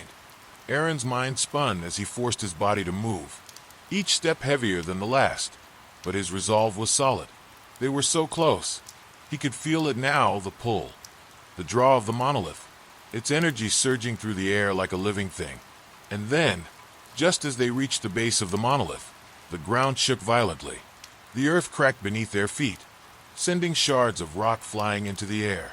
A blinding light erupted from the monolith, blinding Aaron for a split second. It felt like everything was collapsing, the weight of the entire planet bearing down on them. Then, the light dimmed, and Aaron could see. Asterisk at asterisk was happening. The figures had surrounded them. They were trapped. The woman stepped forward, her eyes glowing with an unnatural intensity. It's over, Aaron. You've reached the point of no return. This is where it begins. You cannot escape what's coming next. Aaron's breath hitched as he looked at Marina, her body now racked with tremors. The energy around them was palpable, suffocating. Everything, everything asterisk, was building toward this moment. And in the heart of the chaos, something shifted. The ground beneath them cracked further, a deep, rumbling force that felt like it was pulling them into the heart of the monolith itself. And then, from the shadows, a figure stepped forward, someone he didn't recognize, but whose presence felt familiar. Everything went silent, and in that moment Aaron knew. Whatever was coming, Whatever the truth was, he was about to face it. The silence was suffocating, broken only by the distant rumble of the planet's shifting core beneath them. Aaron's heart raced as he stared at the figure who had emerged from the shadows. He knew the face. He should have known it, but seeing it now, so impossibly real, made his mind scramble. It was himself, or more accurately, someone who looked exactly like him. The doppelganger stepped forward, his movements unnervingly fluid, his expression eerily calm. Aaron felt a chill crawl down his spine, his grip tightening on Marina's limp form.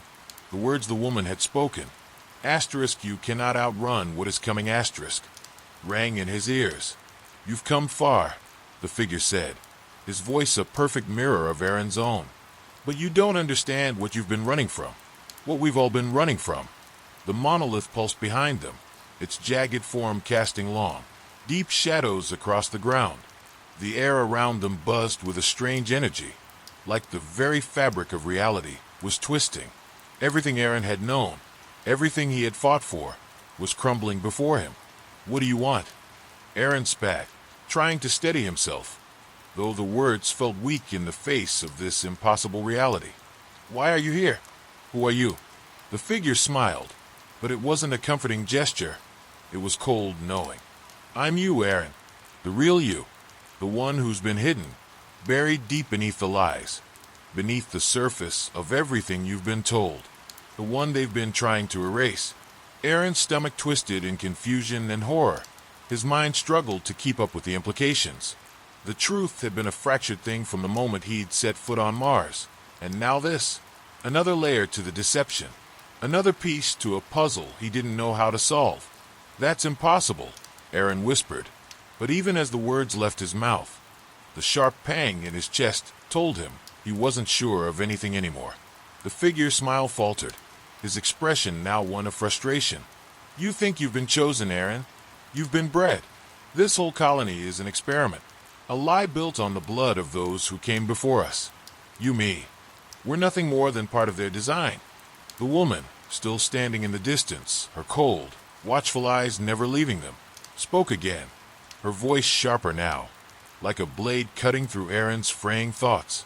He's telling the truth. The monolith wasn't built to protect us. It was built to control us. You're part of a legacy far older than you could ever imagine. And the ones in charge, they've been hiding the truth for generations.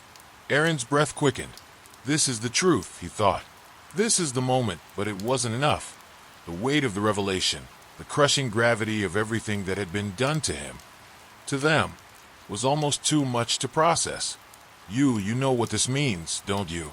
The figure continued, his gaze piercing through Aaron, as if reading every thought. You were never meant to escape. None of us were. They've been waiting for you to reach this point. Aaron shook his head, his chest tight with disbelief. Waiting for me? Why? Why me? Because you're the key, the figure replied, his voice low and final. The monolith doesn't just hold answers. It holds control, the power to shape everything, to rewrite what was never supposed to be written. Aaron's hands trembled, and for the first time, he felt the weight of the monolith, not as something alien or threatening, but as something intimately familiar, like it was beckoning him to come closer. But the closer he got, the more his body resisted, as if it was fighting against the pull. The woman spoke again, her voice now a low, dangerous whisper. You have no choice. No one does. Either you unlock it, or it locks you out. And if that happens, we all lose. Unlock it, Aaron repeated, his voice hoarse. What do you mean by that? But before he could receive an answer, a tremor shook the ground again, more violent this time. The monolith seemed to pulse with an energy that was almost alive, its sharp edges gleaming in the unnatural light as the earth beneath their feet cracked open, threatening to swallow them whole. The shadows that had stretched out from the monolith began to twist, coiling around them like serpents.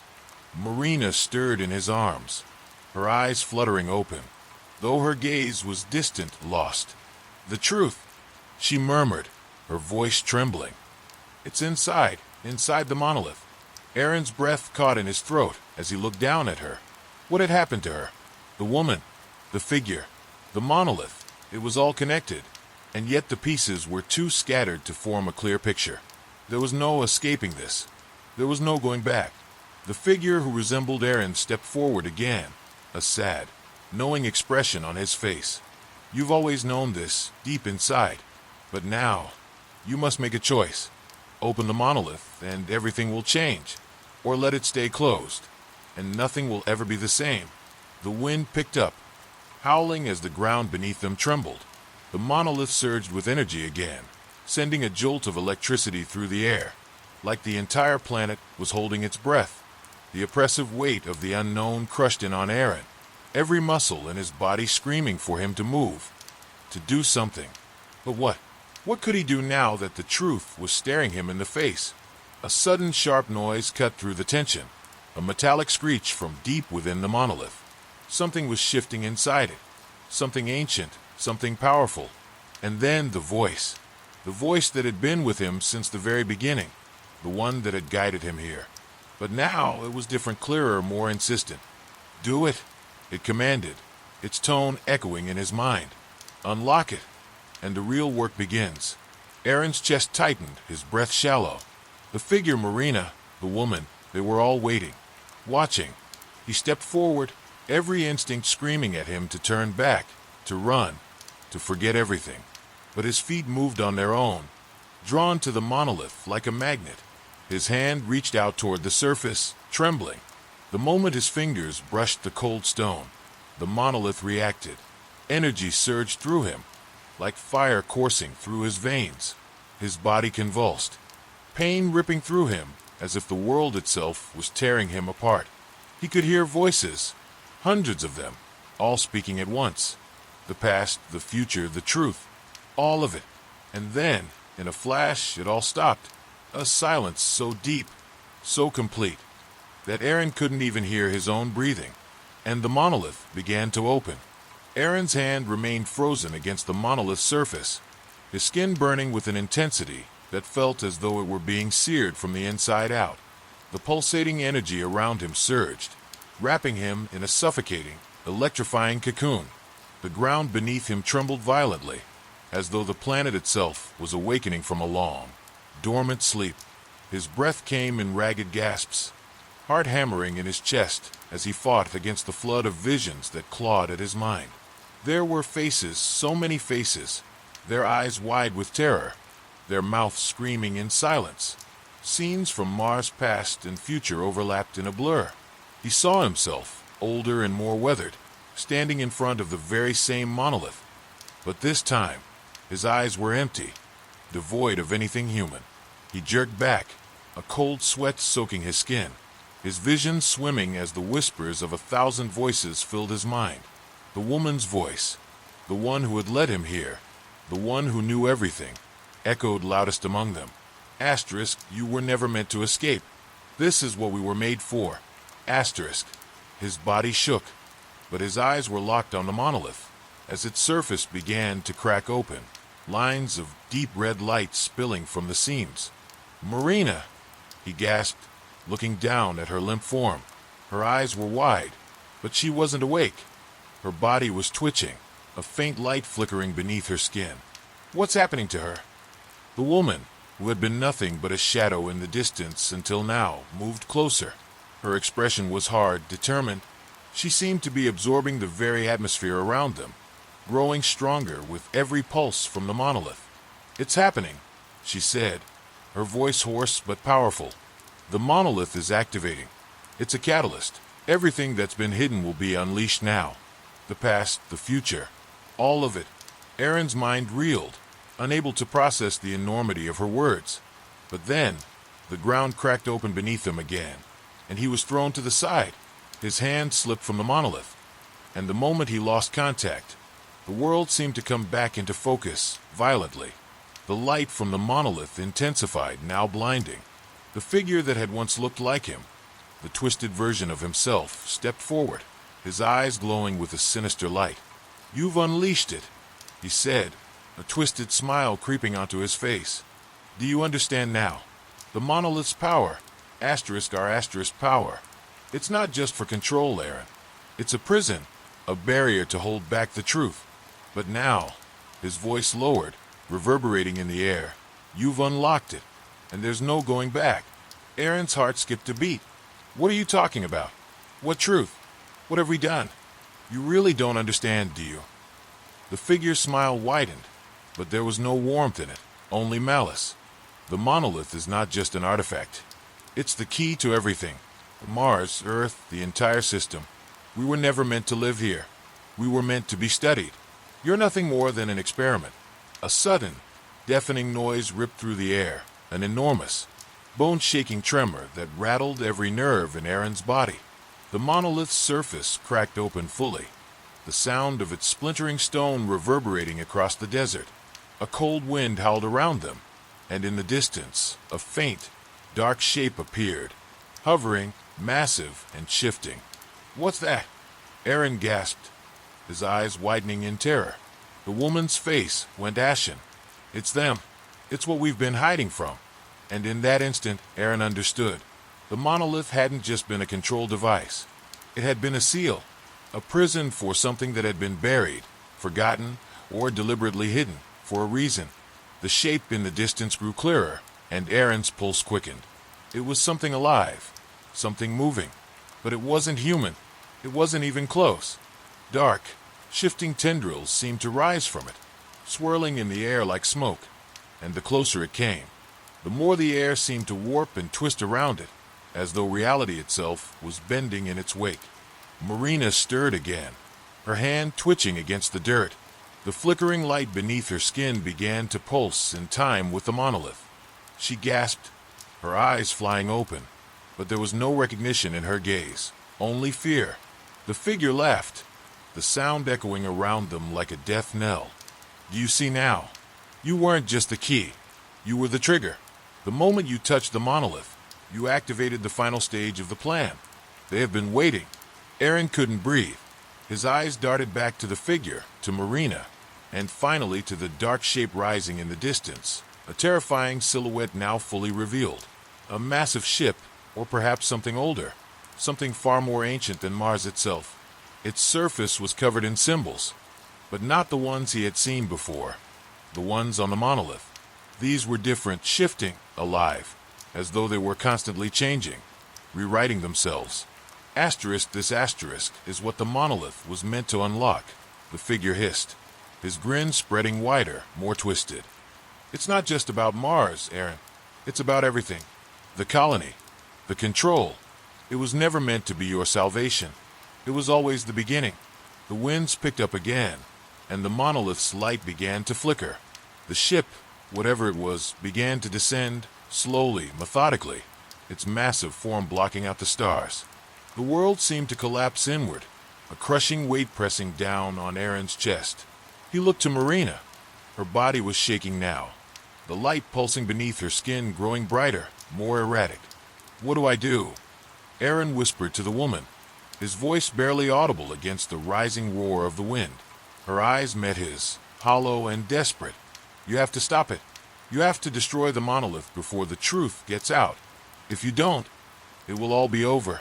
Aaron looked back at the monolith, the light flickering in time with his heartbeat. The dark ship loomed ever closer, its presence suffocating, a nightmare taking shape. But even as he considered his next move, a voice, his own, spoke inside his head, cold and clear. There is no escape. There is no stopping this.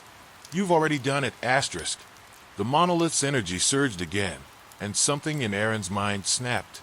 The ground beneath them cracked further, and as the dark shape above them descended, he realized there was no choice left. The truth was coming.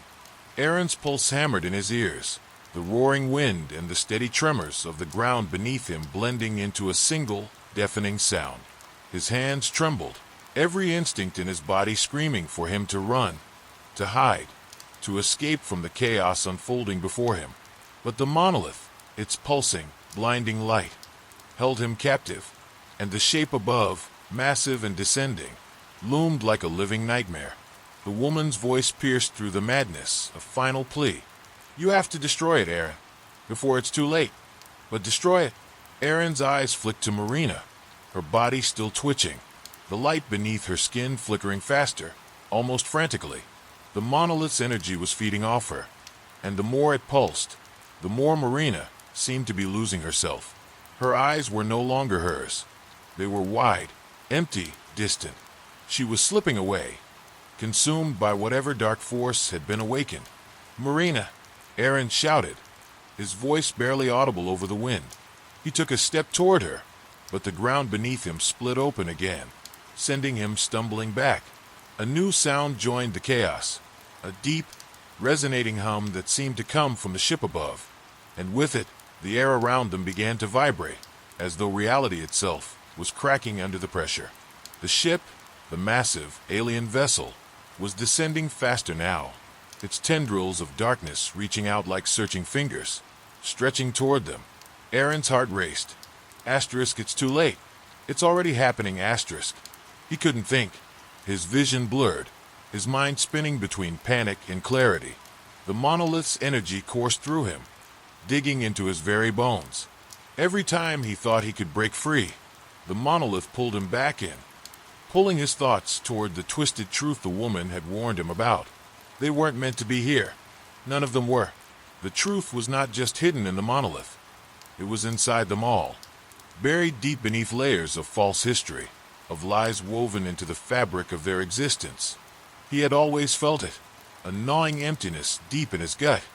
But now, as the ship grew closer and Marina's body jerked violently, the truth flooded him. The monolith wasn't a signal. It wasn't just a key.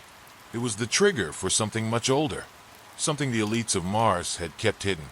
The ship descending wasn't just an alien craft. It was a prison, vessel of containment. And the monolith was a ward, keeping something locked away. And now, it was breaking free. He turned to the woman, his mind racing, grasping at whatever fragments of logic he could hold on to. "What is it? What's coming?" he demanded, his voice raw with desperation. The woman stepped forward, her eyes wide with fear, more than Aaron had ever seen from her. She looked at the ship above, and her lips trembled as she spoke. "They're not just coming to destroy. They're coming to take, to reclaim what was always theirs." The ground shook again, harder this time, and the sky above them began to shimmer, as though a curtain was being pulled back. The stars dimmed, swallowed by the vast blackness of space, and the ship's shadow grew larger, swallowing the moonlight. "I don't understand," Aaron whispered, his voice cracking. "What do you mean, take? What are they?" "They are the builders, the ones who created all of this. They built Mars. They built Earth. And they built us." The woman's words were as sharp as the wind cutting through him. "We are nothing more than their test subjects.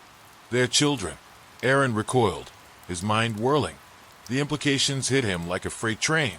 The elites on Mars, the society that had kept itself separate, living in luxury while the rest of humanity rotted on Earth, had been hiding a truth far darker than anything he could have imagined. They never intended for us to survive. The monolith was just the beginning.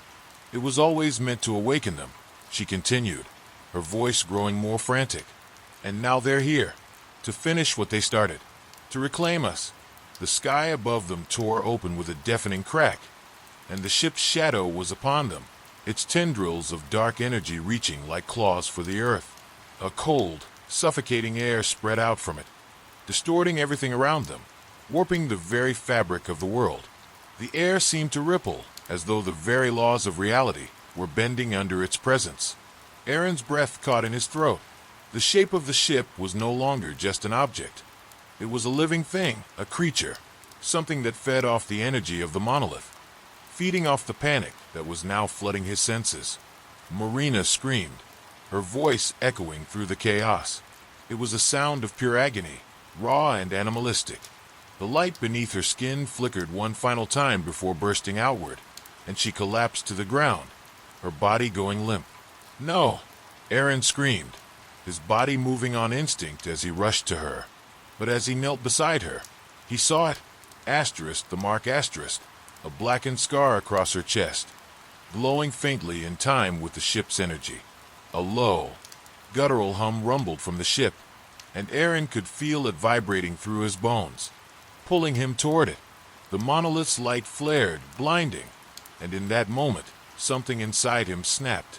Without thinking, he reached out to the monolith again, his fingers pressing against the cold stone. The pulse beneath his skin surged, but this time, it felt different. It was familiar, a gnawing pull that forced him to see the truth, to understand the terrifying reality of it all. The ship was not just coming to reclaim them. It was here to reset everything, to wipe away the failures of the experiment and rebuild it from the beginning. He could feel it now.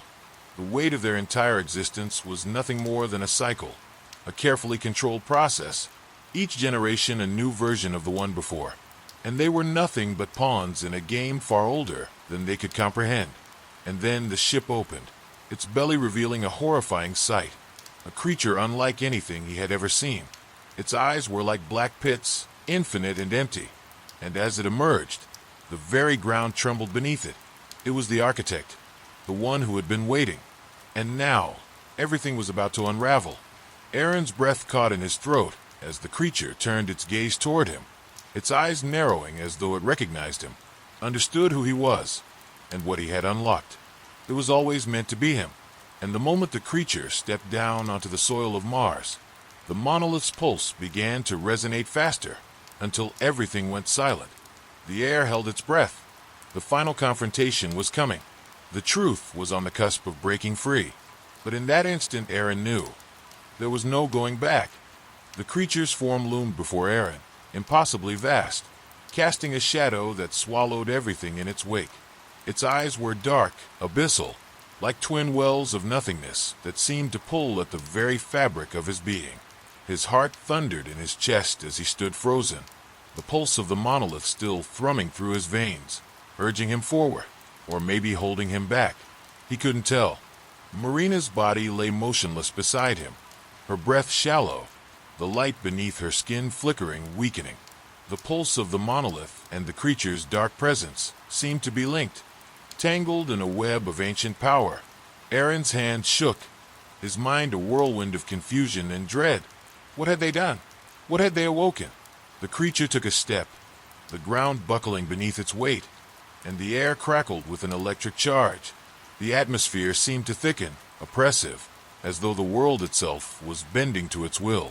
Aaron's knees buckled under the weight of it, and for a moment, he thought he might suffocate. Then the voice, no, not a voice, the voice came, a sound that reverberated inside his skull, filling every corner of his mind with the overwhelming certainty that he was no longer in control. You have come, it whispered, a deep rumble that seemed to vibrate in the very marrow of his bones. You, the last of your kind, the final piece of the puzzle.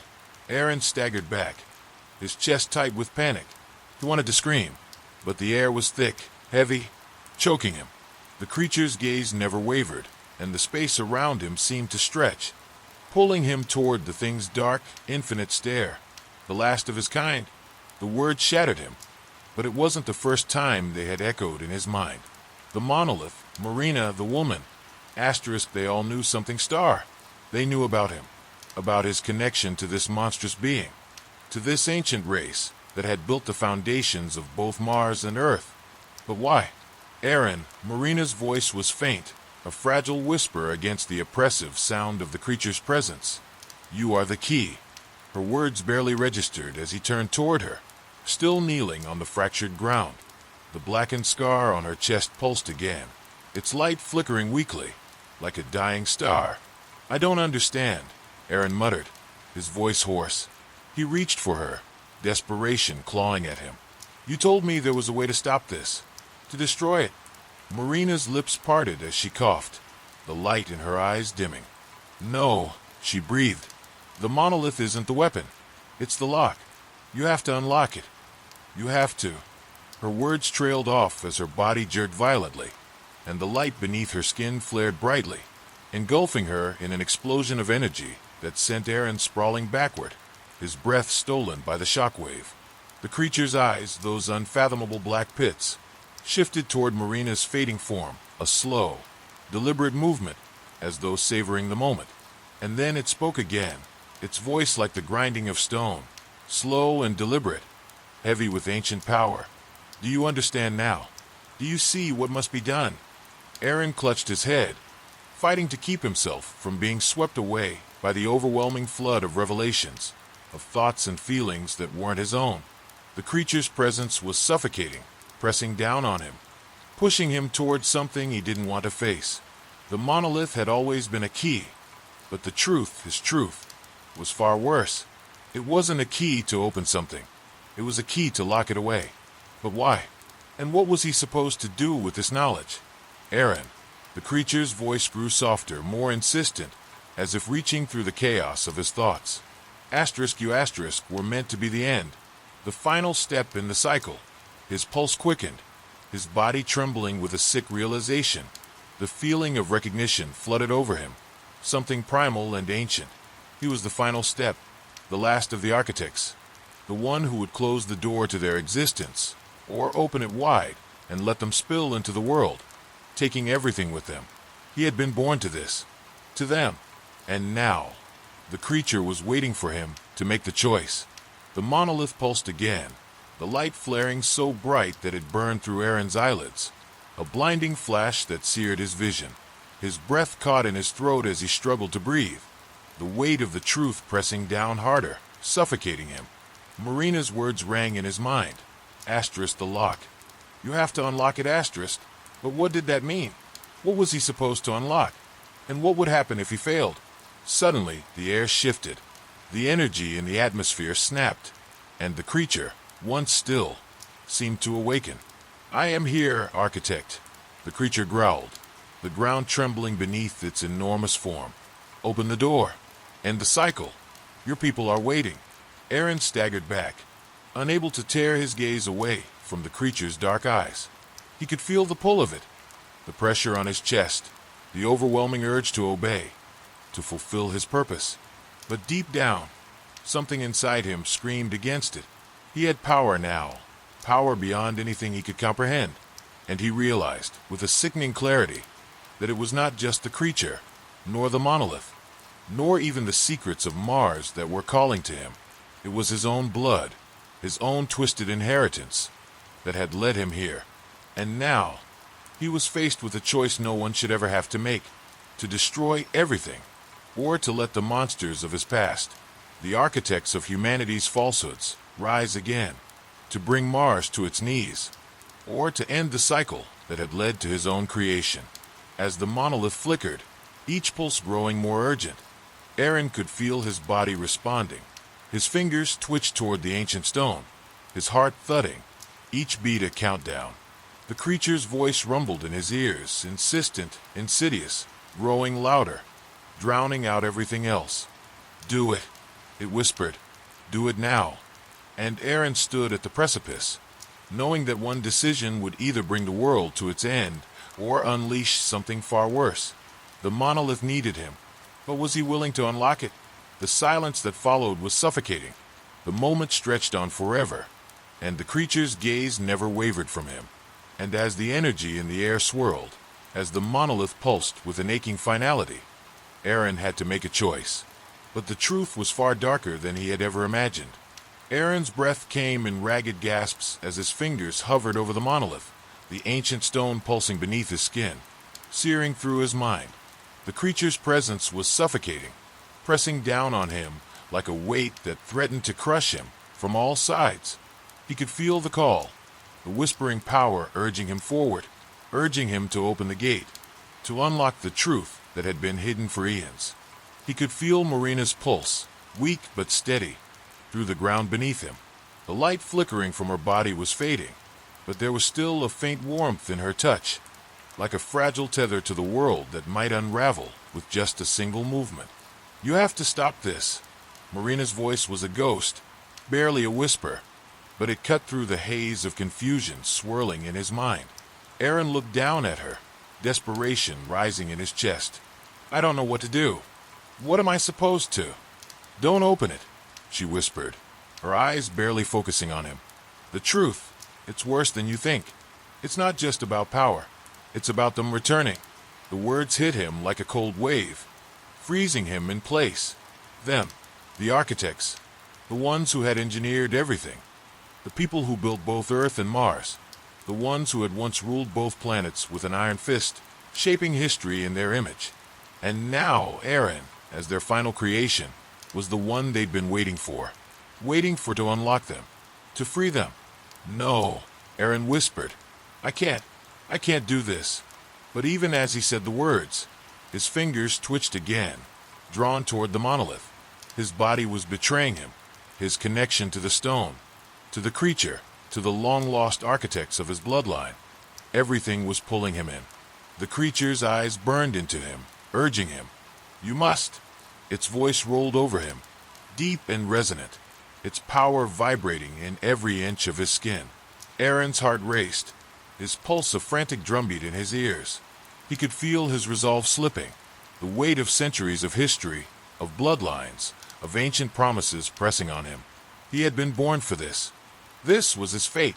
He could hear the creature's voice in his mind, even though its lips didn't move. One choice, one moment to decide. Open the gate, and all will be yours. Refuse, and they will come for you. For all of you. They will tear the fabric of this world apart, and nothing will survive. The world around him seemed to blur, the air thick with electric charge, buzzing like a swarm of bees. His vision swam, the walls closing in on him. The weight of his decision, the gravity of the moment, was crushing him. He wasn't sure if the trembling in his hands was from fear, from the raw power pulsing through him, or from something else, something deep, instinctive, like the recognition of an inevitable truth. But Marina's voice broke through the chaos, faint but insistent. Aaron, it's not just a gate. It's a trap. Her words were a lifeline, but they were slipping fast. She was fading. The monolith pulsed again, sending a shock through the ground beneath him. The sound of its hum filled his mind, a sound so deep it seemed to vibrate in his bones. You're running out of time, the creature whispered. Its voice was too smooth, too seductive. You're already beginning to understand. Open the gate. Let them return. Let the architects rise. You will be the one who will rule them, or you will perish. Aaron's hand shook as it hovered over the stone. He could feel his resolve cracking, the power inside the monolith whispering promises of everything he had ever wanted: power, control, certainty. He could hear the architects, or what was left of them, calling to him, urging him to finish what had been started so long ago. Marina's voice was barely audible, but it was enough to pierce through the chaos. Don't trust them. It's a lie. They're manipulating you. But the words were drowned out as the monolith began to glow brighter, its pulse increasing, faster, louder. The energy in the air was no longer a hum, but a violent crackling storm. Aaron's body trembled, the power flowing through him like a live wire. He felt himself leaning closer to the monolith, drawn in by the undeniable force, his breath shallow. He could feel the creature's dark presence swelling, expanding, filling every corner of the room.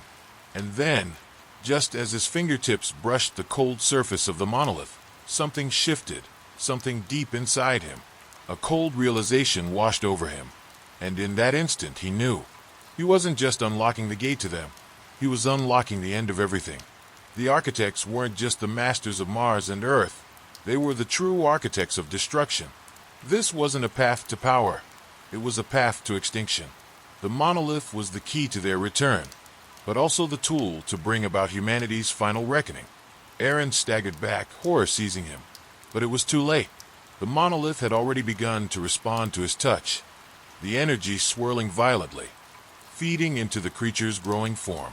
The ground shook violently, and Marina gasped as the last of her strength flickered out. No, she whispered, her voice weak but clear. Aaron, it's not too late. You can stop it. But the creature's voice, his asterisk voice, somehow, had already drowned out everything. You cannot stop it, it said, its words both triumphant and sorrowful. The gate is open. It is too late to undo what has been set in motion. And with that, the world around Aaron began to crack. The ground beneath Aaron trembled, sending vibrations through his body as the air thickened with the crushing weight of the creature's words. His breath came in shallow gasps, his pulse pounding in his ears as the monolith's pulse quickened, matching the frantic rhythm of his own heart. The stone seemed to grow hotter, the raw power surging up from it like an unstoppable force. Aaron felt his skin burn, a sensation that didn't just hurt. It radiated, as if the energy was rewriting him, pulling apart the very fabric of his being. His mind swam in a sea of distorted thoughts, a whirlpool of dread and anticipation. The creature's voice wrapped around him like a physical presence, pressing against his chest, his throat, suffocating him with its promises and threats. "It's too late for hesitation, Aaron," the creature said, its tone now a hypnotic lullaby. "You have opened a path. The architects are waking. They will claim what is theirs. The question is, will you stand by and witness it, or will you embrace your destiny as their new leader? You will be immortal, Aaron. Power beyond your comprehension, beyond human reckoning." Aaron's fingers twitched, still suspended over the monolith. His body was betraying him, moving toward the stone, drawn by the force that now coursed through him. He could feel the creature's grip on him, stronger than any physical chain. It was as if his very will was being erased, piece by piece. But then, from the corner of his vision, he saw her, Marina. She was fading, her body pale and trembling, her eyes dimming. Her voice, though weak, sliced through the storm of chaos in his mind. "Aaron, don't listen to it," she gasped, her voice strained, the effort to speak pulling at what little life she had left. "The architects, they will use you. You're not their heir. You're their puppet. They will never give you power. They will control you, just like they controlled everything." Her words hit him with the force of a sledgehammer. The monolith pulsed again, as if in defiance. But Aaron barely noticed. Marina's voice, despite her weakening condition, was the tether pulling him back from the precipice, from the abyss that was threatening to swallow him whole. His mind raced. The architects, the power they promised. It felt so right, so inevitable. But Marina's warning, her desperate plea, was it true? Was it a trap? Or was it just fear clouding his judgment? Another tremor rolled through the ground, this one deeper, more violent. The room shifted as if the very walls were buckling, groaning under the pressure. Aaron staggered, his legs giving way beneath him as a powerful surge of energy from the monolith seemed to lift him, to call him. The pulse of the stone was louder now, almost deafening, echoing in his skull. In that moment, something inside Aaron snapped. The truth, whatever it was, hit him like a tidal wave. He was no longer a passive observer in this unfolding disaster. He was the disaster. His every choice, every hesitation, had led him to this singular moment in time. The architects didn't just want a return. They wanted control. And he was the key. He reached out, his hand shaking, drawn toward the monolith again. But his fingers hovered over the stone, refusing to make contact. The air around him was thick with the scent of ozone, and the creature's voice was now a low growl, its patience wearing thin. "Time is slipping away," it warned. "You cannot delay the inevitable. Open it. Let them return." Aaron's heart pounded in his chest, but his mind screamed in protest. He knew he was standing on the edge of a precipice. One wrong move, one moment of weakness, and the world would break. Aaron, Marina's voice, a ghostly whisper now, reached him through the storm of energy. "They are using you. You can stop this." But how could he stop it? He was powerless against the tide of fate that was sweeping him away. The architects were rising. The monolith was the key to everything, and he was the one who had unleashed it. In a desperate panic, he looked to Marina, searching for something, anything, that could anchor him. But all he saw was her fading light, flickering like a dying star. She was slipping away. He could feel it. He could feel her life force, her connection to him, fading with every second. The decision, the choice, was upon him, and the stakes were higher than ever. The walls around him seemed to warp, the air thickening. The ground cracked open beneath his feet, revealing an abyss of darkness, the depths where the architects had slumbered for millennia. And in that abyss, something stirred, something alive. Aaron's breath caught in his throat as the creature's voice became a roar, vibrating the very air around him. "Time is over." In the distance, he saw movement, shadows shifting, figures, towering and monstrous, emerging from the depths of the cracked ground. The architects, they were awakening. The monolith pulsed one final time, the light blinding, and Aaron's body seized with pain. His vision blurred as everything he had known, everything he had believed in, was about to be ripped apart. The weight of the choice, of the consequences, crushed him. Marina's voice, faint but clear, echoed in his mind one last time. Don't let them win. And then the monolith flared. Everything was swallowed in light, and the world seemed to tear apart around him. But in the moment of chaos, the flicker of a single thought crossed Aaron's mind. What if there was a third way? A way to stop it without playing their game, without falling into their trap? But there was no time to act. There was only the rising tide of darkness, the echoes of ancient voices calling his name. And as the world around him descended into oblivion, Aaron was left with nothing but a single, desperate hope that maybe, just maybe, there was a way to fight back.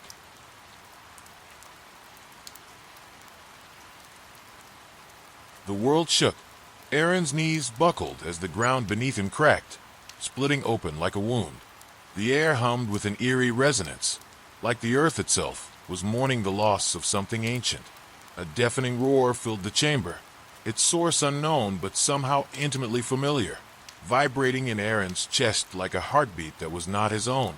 The monolith pulsed again, its energy so intense that it became a physical presence, a force that pushed against his skin, threatened to crush him.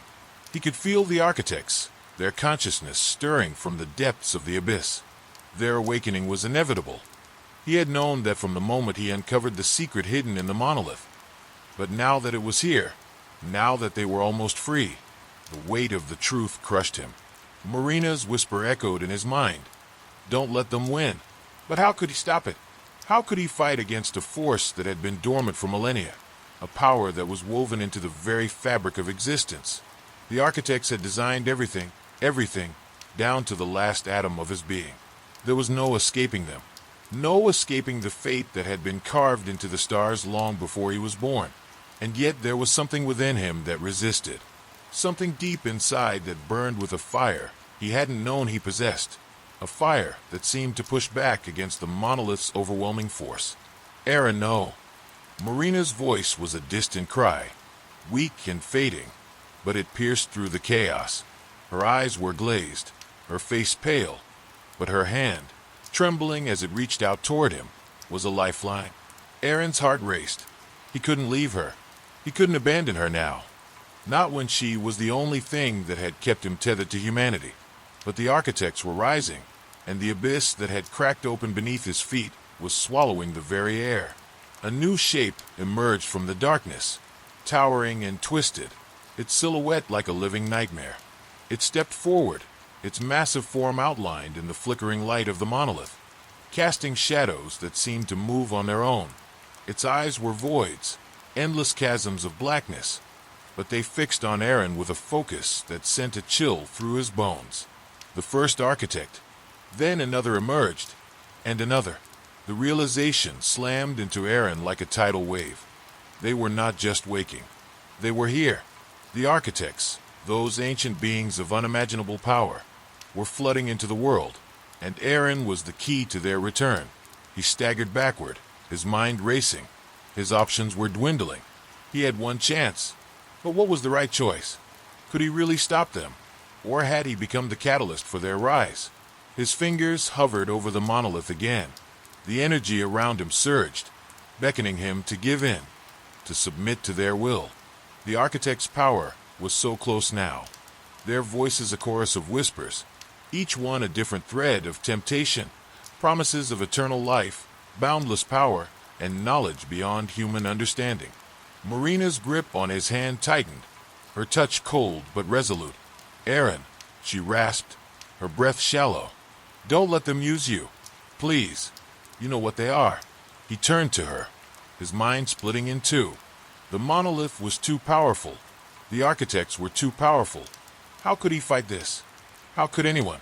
But then, a flash of something else, flickered in his mind. A vision, brief but intense. The architects, not as beings of omnipotence, but as prisoners, shackled by an ancient force. Their return an act of desperation. Their need for Aaron wasn't to dominate. No, it was something worse. They needed him to unlock something darker. Aaron, Marina whispered again, her voice softer now, yet carrying a weight of finality. Please, if you let them out, you'll condemn us all. This is the moment, the choice. Don't let them take you. Her eyes met his, her pupils dilated, and the words seemed to burn into his soul. Asterisk, the architects were trapped, but not for long. Asterisk. A fierce determination flared within him. His hand clenched into a fist, then opened again, hovering inches from the stone. He knew what he had to do, but just as his fingers brushed the surface of the monolith, the world shuddered, the stone crackled, a burst of light exploding outward, searing his hand. Pain shot through his arm, but it wasn't enough to stop him. The architects roared, the ground split wider, and dark tendrils of shadow began creeping from the fissures, coiling around the walls, the ceiling, reaching out like a sentient darkness. Aaron's head spun with a sudden force, but Marina's voice was still there, cutting through the chaos like a blade. No, she screamed. Aaron, listen to me. Her words wove together with the voices of the architects. Asterisk, familiar. Asterisk, seductive, overwhelming. He could hear them now, speaking directly into his mind, their voices too powerful to ignore. Asterisk, join us, Aaron. Unlock the gate. You are the key. Asterisk. The monolith hummed, louder now, every vibration a deafening pulse. The room felt like it was imploding, the very air growing thick with tension. Aaron couldn't breathe. He couldn't think, but the choice was clearer than ever. He had two paths. One, to give in, to let the architects take control, power beyond comprehension, but a future bound by their will. Or two, to resist, to fight, to shut the gate, even if it meant his death. A spark of rebellion flared inside him. He couldn't let them win. Not like this. Not now. Aaron's hand slammed into the monolith, and everything went black. And then nothing. A deafening silence. The architect's roars faded into a quiet hum. The shadows that had filled the room began to withdraw, receding into the cracks in the floor and walls, as though the very air itself had exhaled. Aaron opened his eyes, heart pounding in his chest. But something was wrong. Marina was gone. The monolith stood still before him, the surface now smooth, dark, and lifeless. And yet the architects were still there, somewhere deep within him, waiting. The weight of his choice lingered in the air. The end was not yet written, and now there was no going back. The room was eerily still, the silence swallowing everything. Aaron's heart pounded in his chest as he staggered to his feet, his vision blurry and his mind swirling with the aftermath of his decision. The monolith, once alive with energy, now stood cold and silent before him, an enigma that held the answer to everything but refused to speak. His breath came in shallow gasps, the weight of what had just happened pressing down on him. The architects had been close, so close. He had felt them, their ancient power coursing through the room, their whispers promising things that no human could fathom. But now they were silent, except for the faint pulse beneath his skin. A sharp chill crawled up his spine as his hand instinctively reached to his chest, where the monolith's touch had seared his flesh. It wasn't just the burn. It was something deeper, something inside him. His body felt heavy, as if the architect's presence had fused with him, settled in his bones. A dark energy, ancient and restless, stirring within. I am still connected to them. A voice, soft and distant, broke through the fog of his thoughts. Aaron. It was Marina's voice. His stomach twisted. He spun around, but she wasn't there. He was alone. No, he whispered to himself. The silence suffocated him, but he refused to believe it. He could feel her presence, as though she were still in the room with him, just beyond reach. Her voice had called him once, but now it felt like an echo of the past, a memory he couldn't hold on to. And then his eyes fell on something, a shape in the corner of the room, half submerged in shadows. He didn't see it at first, didn't notice the faint outline against the far wall. But now, his gaze locked onto it. A figure, hunched over, still and unmoving. It wasn't human. The air in the room grew thick, suffocating, as the figure stirred. Aaron's breath hitched, and his legs almost gave way beneath him. The architects had not left. They had simply shifted. The figure's eyes glowed, red, like embers dying in a dark pit. They pierced through the darkness, through the room, and locked onto him. One of them, the creature, no, asterisk being asterisk, stood slowly. The crackling energy that surrounded it buzzed through the air, its form flickering and shifting as if it were made of pure shadow. Its presence was so overwhelming, so unnatural, that the walls seemed to lean in closer, the space itself warping, bending under its weight. Aaron's throat went dry, his pulse pounding in his ears. He couldn't move, couldn't breathe. The architect was here. Aaron, the being spoke, its voice a chorus of voices, both ancient and familiar, like 100 souls speaking in unison. You have done well. The gate is closed, but not forever. The word sent a tremor through Aaron's spine. The gate, the monolith, had been a key. But what had it locked away? What had he stopped? And what had he just delayed? You are the key, Aaron. The architect's voice was heavier now, dark with a promise. You think you are free, but your connection to us is unbroken. It has only begun. Aaron's mind raced. The monolith had been silent for so long, but now the architect's words rang in his head, each syllable a shockwave, reverberating through his body. He couldn't deny the truth any longer. The monolith had never been just an object. It had been a prison, but not for long. The architect stepped closer, its form shifting like liquid darkness. Aaron's breath hitched as the being raised a hand, and the room seemed to respond, the shadows growing longer, thicker, until they coiled around Aaron's feet, gripping him like chains. You were always meant to awaken us, the architect continued, its voice impossibly close now, as if it were inside his mind. The monolith was not just a door, it was a beacon, a signal to our return. And you, Aaron, are the final piece. A wave of panic surged through Aaron's chest, a cold sweat breaking out across his skin. He had chosen to stop them. He had chosen to resist, to close the gate. But now, standing face to face with one of the architects, he realized the truth. It was never in his hands. The architect's eyes bore into him, deeper than the physical realm, reaching into his very soul. You cannot escape us, Aaron. You cannot fight what is in your blood. You were born for this moment. Aaron's hands trembled at his sides, his fists clenched. The pull of the architect's power threatened to break him, but something else, something deep inside him, was stirring. It was not just fear. It was something darker, something raw, a hunger, a desire for the very power the architect offered. Fight us if you wish, the architect said, its voice turning cold, distant, like the calm before a storm. But you will lose. You cannot stop what has already begun. Aaron's heart pounded as his thoughts spiraled. He wasn't just resisting the architects. He was resisting himself. The pull of their power was overwhelming. Their whispers promising everything he had ever wanted: freedom, knowledge, strength. But as the architect reached out, its fingers long and twisting, a sudden scream broke the silence. It was Marina. Aaron turned, his chest tight with dread.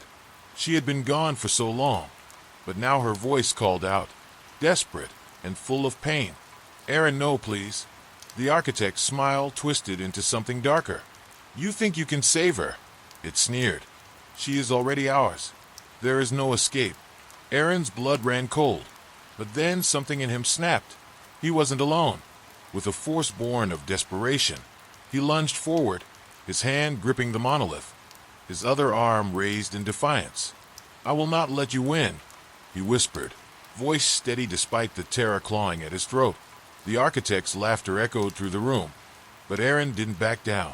His vision blurred, and the monolith trembled once more, its ancient pulse echoing in the air. But the architect wasn't finished.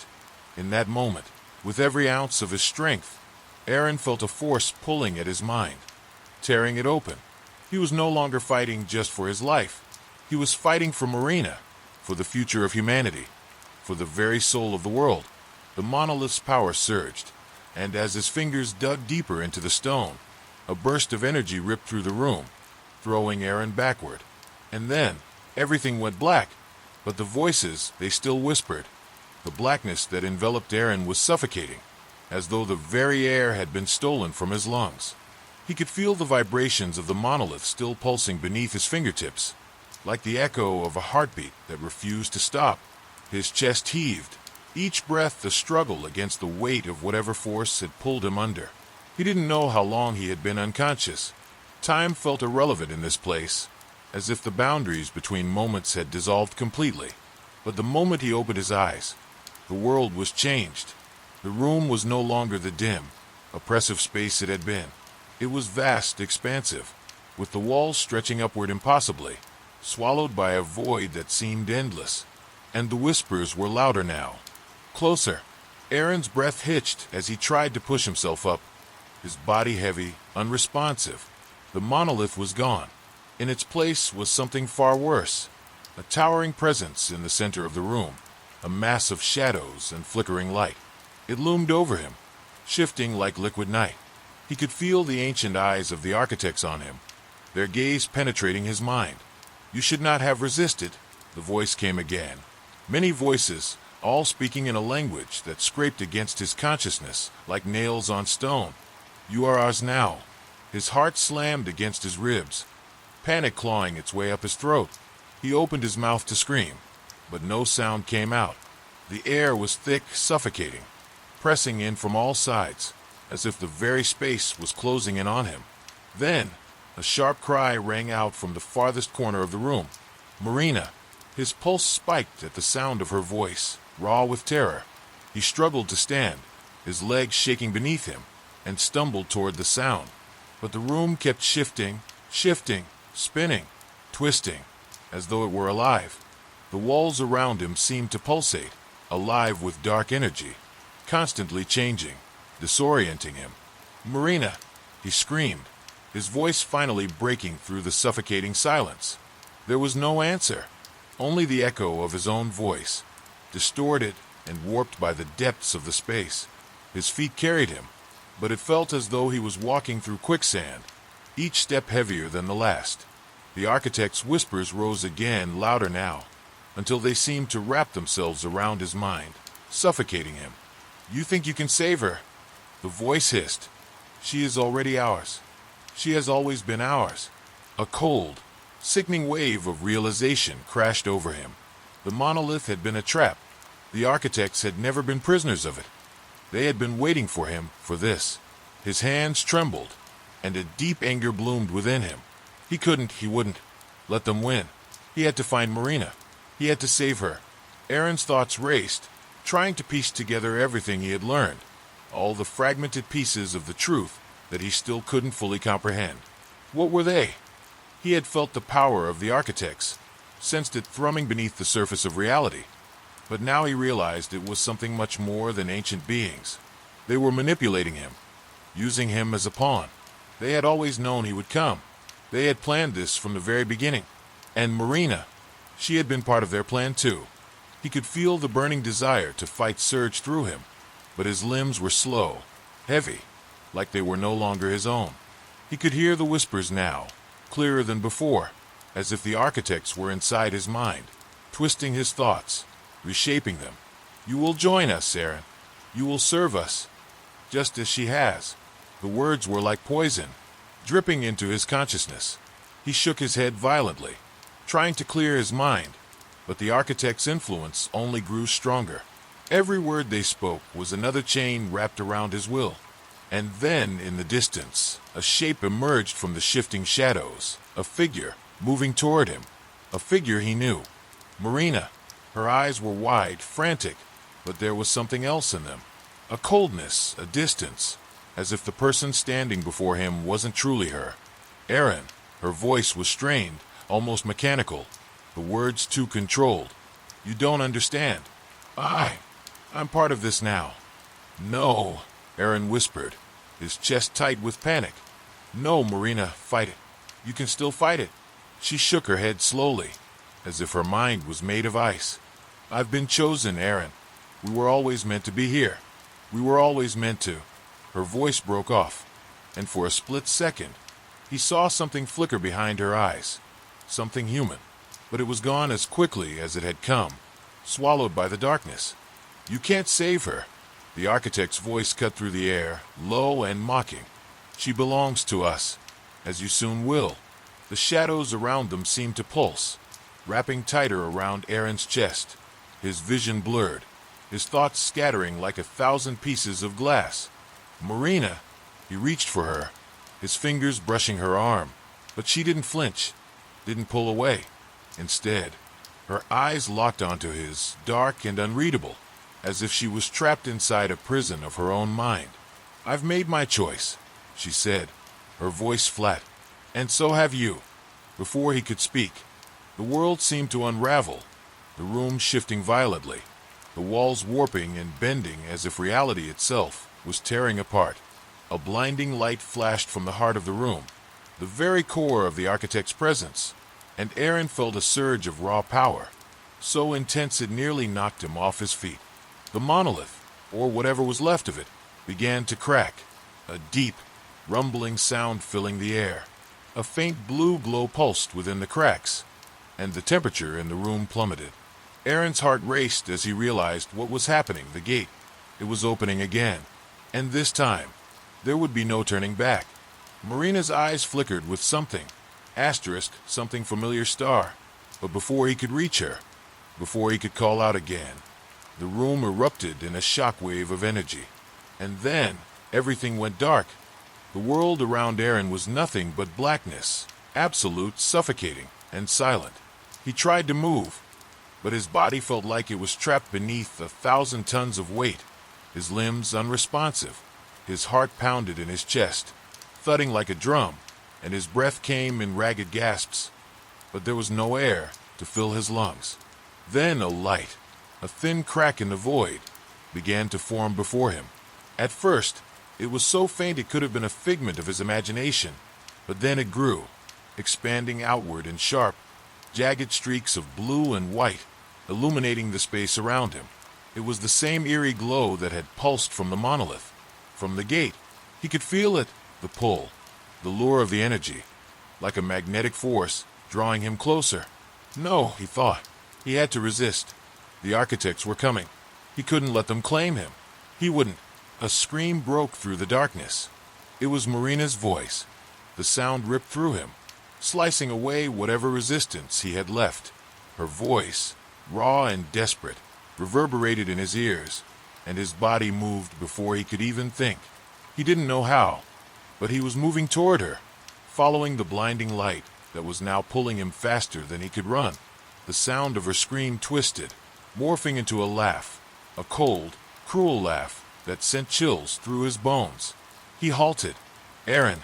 Marina's voice came again, but this time, it was different. It was too calm, too controlled. "You're too late." "No," he whispered, his hands shaking as he stumbled forward, his mind racing. "Marina, fight it.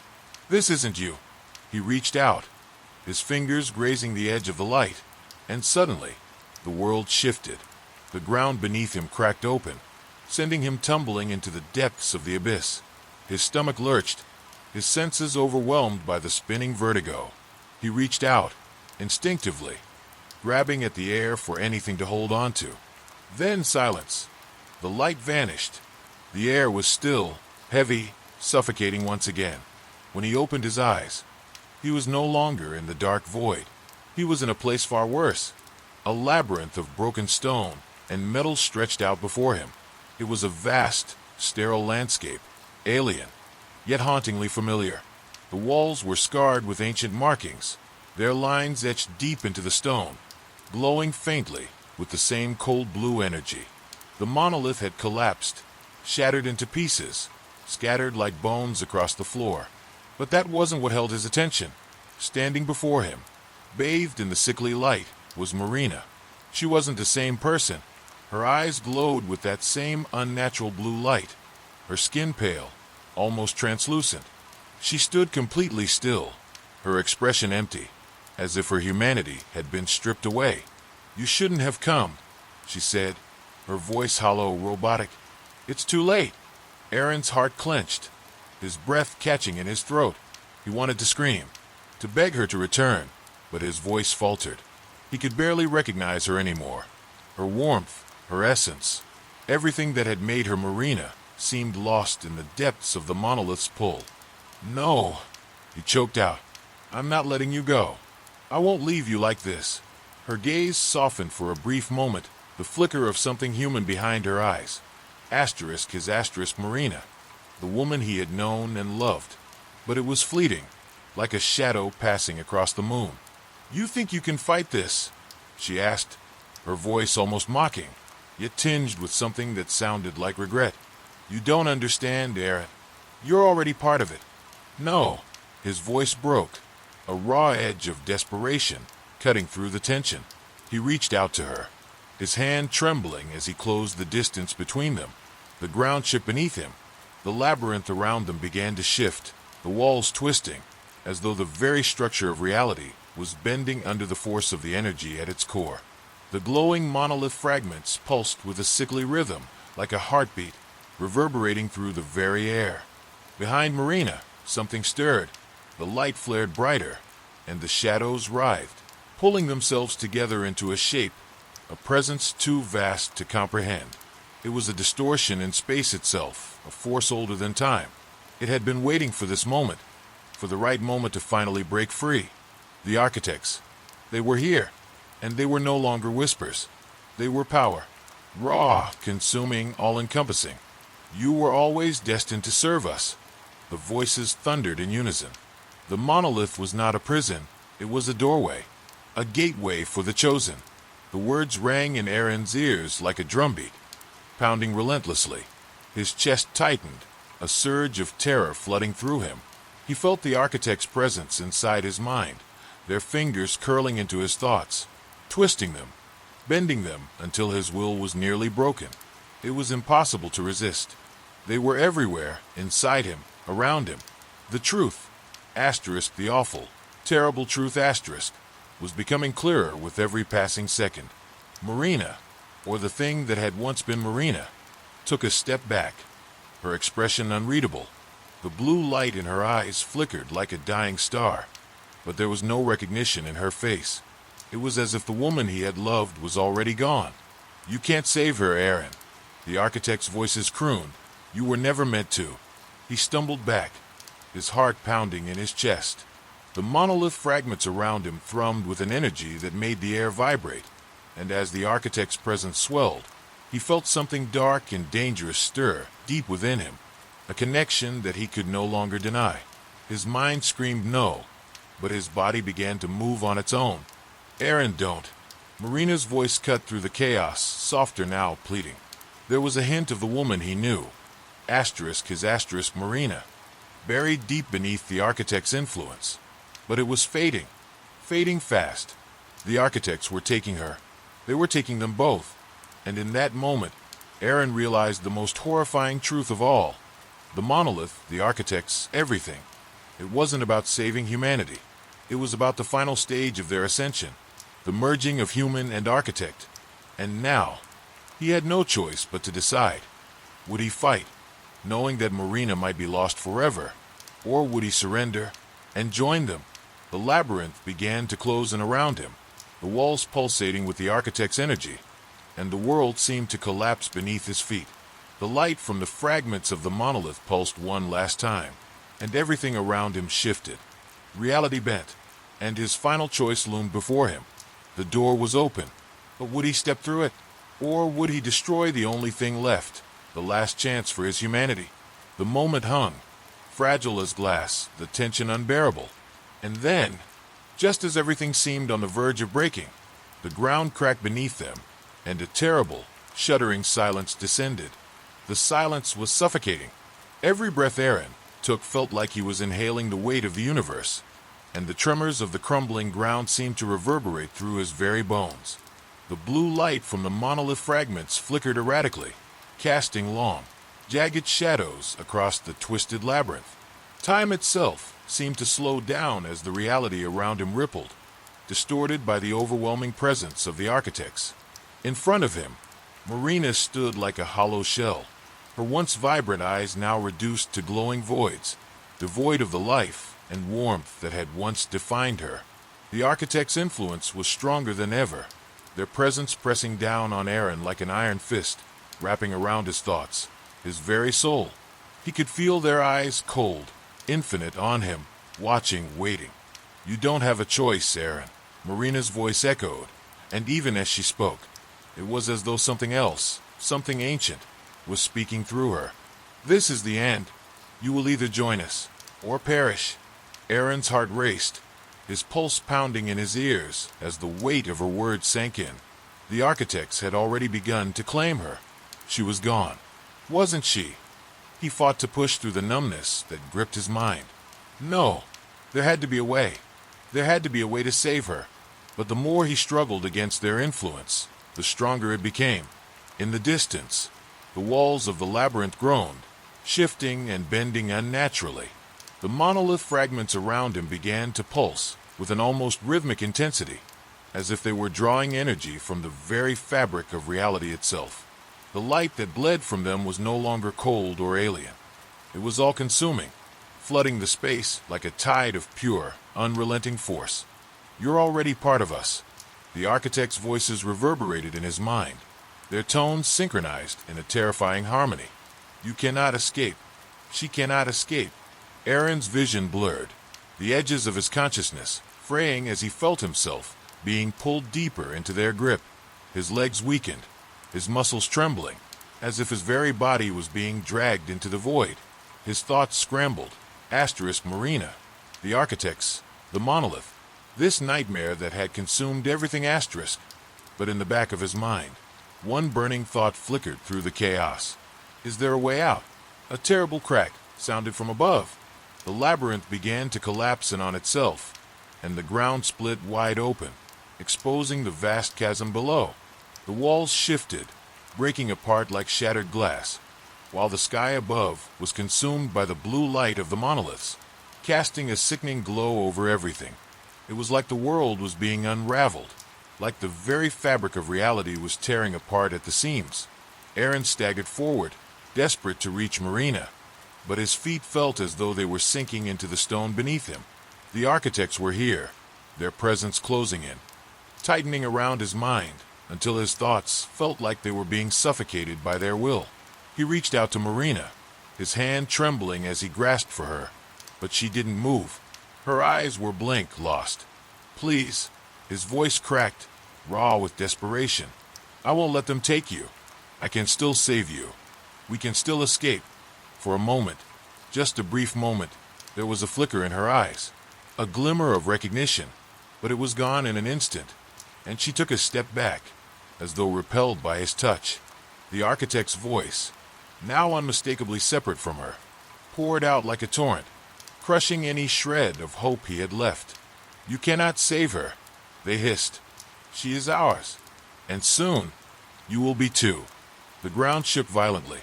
Aaron's vision swam as the labyrinth began to fold in on itself, the walls warping like the skin of some monstrous, cosmic beast. The architect's presence was everywhere now, pushing against him from all sides, their will seeping into his thoughts like a poison. And then, just as the world around him seemed to collapse entirely, a sudden, piercing sound echoed through the chaos, a high-pitched hum, vibrating through his skull. It was unlike anything he had ever heard, a sound so pure, so intense. It felt like it was coming from the very core of the universe. Aaron's heart skipped a beat. It was coming from the monolith fragments, from the source of the architect's power. The blue light pulsed, now synchronized with the hum, and for the first time since everything had started, something shifted. A new presence, something not entirely of the architects, began to emerge from the depths of the labyrinth. Something else, something ancient and primal. A force that was not aligned with the architects, something that had been lying dormant beneath the surface, waiting for this moment to awaken. As the two opposing forces collided, the ground shook again, this time with enough force to send Aaron to his knees. The air was thick with the clash of energies, raw and uncontrollable. And through it all, Marina remained still, her eyes no longer the blue of the architects, but now swirling with an unnatural, multicolored glow, as if she were caught between two worlds, fighting against the architects, yet also being consumed by them. Aaron's mind raced. What was happening? This new presence, this force, was not something he had expected. Was it the last remnant of humanity? The last shred of resistance? Or was it something darker? Something that would only lead to their final destruction? The hum grew louder, more insistent, and the walls of the labyrinth began to dissolve into the blue light, becoming part of the energy itself. The monolith fragments shimmered, pulsing violently, their power overwhelming. Marina's eyes flickered again. This time, there was a look of recognition. Could it be? But before Aaron could react, the air around him crackled with a force so intense it felt like it was ripping him apart from the inside out. The architect's voice boomed in his mind, louder than ever. Asterisk, you are ours now. There is no escape. There is only the architect's asterisk. And then the ground beneath him gave way, and the abyss opened wide. He fell. The darkness of the abyss swallowed Aaron whole. There was no sound, no sensation, only a relentless falling, as if he were plummeting through an endless void. His heart pounded in his chest, his mind racing with questions and desperation. What had happened to Marina? What was this force, this presence that had awakened? The falling seemed to stretch on forever, the weight of the unknown pressing down on him with each passing second. His thoughts tangled in a whirlwind of fear and confusion. The architect's power still echoed in his mind, their cold, suffocating voices filling every corner of his consciousness. And then, a sudden jolt. A violent shock ran through his body, and the darkness shattered into blinding light. For a split second, he thought he had died. But no, he was alive. Somehow, the air around him was thick with static, and the ground beneath him was uneven and rocky. As his senses adjusted, he found himself standing on solid earth once more, though the world around him was far from anything familiar. He was no longer in the labyrinth, no longer in the crumbling, fractured world he had known. Instead, he stood in a vast, alien landscape, a place of jagged mountains and swirling clouds, a place where the ground seemed to pulse with energy, and the sky itself seemed to writhe with an unnatural light. It was as though he had been thrust into another dimension entirely. Before he could process the sight, a sound broke through the silence. A voice. Aaron. It was familiar, Marina's voice, but it was hollow, distorted, as though it was coming from the very fabric of this new reality. He spun around, his heart leaping into his throat. Marina, where are you? His voice was raw, desperate.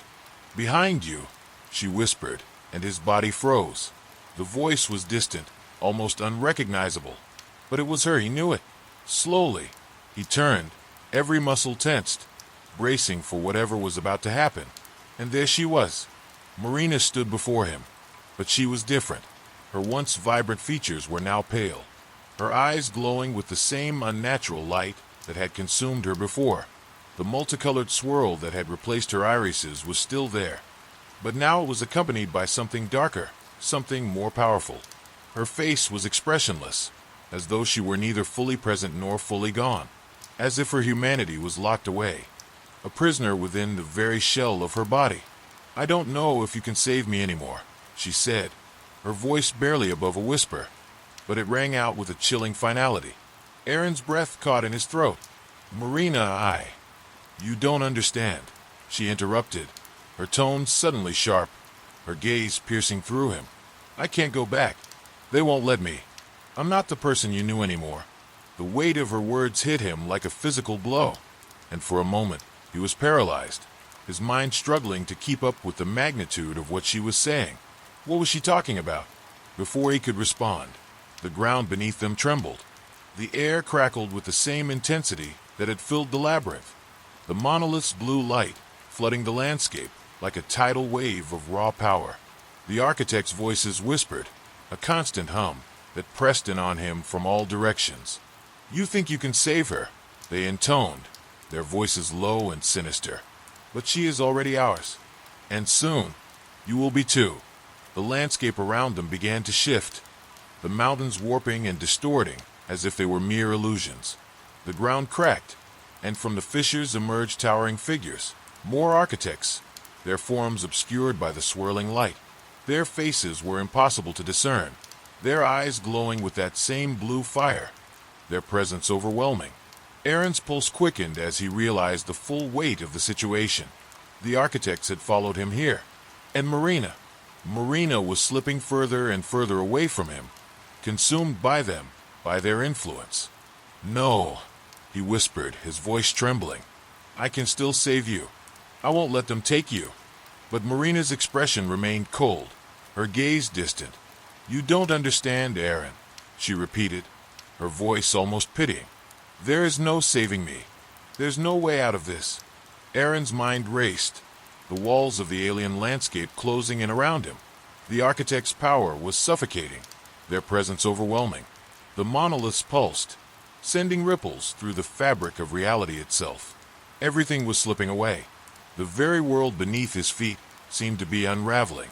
And yet, in the midst of it all, he felt something, an inexplicable pull, a whisper from deep within himself, something that called to him, a force he didn't fully understand, but something that had always been there, buried beneath the surface. The hum of the monoliths resonated with it, like a key unlocking a door he hadn't known existed. Marina's voice broke through his thoughts once more. "You can't fight them," she said, her tone soft, almost mournful. "You can't fight what's already inside you." Aaron's breath hitched as the truth began to crystallize. The architects had not just taken Marina, they had taken everything. Their influence had seeped into the very fabric of reality, and now it was trying to take him. He clenched his fists, a surge of anger rising within him. He couldn't lose her.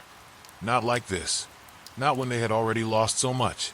But the monoliths pulsed again, and the architects' voices merged into a single, overpowering roar. The ground beneath his feet cracked open once more, and the entire world seemed to shake with the force of it. Aaron turned toward Marina, his heart heavy with the realization that everything was slipping away. "I will find a way," he whispered, his voice fierce with determination. But just as he took a step toward her, the architect's energy surged, pulling the ground from beneath his feet. The world tilted violently, and for a split second, everything went dark. When Aaron opened his eyes again, he was no longer standing. He was falling, plummeting through the void once more. But this time, it was different. The air around him was filled with the sound of rushing wind, and he could see flashes of something asterisk, in the distance. A figure. It was Marina. She was falling too, but she was no longer herself. She was a shadow, a fragment of the woman he had loved. Her body twisted and writhed in the blue light, as if she were being pulled apart. And as they fell together, the architect's voices filled his mind once more, louder than ever before. "Do you think you can still save her? You think you can still save yourself?" The fall was endless. The blue light intensified, and the architect's laughter echoed in the abyss. Aaron had no choice but to fall with it, and the question remained, could he ever escape?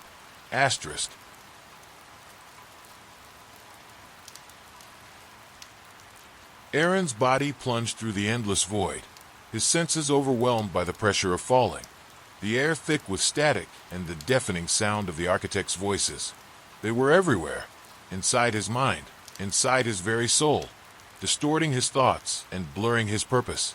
They were manipulating him, twisting his emotions, making him question everything. The falling seemed to stretch for an eternity, but his focus never left Marina. She was still there, floating in the abyss, just out of reach.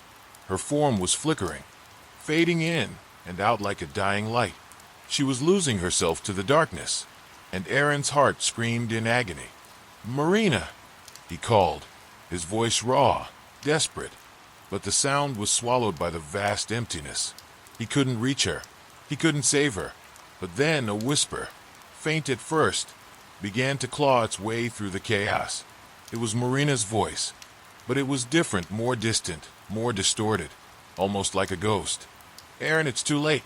Her words cut through him, and he felt his chest tighten, the weight of her resignation crushing him. He had failed her. The architects had already taken her, and now, it seemed, they were about to take him as well. The voices of the architects swirled around him, their mocking laughter echoing through the void. "You think you have a choice. You think you can escape. You are ours, just as she is. You are already a part of the void." Asterisk. The ground beneath him vanished entirely. He was falling through a rift that wasn't just in space, but in time itself. The world, as he knew it, was unraveling, fragmenting into nothingness. The very fabric of reality was tearing, and in its place, there was only a black expanse, stretching forever. The architect's presence intensified, the blue light pulsating with an almost suffocating intensity. Aaron felt it pressing against him, trying to pull him into the very core of the darkness. The fear began to seep in, cold and suffocating, but something else, something buried deep inside him, rose in response. A memory. He saw it, a flicker of it. His first meeting with Marina, her smile as bright as the sun. He remembered the feeling of her hand in his, the warmth of her touch, the laughter they had shared, the dreams they had spoken of. And then he saw it again, just before everything had changed. The moment when the architects first made their presence known. The first time he'd felt that pull, that whisper in the back of his mind. He had thought it was nothing at first, a fleeting sensation. But now he realized. Asterisk, it had always been there, asterisk. He wasn't just falling into the void. He was falling into himself, into a place where the architect's influence had always lingered, buried deep inside, waiting for the right moment to take hold. No, he whispered, barely able to hear his own voice over the roaring chaos. Asterisk, I won't let you in. Asterisk. But the architect's laughter only grew louder, more triumphant. Asterisk, you think you have control? You think you can fight this? You are a part of us now. Just like her. Asterisk. As the words echoed in his mind, Aaron felt the pull stronger now, pulling at his very core. His body burned, every nerve screaming in agony as something foreign, something alien, began to take root inside him. The architects were there, slipping beneath his skin, reaching for the deepest part of him. Marina was still out of reach, but her form flickered, fading with every passing second. Aaron's heart ached as he stretched out his hand toward her, but she was slipping farther away. And the farther she went, the more distant his own thoughts became, his sense of self fraying at the edges. The light around them pulsed, growing blinding. He could feel the architect's influence settling over him like a shroud. It was too much, too overwhelming. His mind was fighting to keep control, but the architects were slowly, methodically, taking him apart. And then, in that last moment of clarity, he saw it. Not just the fading image of Marina, but something deeper, something hidden beneath the chaos. A fracture, a crack in the architect's hold, a tiny sliver of light in the darkness. It wasn't much, but it was enough. He reached toward it, his fingers trembling as he grasped for that thread of hope.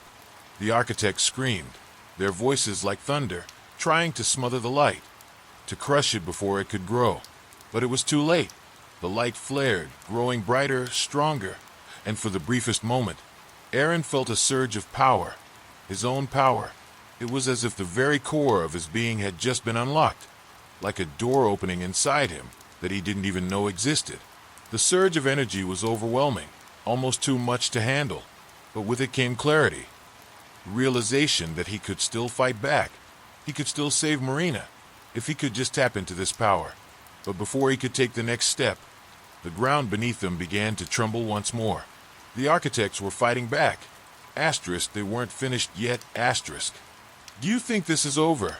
The voice of the architect leader whispered, so close now it was like a breath against his ear. You can't escape. Not from us. Not from what you've become.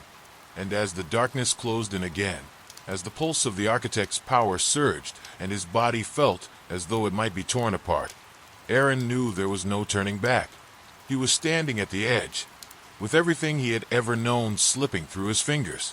The battle for his mind, his soul, and his very existence had only just begun. And the question now was no longer if he could escape. It was whether he could survive what was coming next. The rift around Aaron trembled, a churning blackness that seemed to be alive, swallowing everything in its path. The architects' voices were deafening, like 1,000 whispers, all fighting to be heard at once. Each one filled his mind with a different temptation, a different lie, pulling him in every direction. But at the core of it all, one thing remained steady: Marina. Her fading image was the only thing he could cling to in this storm of chaos. But she wasn't just fading. She was changing. Erin's heart twisted as her form warped, her features shifting in a grotesque, almost imperceptible way. The woman he had fought to save was being consumed by the very darkness they were both trapped in. The architects weren't just manipulating her. They were remaking her. What had once been his anchor, his reason for fighting, was now slipping further away. "Marina, no!" Erin screamed, his voice raw with desperation. He reached out, his arms trembling as he stretched toward her, but the space between them seemed to stretch further. The more he moved toward her, the farther away she seemed to be. The architect's laughter rang out, mocking his futile attempts. Asterisk, "You cannot save her, Erin. She is ours, just as you will be." Asterisk.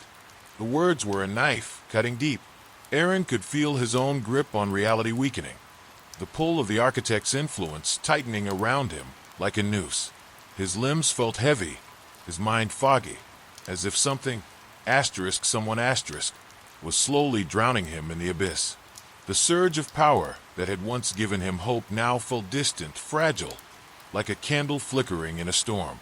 He looked back at Marina, her face barely visible now, her expression vacant, her eyes no longer reflecting the warmth he had once known.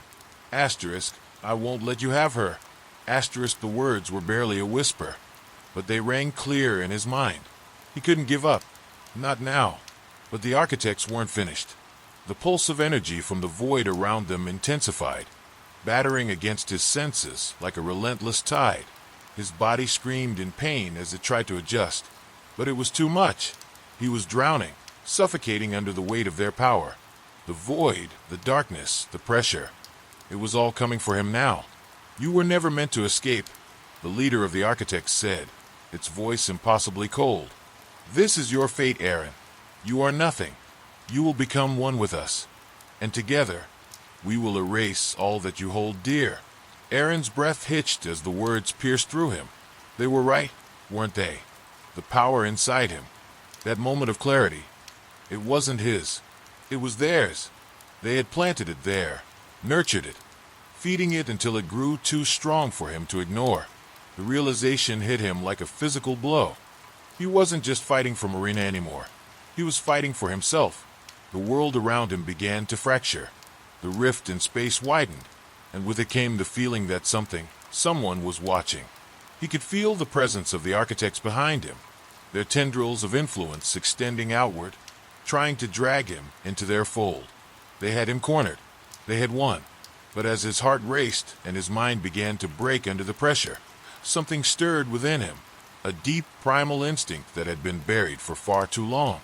Something not shaped by the architects, not twisted by their influence. The real Erin, the real force of will that had brought him this far, that had made him fight to protect the ones he loved, was still inside him. It wasn't just a force of anger or fear. It was something much deeper. The pain from the architect's influence shot through his body. But this time, he didn't flinch.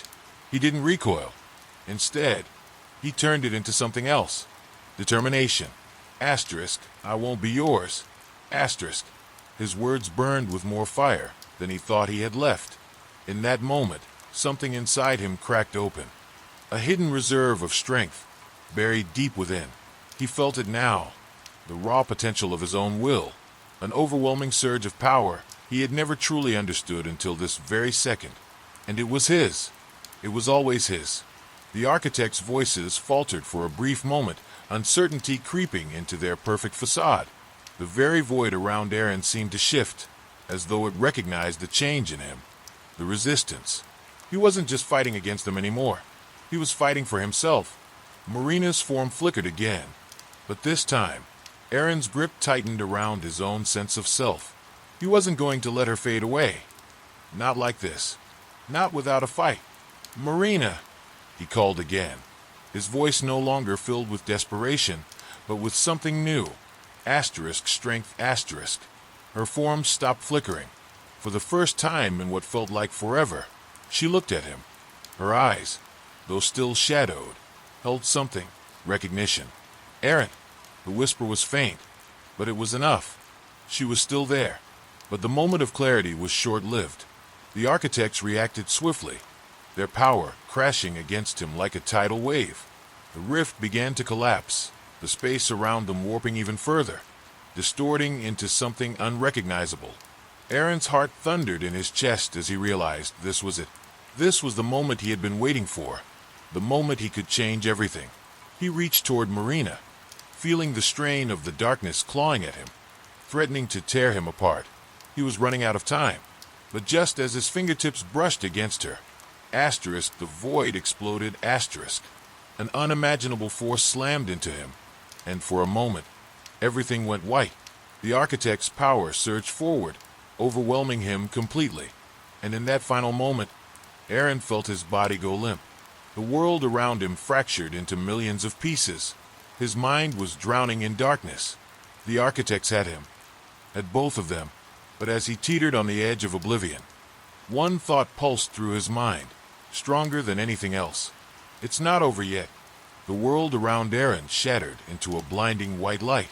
The relentless force of the architect's power crushed him, warping the very fabric of space, pulling him into an endless void where nothing existed but the cold, all-consuming darkness. His body was weightless, as if suspended between life and death, each second stretching into eternity. He couldn't breathe, couldn't think, couldn't feel, except for the dull ache in his chest, the unrelenting pain of losing Marina. His mind, a fractured mirror of thoughts and memories, flickered between moments of clarity and overwhelming darkness. But even in this terrifying silence, one thing was certain. He wasn't alone. Marina, her voice a whisper, a ghost of a sound, was faint, barely audible but unmistakable. He could feel her presence, an echo in the void, calling to him. Aaron. Her voice was soft, broken, desperate. Marina. His voice was hoarse, cracked.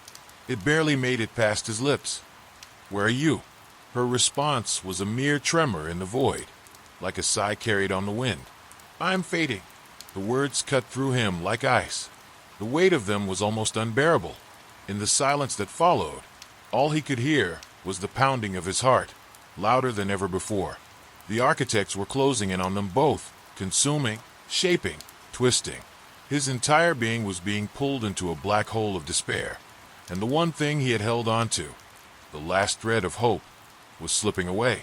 Don't leave me, Aaron whispered, his voice raw with anguish. He could feel her slipping further out of reach, her essence disintegrating in the very air around them. She was becoming one with the darkness. They were winning. He fought to move, fought to call upon the remnants of the power he had awakened within himself, but it felt like fighting against the weight of the world.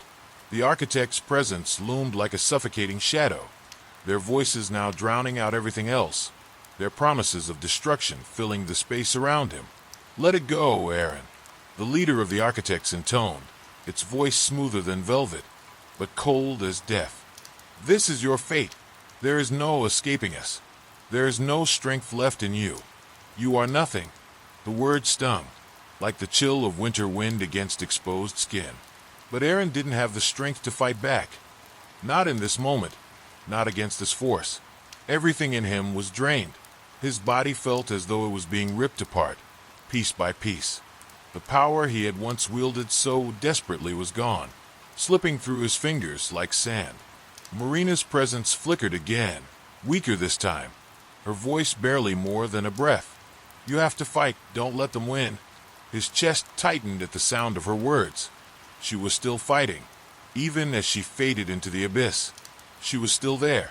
The thought ignited something deep inside him, a spark, small but unyielding. The realization hit him like a thunderclap. He was still alive. His mind wasn't shattered. Not completely. There was something left, something beyond the architect's reach. They hadn't won yet. Aaron focused, his breath shaky, his mind reeling as he clung to that flickering spark. He had to save her. He had to pull them both out of this. His hand stretched toward the blackness, toward the faint echo of Marina's voice, and a surge of energy, raw and untamed, pulsed from within him. He could feel the architect's hold on him tightening, pulling him back into the suffocating void. But he refused to let them take him. Not yet. Marina! he shouted, forcing every ounce of strength he had left into the words. "I'm not leaving you. We fight together." The darkness trembled, as if something, someone was breaking through. For a split second, the pressure lifted, the crushing weight on his chest lightening just enough for him to take a breath of life. And in that moment, the rift around them pulsed, expanding and contracting as if the very air itself was trying to push back against the architect's grasp. Marina's voice came again, louder now, and this time it wasn't a whisper. I'm here, The shift was immediate. The architects, who had been so sure of their victory, faltered. For the first time, their voices cracked. There was fear in them. Aaron wasn't broken. Not yet, The energy that had been suffocating him began to bend to his will, and the power within him surged, stronger than ever before. It wasn't just about survival anymore. It wasn't just about escaping. It was about fighting for everything he had ever loved. For Marina, for himself, for their future. The rift around them shattered, fractured under the weight of their combined will. And as the pieces of the void began to tear apart, Aaron's vision blurred. Something bigger was coming. But just as the architect's laughter began to fade, just as the darkness seemed to recede, a new force filled the space. Something more ancient, more terrifying than anything Aaron had ever known. It was like a shadow within a shadow, creeping across the edges of his consciousness. He couldn't see it. He couldn't understand it. But the feeling was unmistakable. And then, in the fleeting silence, the last words he heard, barely more than a breath, shattered everything. "You have no idea what you've unleashed." The pulse of energy radiated outward in a violent shockwave, tearing at the very fabric of reality. The darkness trembled, then splintered as the unknown force reached out, pulling every ounce of Aaron's being into an abyss even deeper than before. It was a sudden shift, a terrifying drop into an unfathomable chasm where the air was thick with dread, and every heartbeat felt like an eternity. You've unleashed something worse than death, The words echoed around him, an inescapable whisper that crawled into his skull and rattled every thought from his mind. It was a voice unlike any he had heard before, ancient, cold, and pulsing with an intelligence that was both terrifying and incomprehensible. Aaron's body jerked as though he were caught in a relentless storm, each gust of force pressing against him like the weight of the world. He had no ground beneath him, no walls around him. The only thing that remained was the infinite pull of this consuming darkness, and the chilling certainty that he was not alone. Then, in a flash of clarity amidst the chaos, Aaron saw Marina again, not as a distant whisper or fading shadow, but fully, right in front of him. Her form shimmered, translucent, almost ethereal, as if she were caught between life and death. Her eyes, still so full of life despite the peril, locked onto his. Desperation etched into her features. "Aaron," she gasped, her voice strained, as if struggling against the very air that suffocated them. "It's coming for us, for all of us."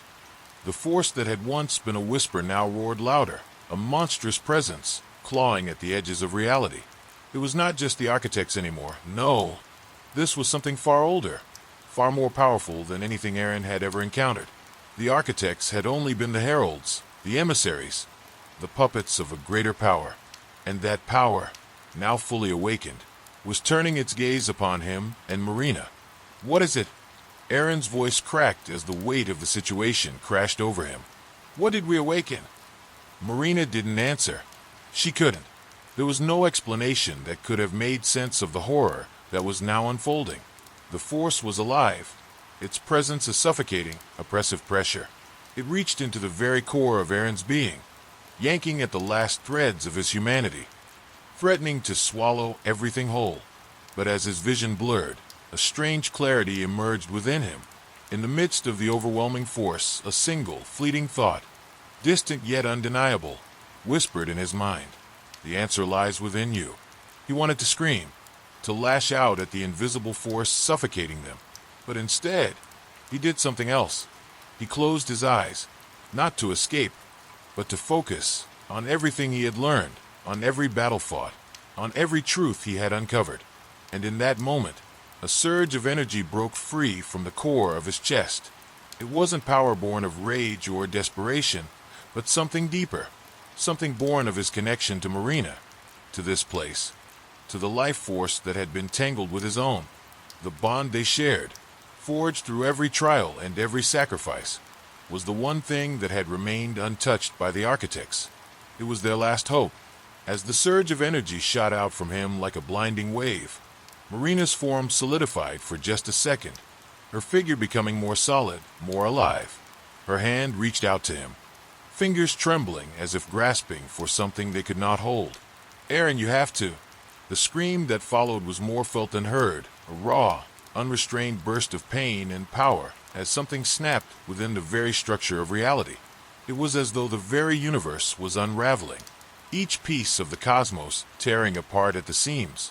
His connection to Marina was ripped, frayed at the edges, as a shadow loomed larger, swallowing them both. The ground beneath their feet, what little remained of it, trembled violently, sending shockwaves through their bodies. He could feel the architect's presence retreating, but not in defeat, in retreat to something greater. The force that had begun to rattle them now set its sights on something far worse, a final reckoning. From the abyss, an image formed, an enormous, twisting shape, a dark silhouette that moved like liquid shadow. It was neither humanoid nor monstrous, yet it radiated an unspoken horror that turned Aaron's stomach. And then a voice, the same cold, ancient voice that had spoken earlier, now more present, more tangible than before. Asterisk, asterisk, you should have let us finish. Asterisk, asterisk. The ground cracked beneath them. The void around them cracked open, revealing endless darkness. There was no escape, no way out. Aaron felt the weight of the decision he had made, the choices that led him here, the actions that would shape not just his fate, but the fate of everything he loved. His heart pounded in his chest as he realized the truth. This wasn't just about survival anymore. The stakes had escalated beyond anything he could have imagined. He had already crossed a line. But now he had to face the consequence of those choices. The force lunged forward, sweeping them both deeper into the abyss. And in that final moment, just as everything seemed to be lost, Marina's voice broke through, clear and desperate. "Aaron, we need to merge, we need to become one now." The words hit Aaron like a thunderclap, reverberating through his chest as though the very air had been punched out of him. Become one. He barely had time to process what Marina was asking before the world around them buckled again. The very fabric of reality was tearing, unraveling as though it were a mere illusion. They were standing at the edge of something vast and endless, where the boundary between life and death, between light and dark, was collapsing into chaos. His mind raced, a blur of thoughts. What did she mean by merge? How could they possibly merge with everything falling apart around them? The shadows that loomed at the edge of their reality were not merely shapes. They were closing in, taking form, their tendrils creeping through the air, coiling around their every thought, every movement. The force from beyond, the thing that had been pulling at them, was not content with simply consuming. They had awakened something more, and it was coming for them. Asterisk, asterisk, Aaron, listen to me.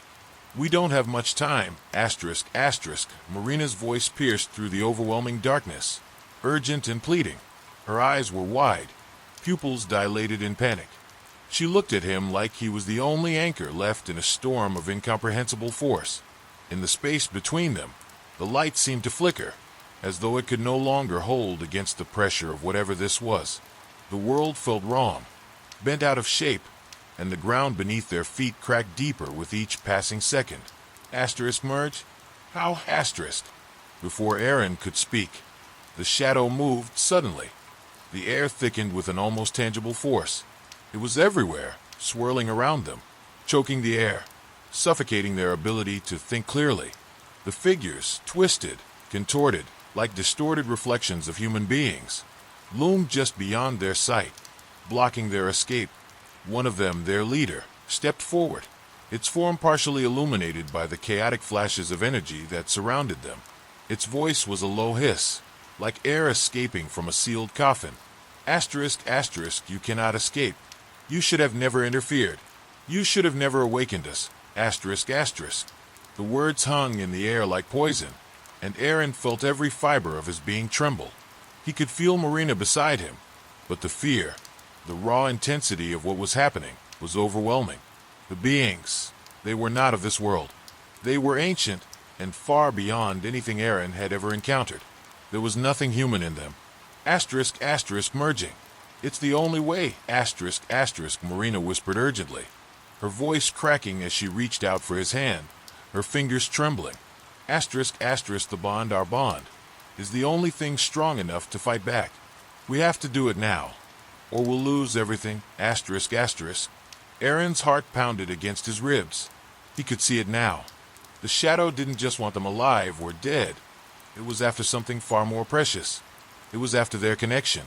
The very thing that tied them together, this inexplicable bond between them, was the key. But what would this merging entail? Was it truly a sacrifice? Or was there a way they could fight back, keep their souls intact? His pulse raced.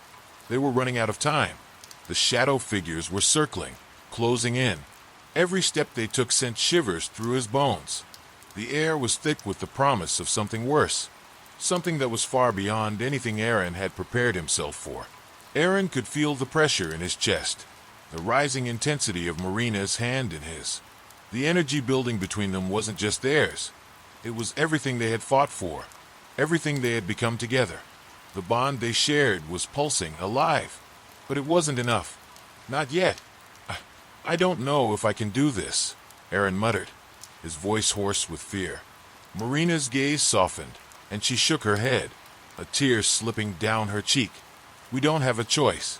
In that moment, it was as if the universe itself exhaled, pulling them into a final stand against the void. The shadow figures raised their arms in unison, their movements deliberate and cold, as if to finalize the crushing blow. Aaron could feel his mind split, his thoughts spiraling. He knew what was at stake. This wasn't just about survival anymore. It was about whether or not their souls would survive the storm that was tearing the world apart. If they could not merge, if they could not unlock the full power of their connection, they would be consumed. And yet, something felt wrong. The bond they shared, it was more than just survival now. It had become something more, something sacred. And to merge in the way Marina was asking, it felt as if they would lose their very essence. Was this the only way? Trust me. Marina's voice broke through his thoughts, and for the first time, Aaron could see the weight of her own fear in her eyes. We are the last hope. Together, we can stop this. But only if you trust me. He hesitated, heart racing, as the shadow figures crept closer. In that instant, a surge of realization struck him. The merging wasn't just about combining their power. It was about understanding the full depth of their connection. The very thing they'd shared all along. The thing that had kept them alive through every trial, every hardship. They had to bring it all together. Every shred of themselves. And just as he was about to act, a deafening sound split the air, like 1,000 voices screaming, all at once. The fabric of reality cracked, and the abyss itself seemed to open, its tendrils now reaching out to consume them whole. We have to do it now, Marina screamed, pulling him closer. Without thinking, without knowing fully what it would cost them, Aaron locked his hand with hers, and in a blinding, searing light, their worlds collided. Time, space, reality, they all seemed to fold into one. But as the light exploded, and everything around them began to disintegrate, Aaron felt the terrifying truth sink in. They were too late. The abyss wasn't just consuming their world. It was consuming them. And the real horror? They had just awakened the true enemy. The true battle was only beginning.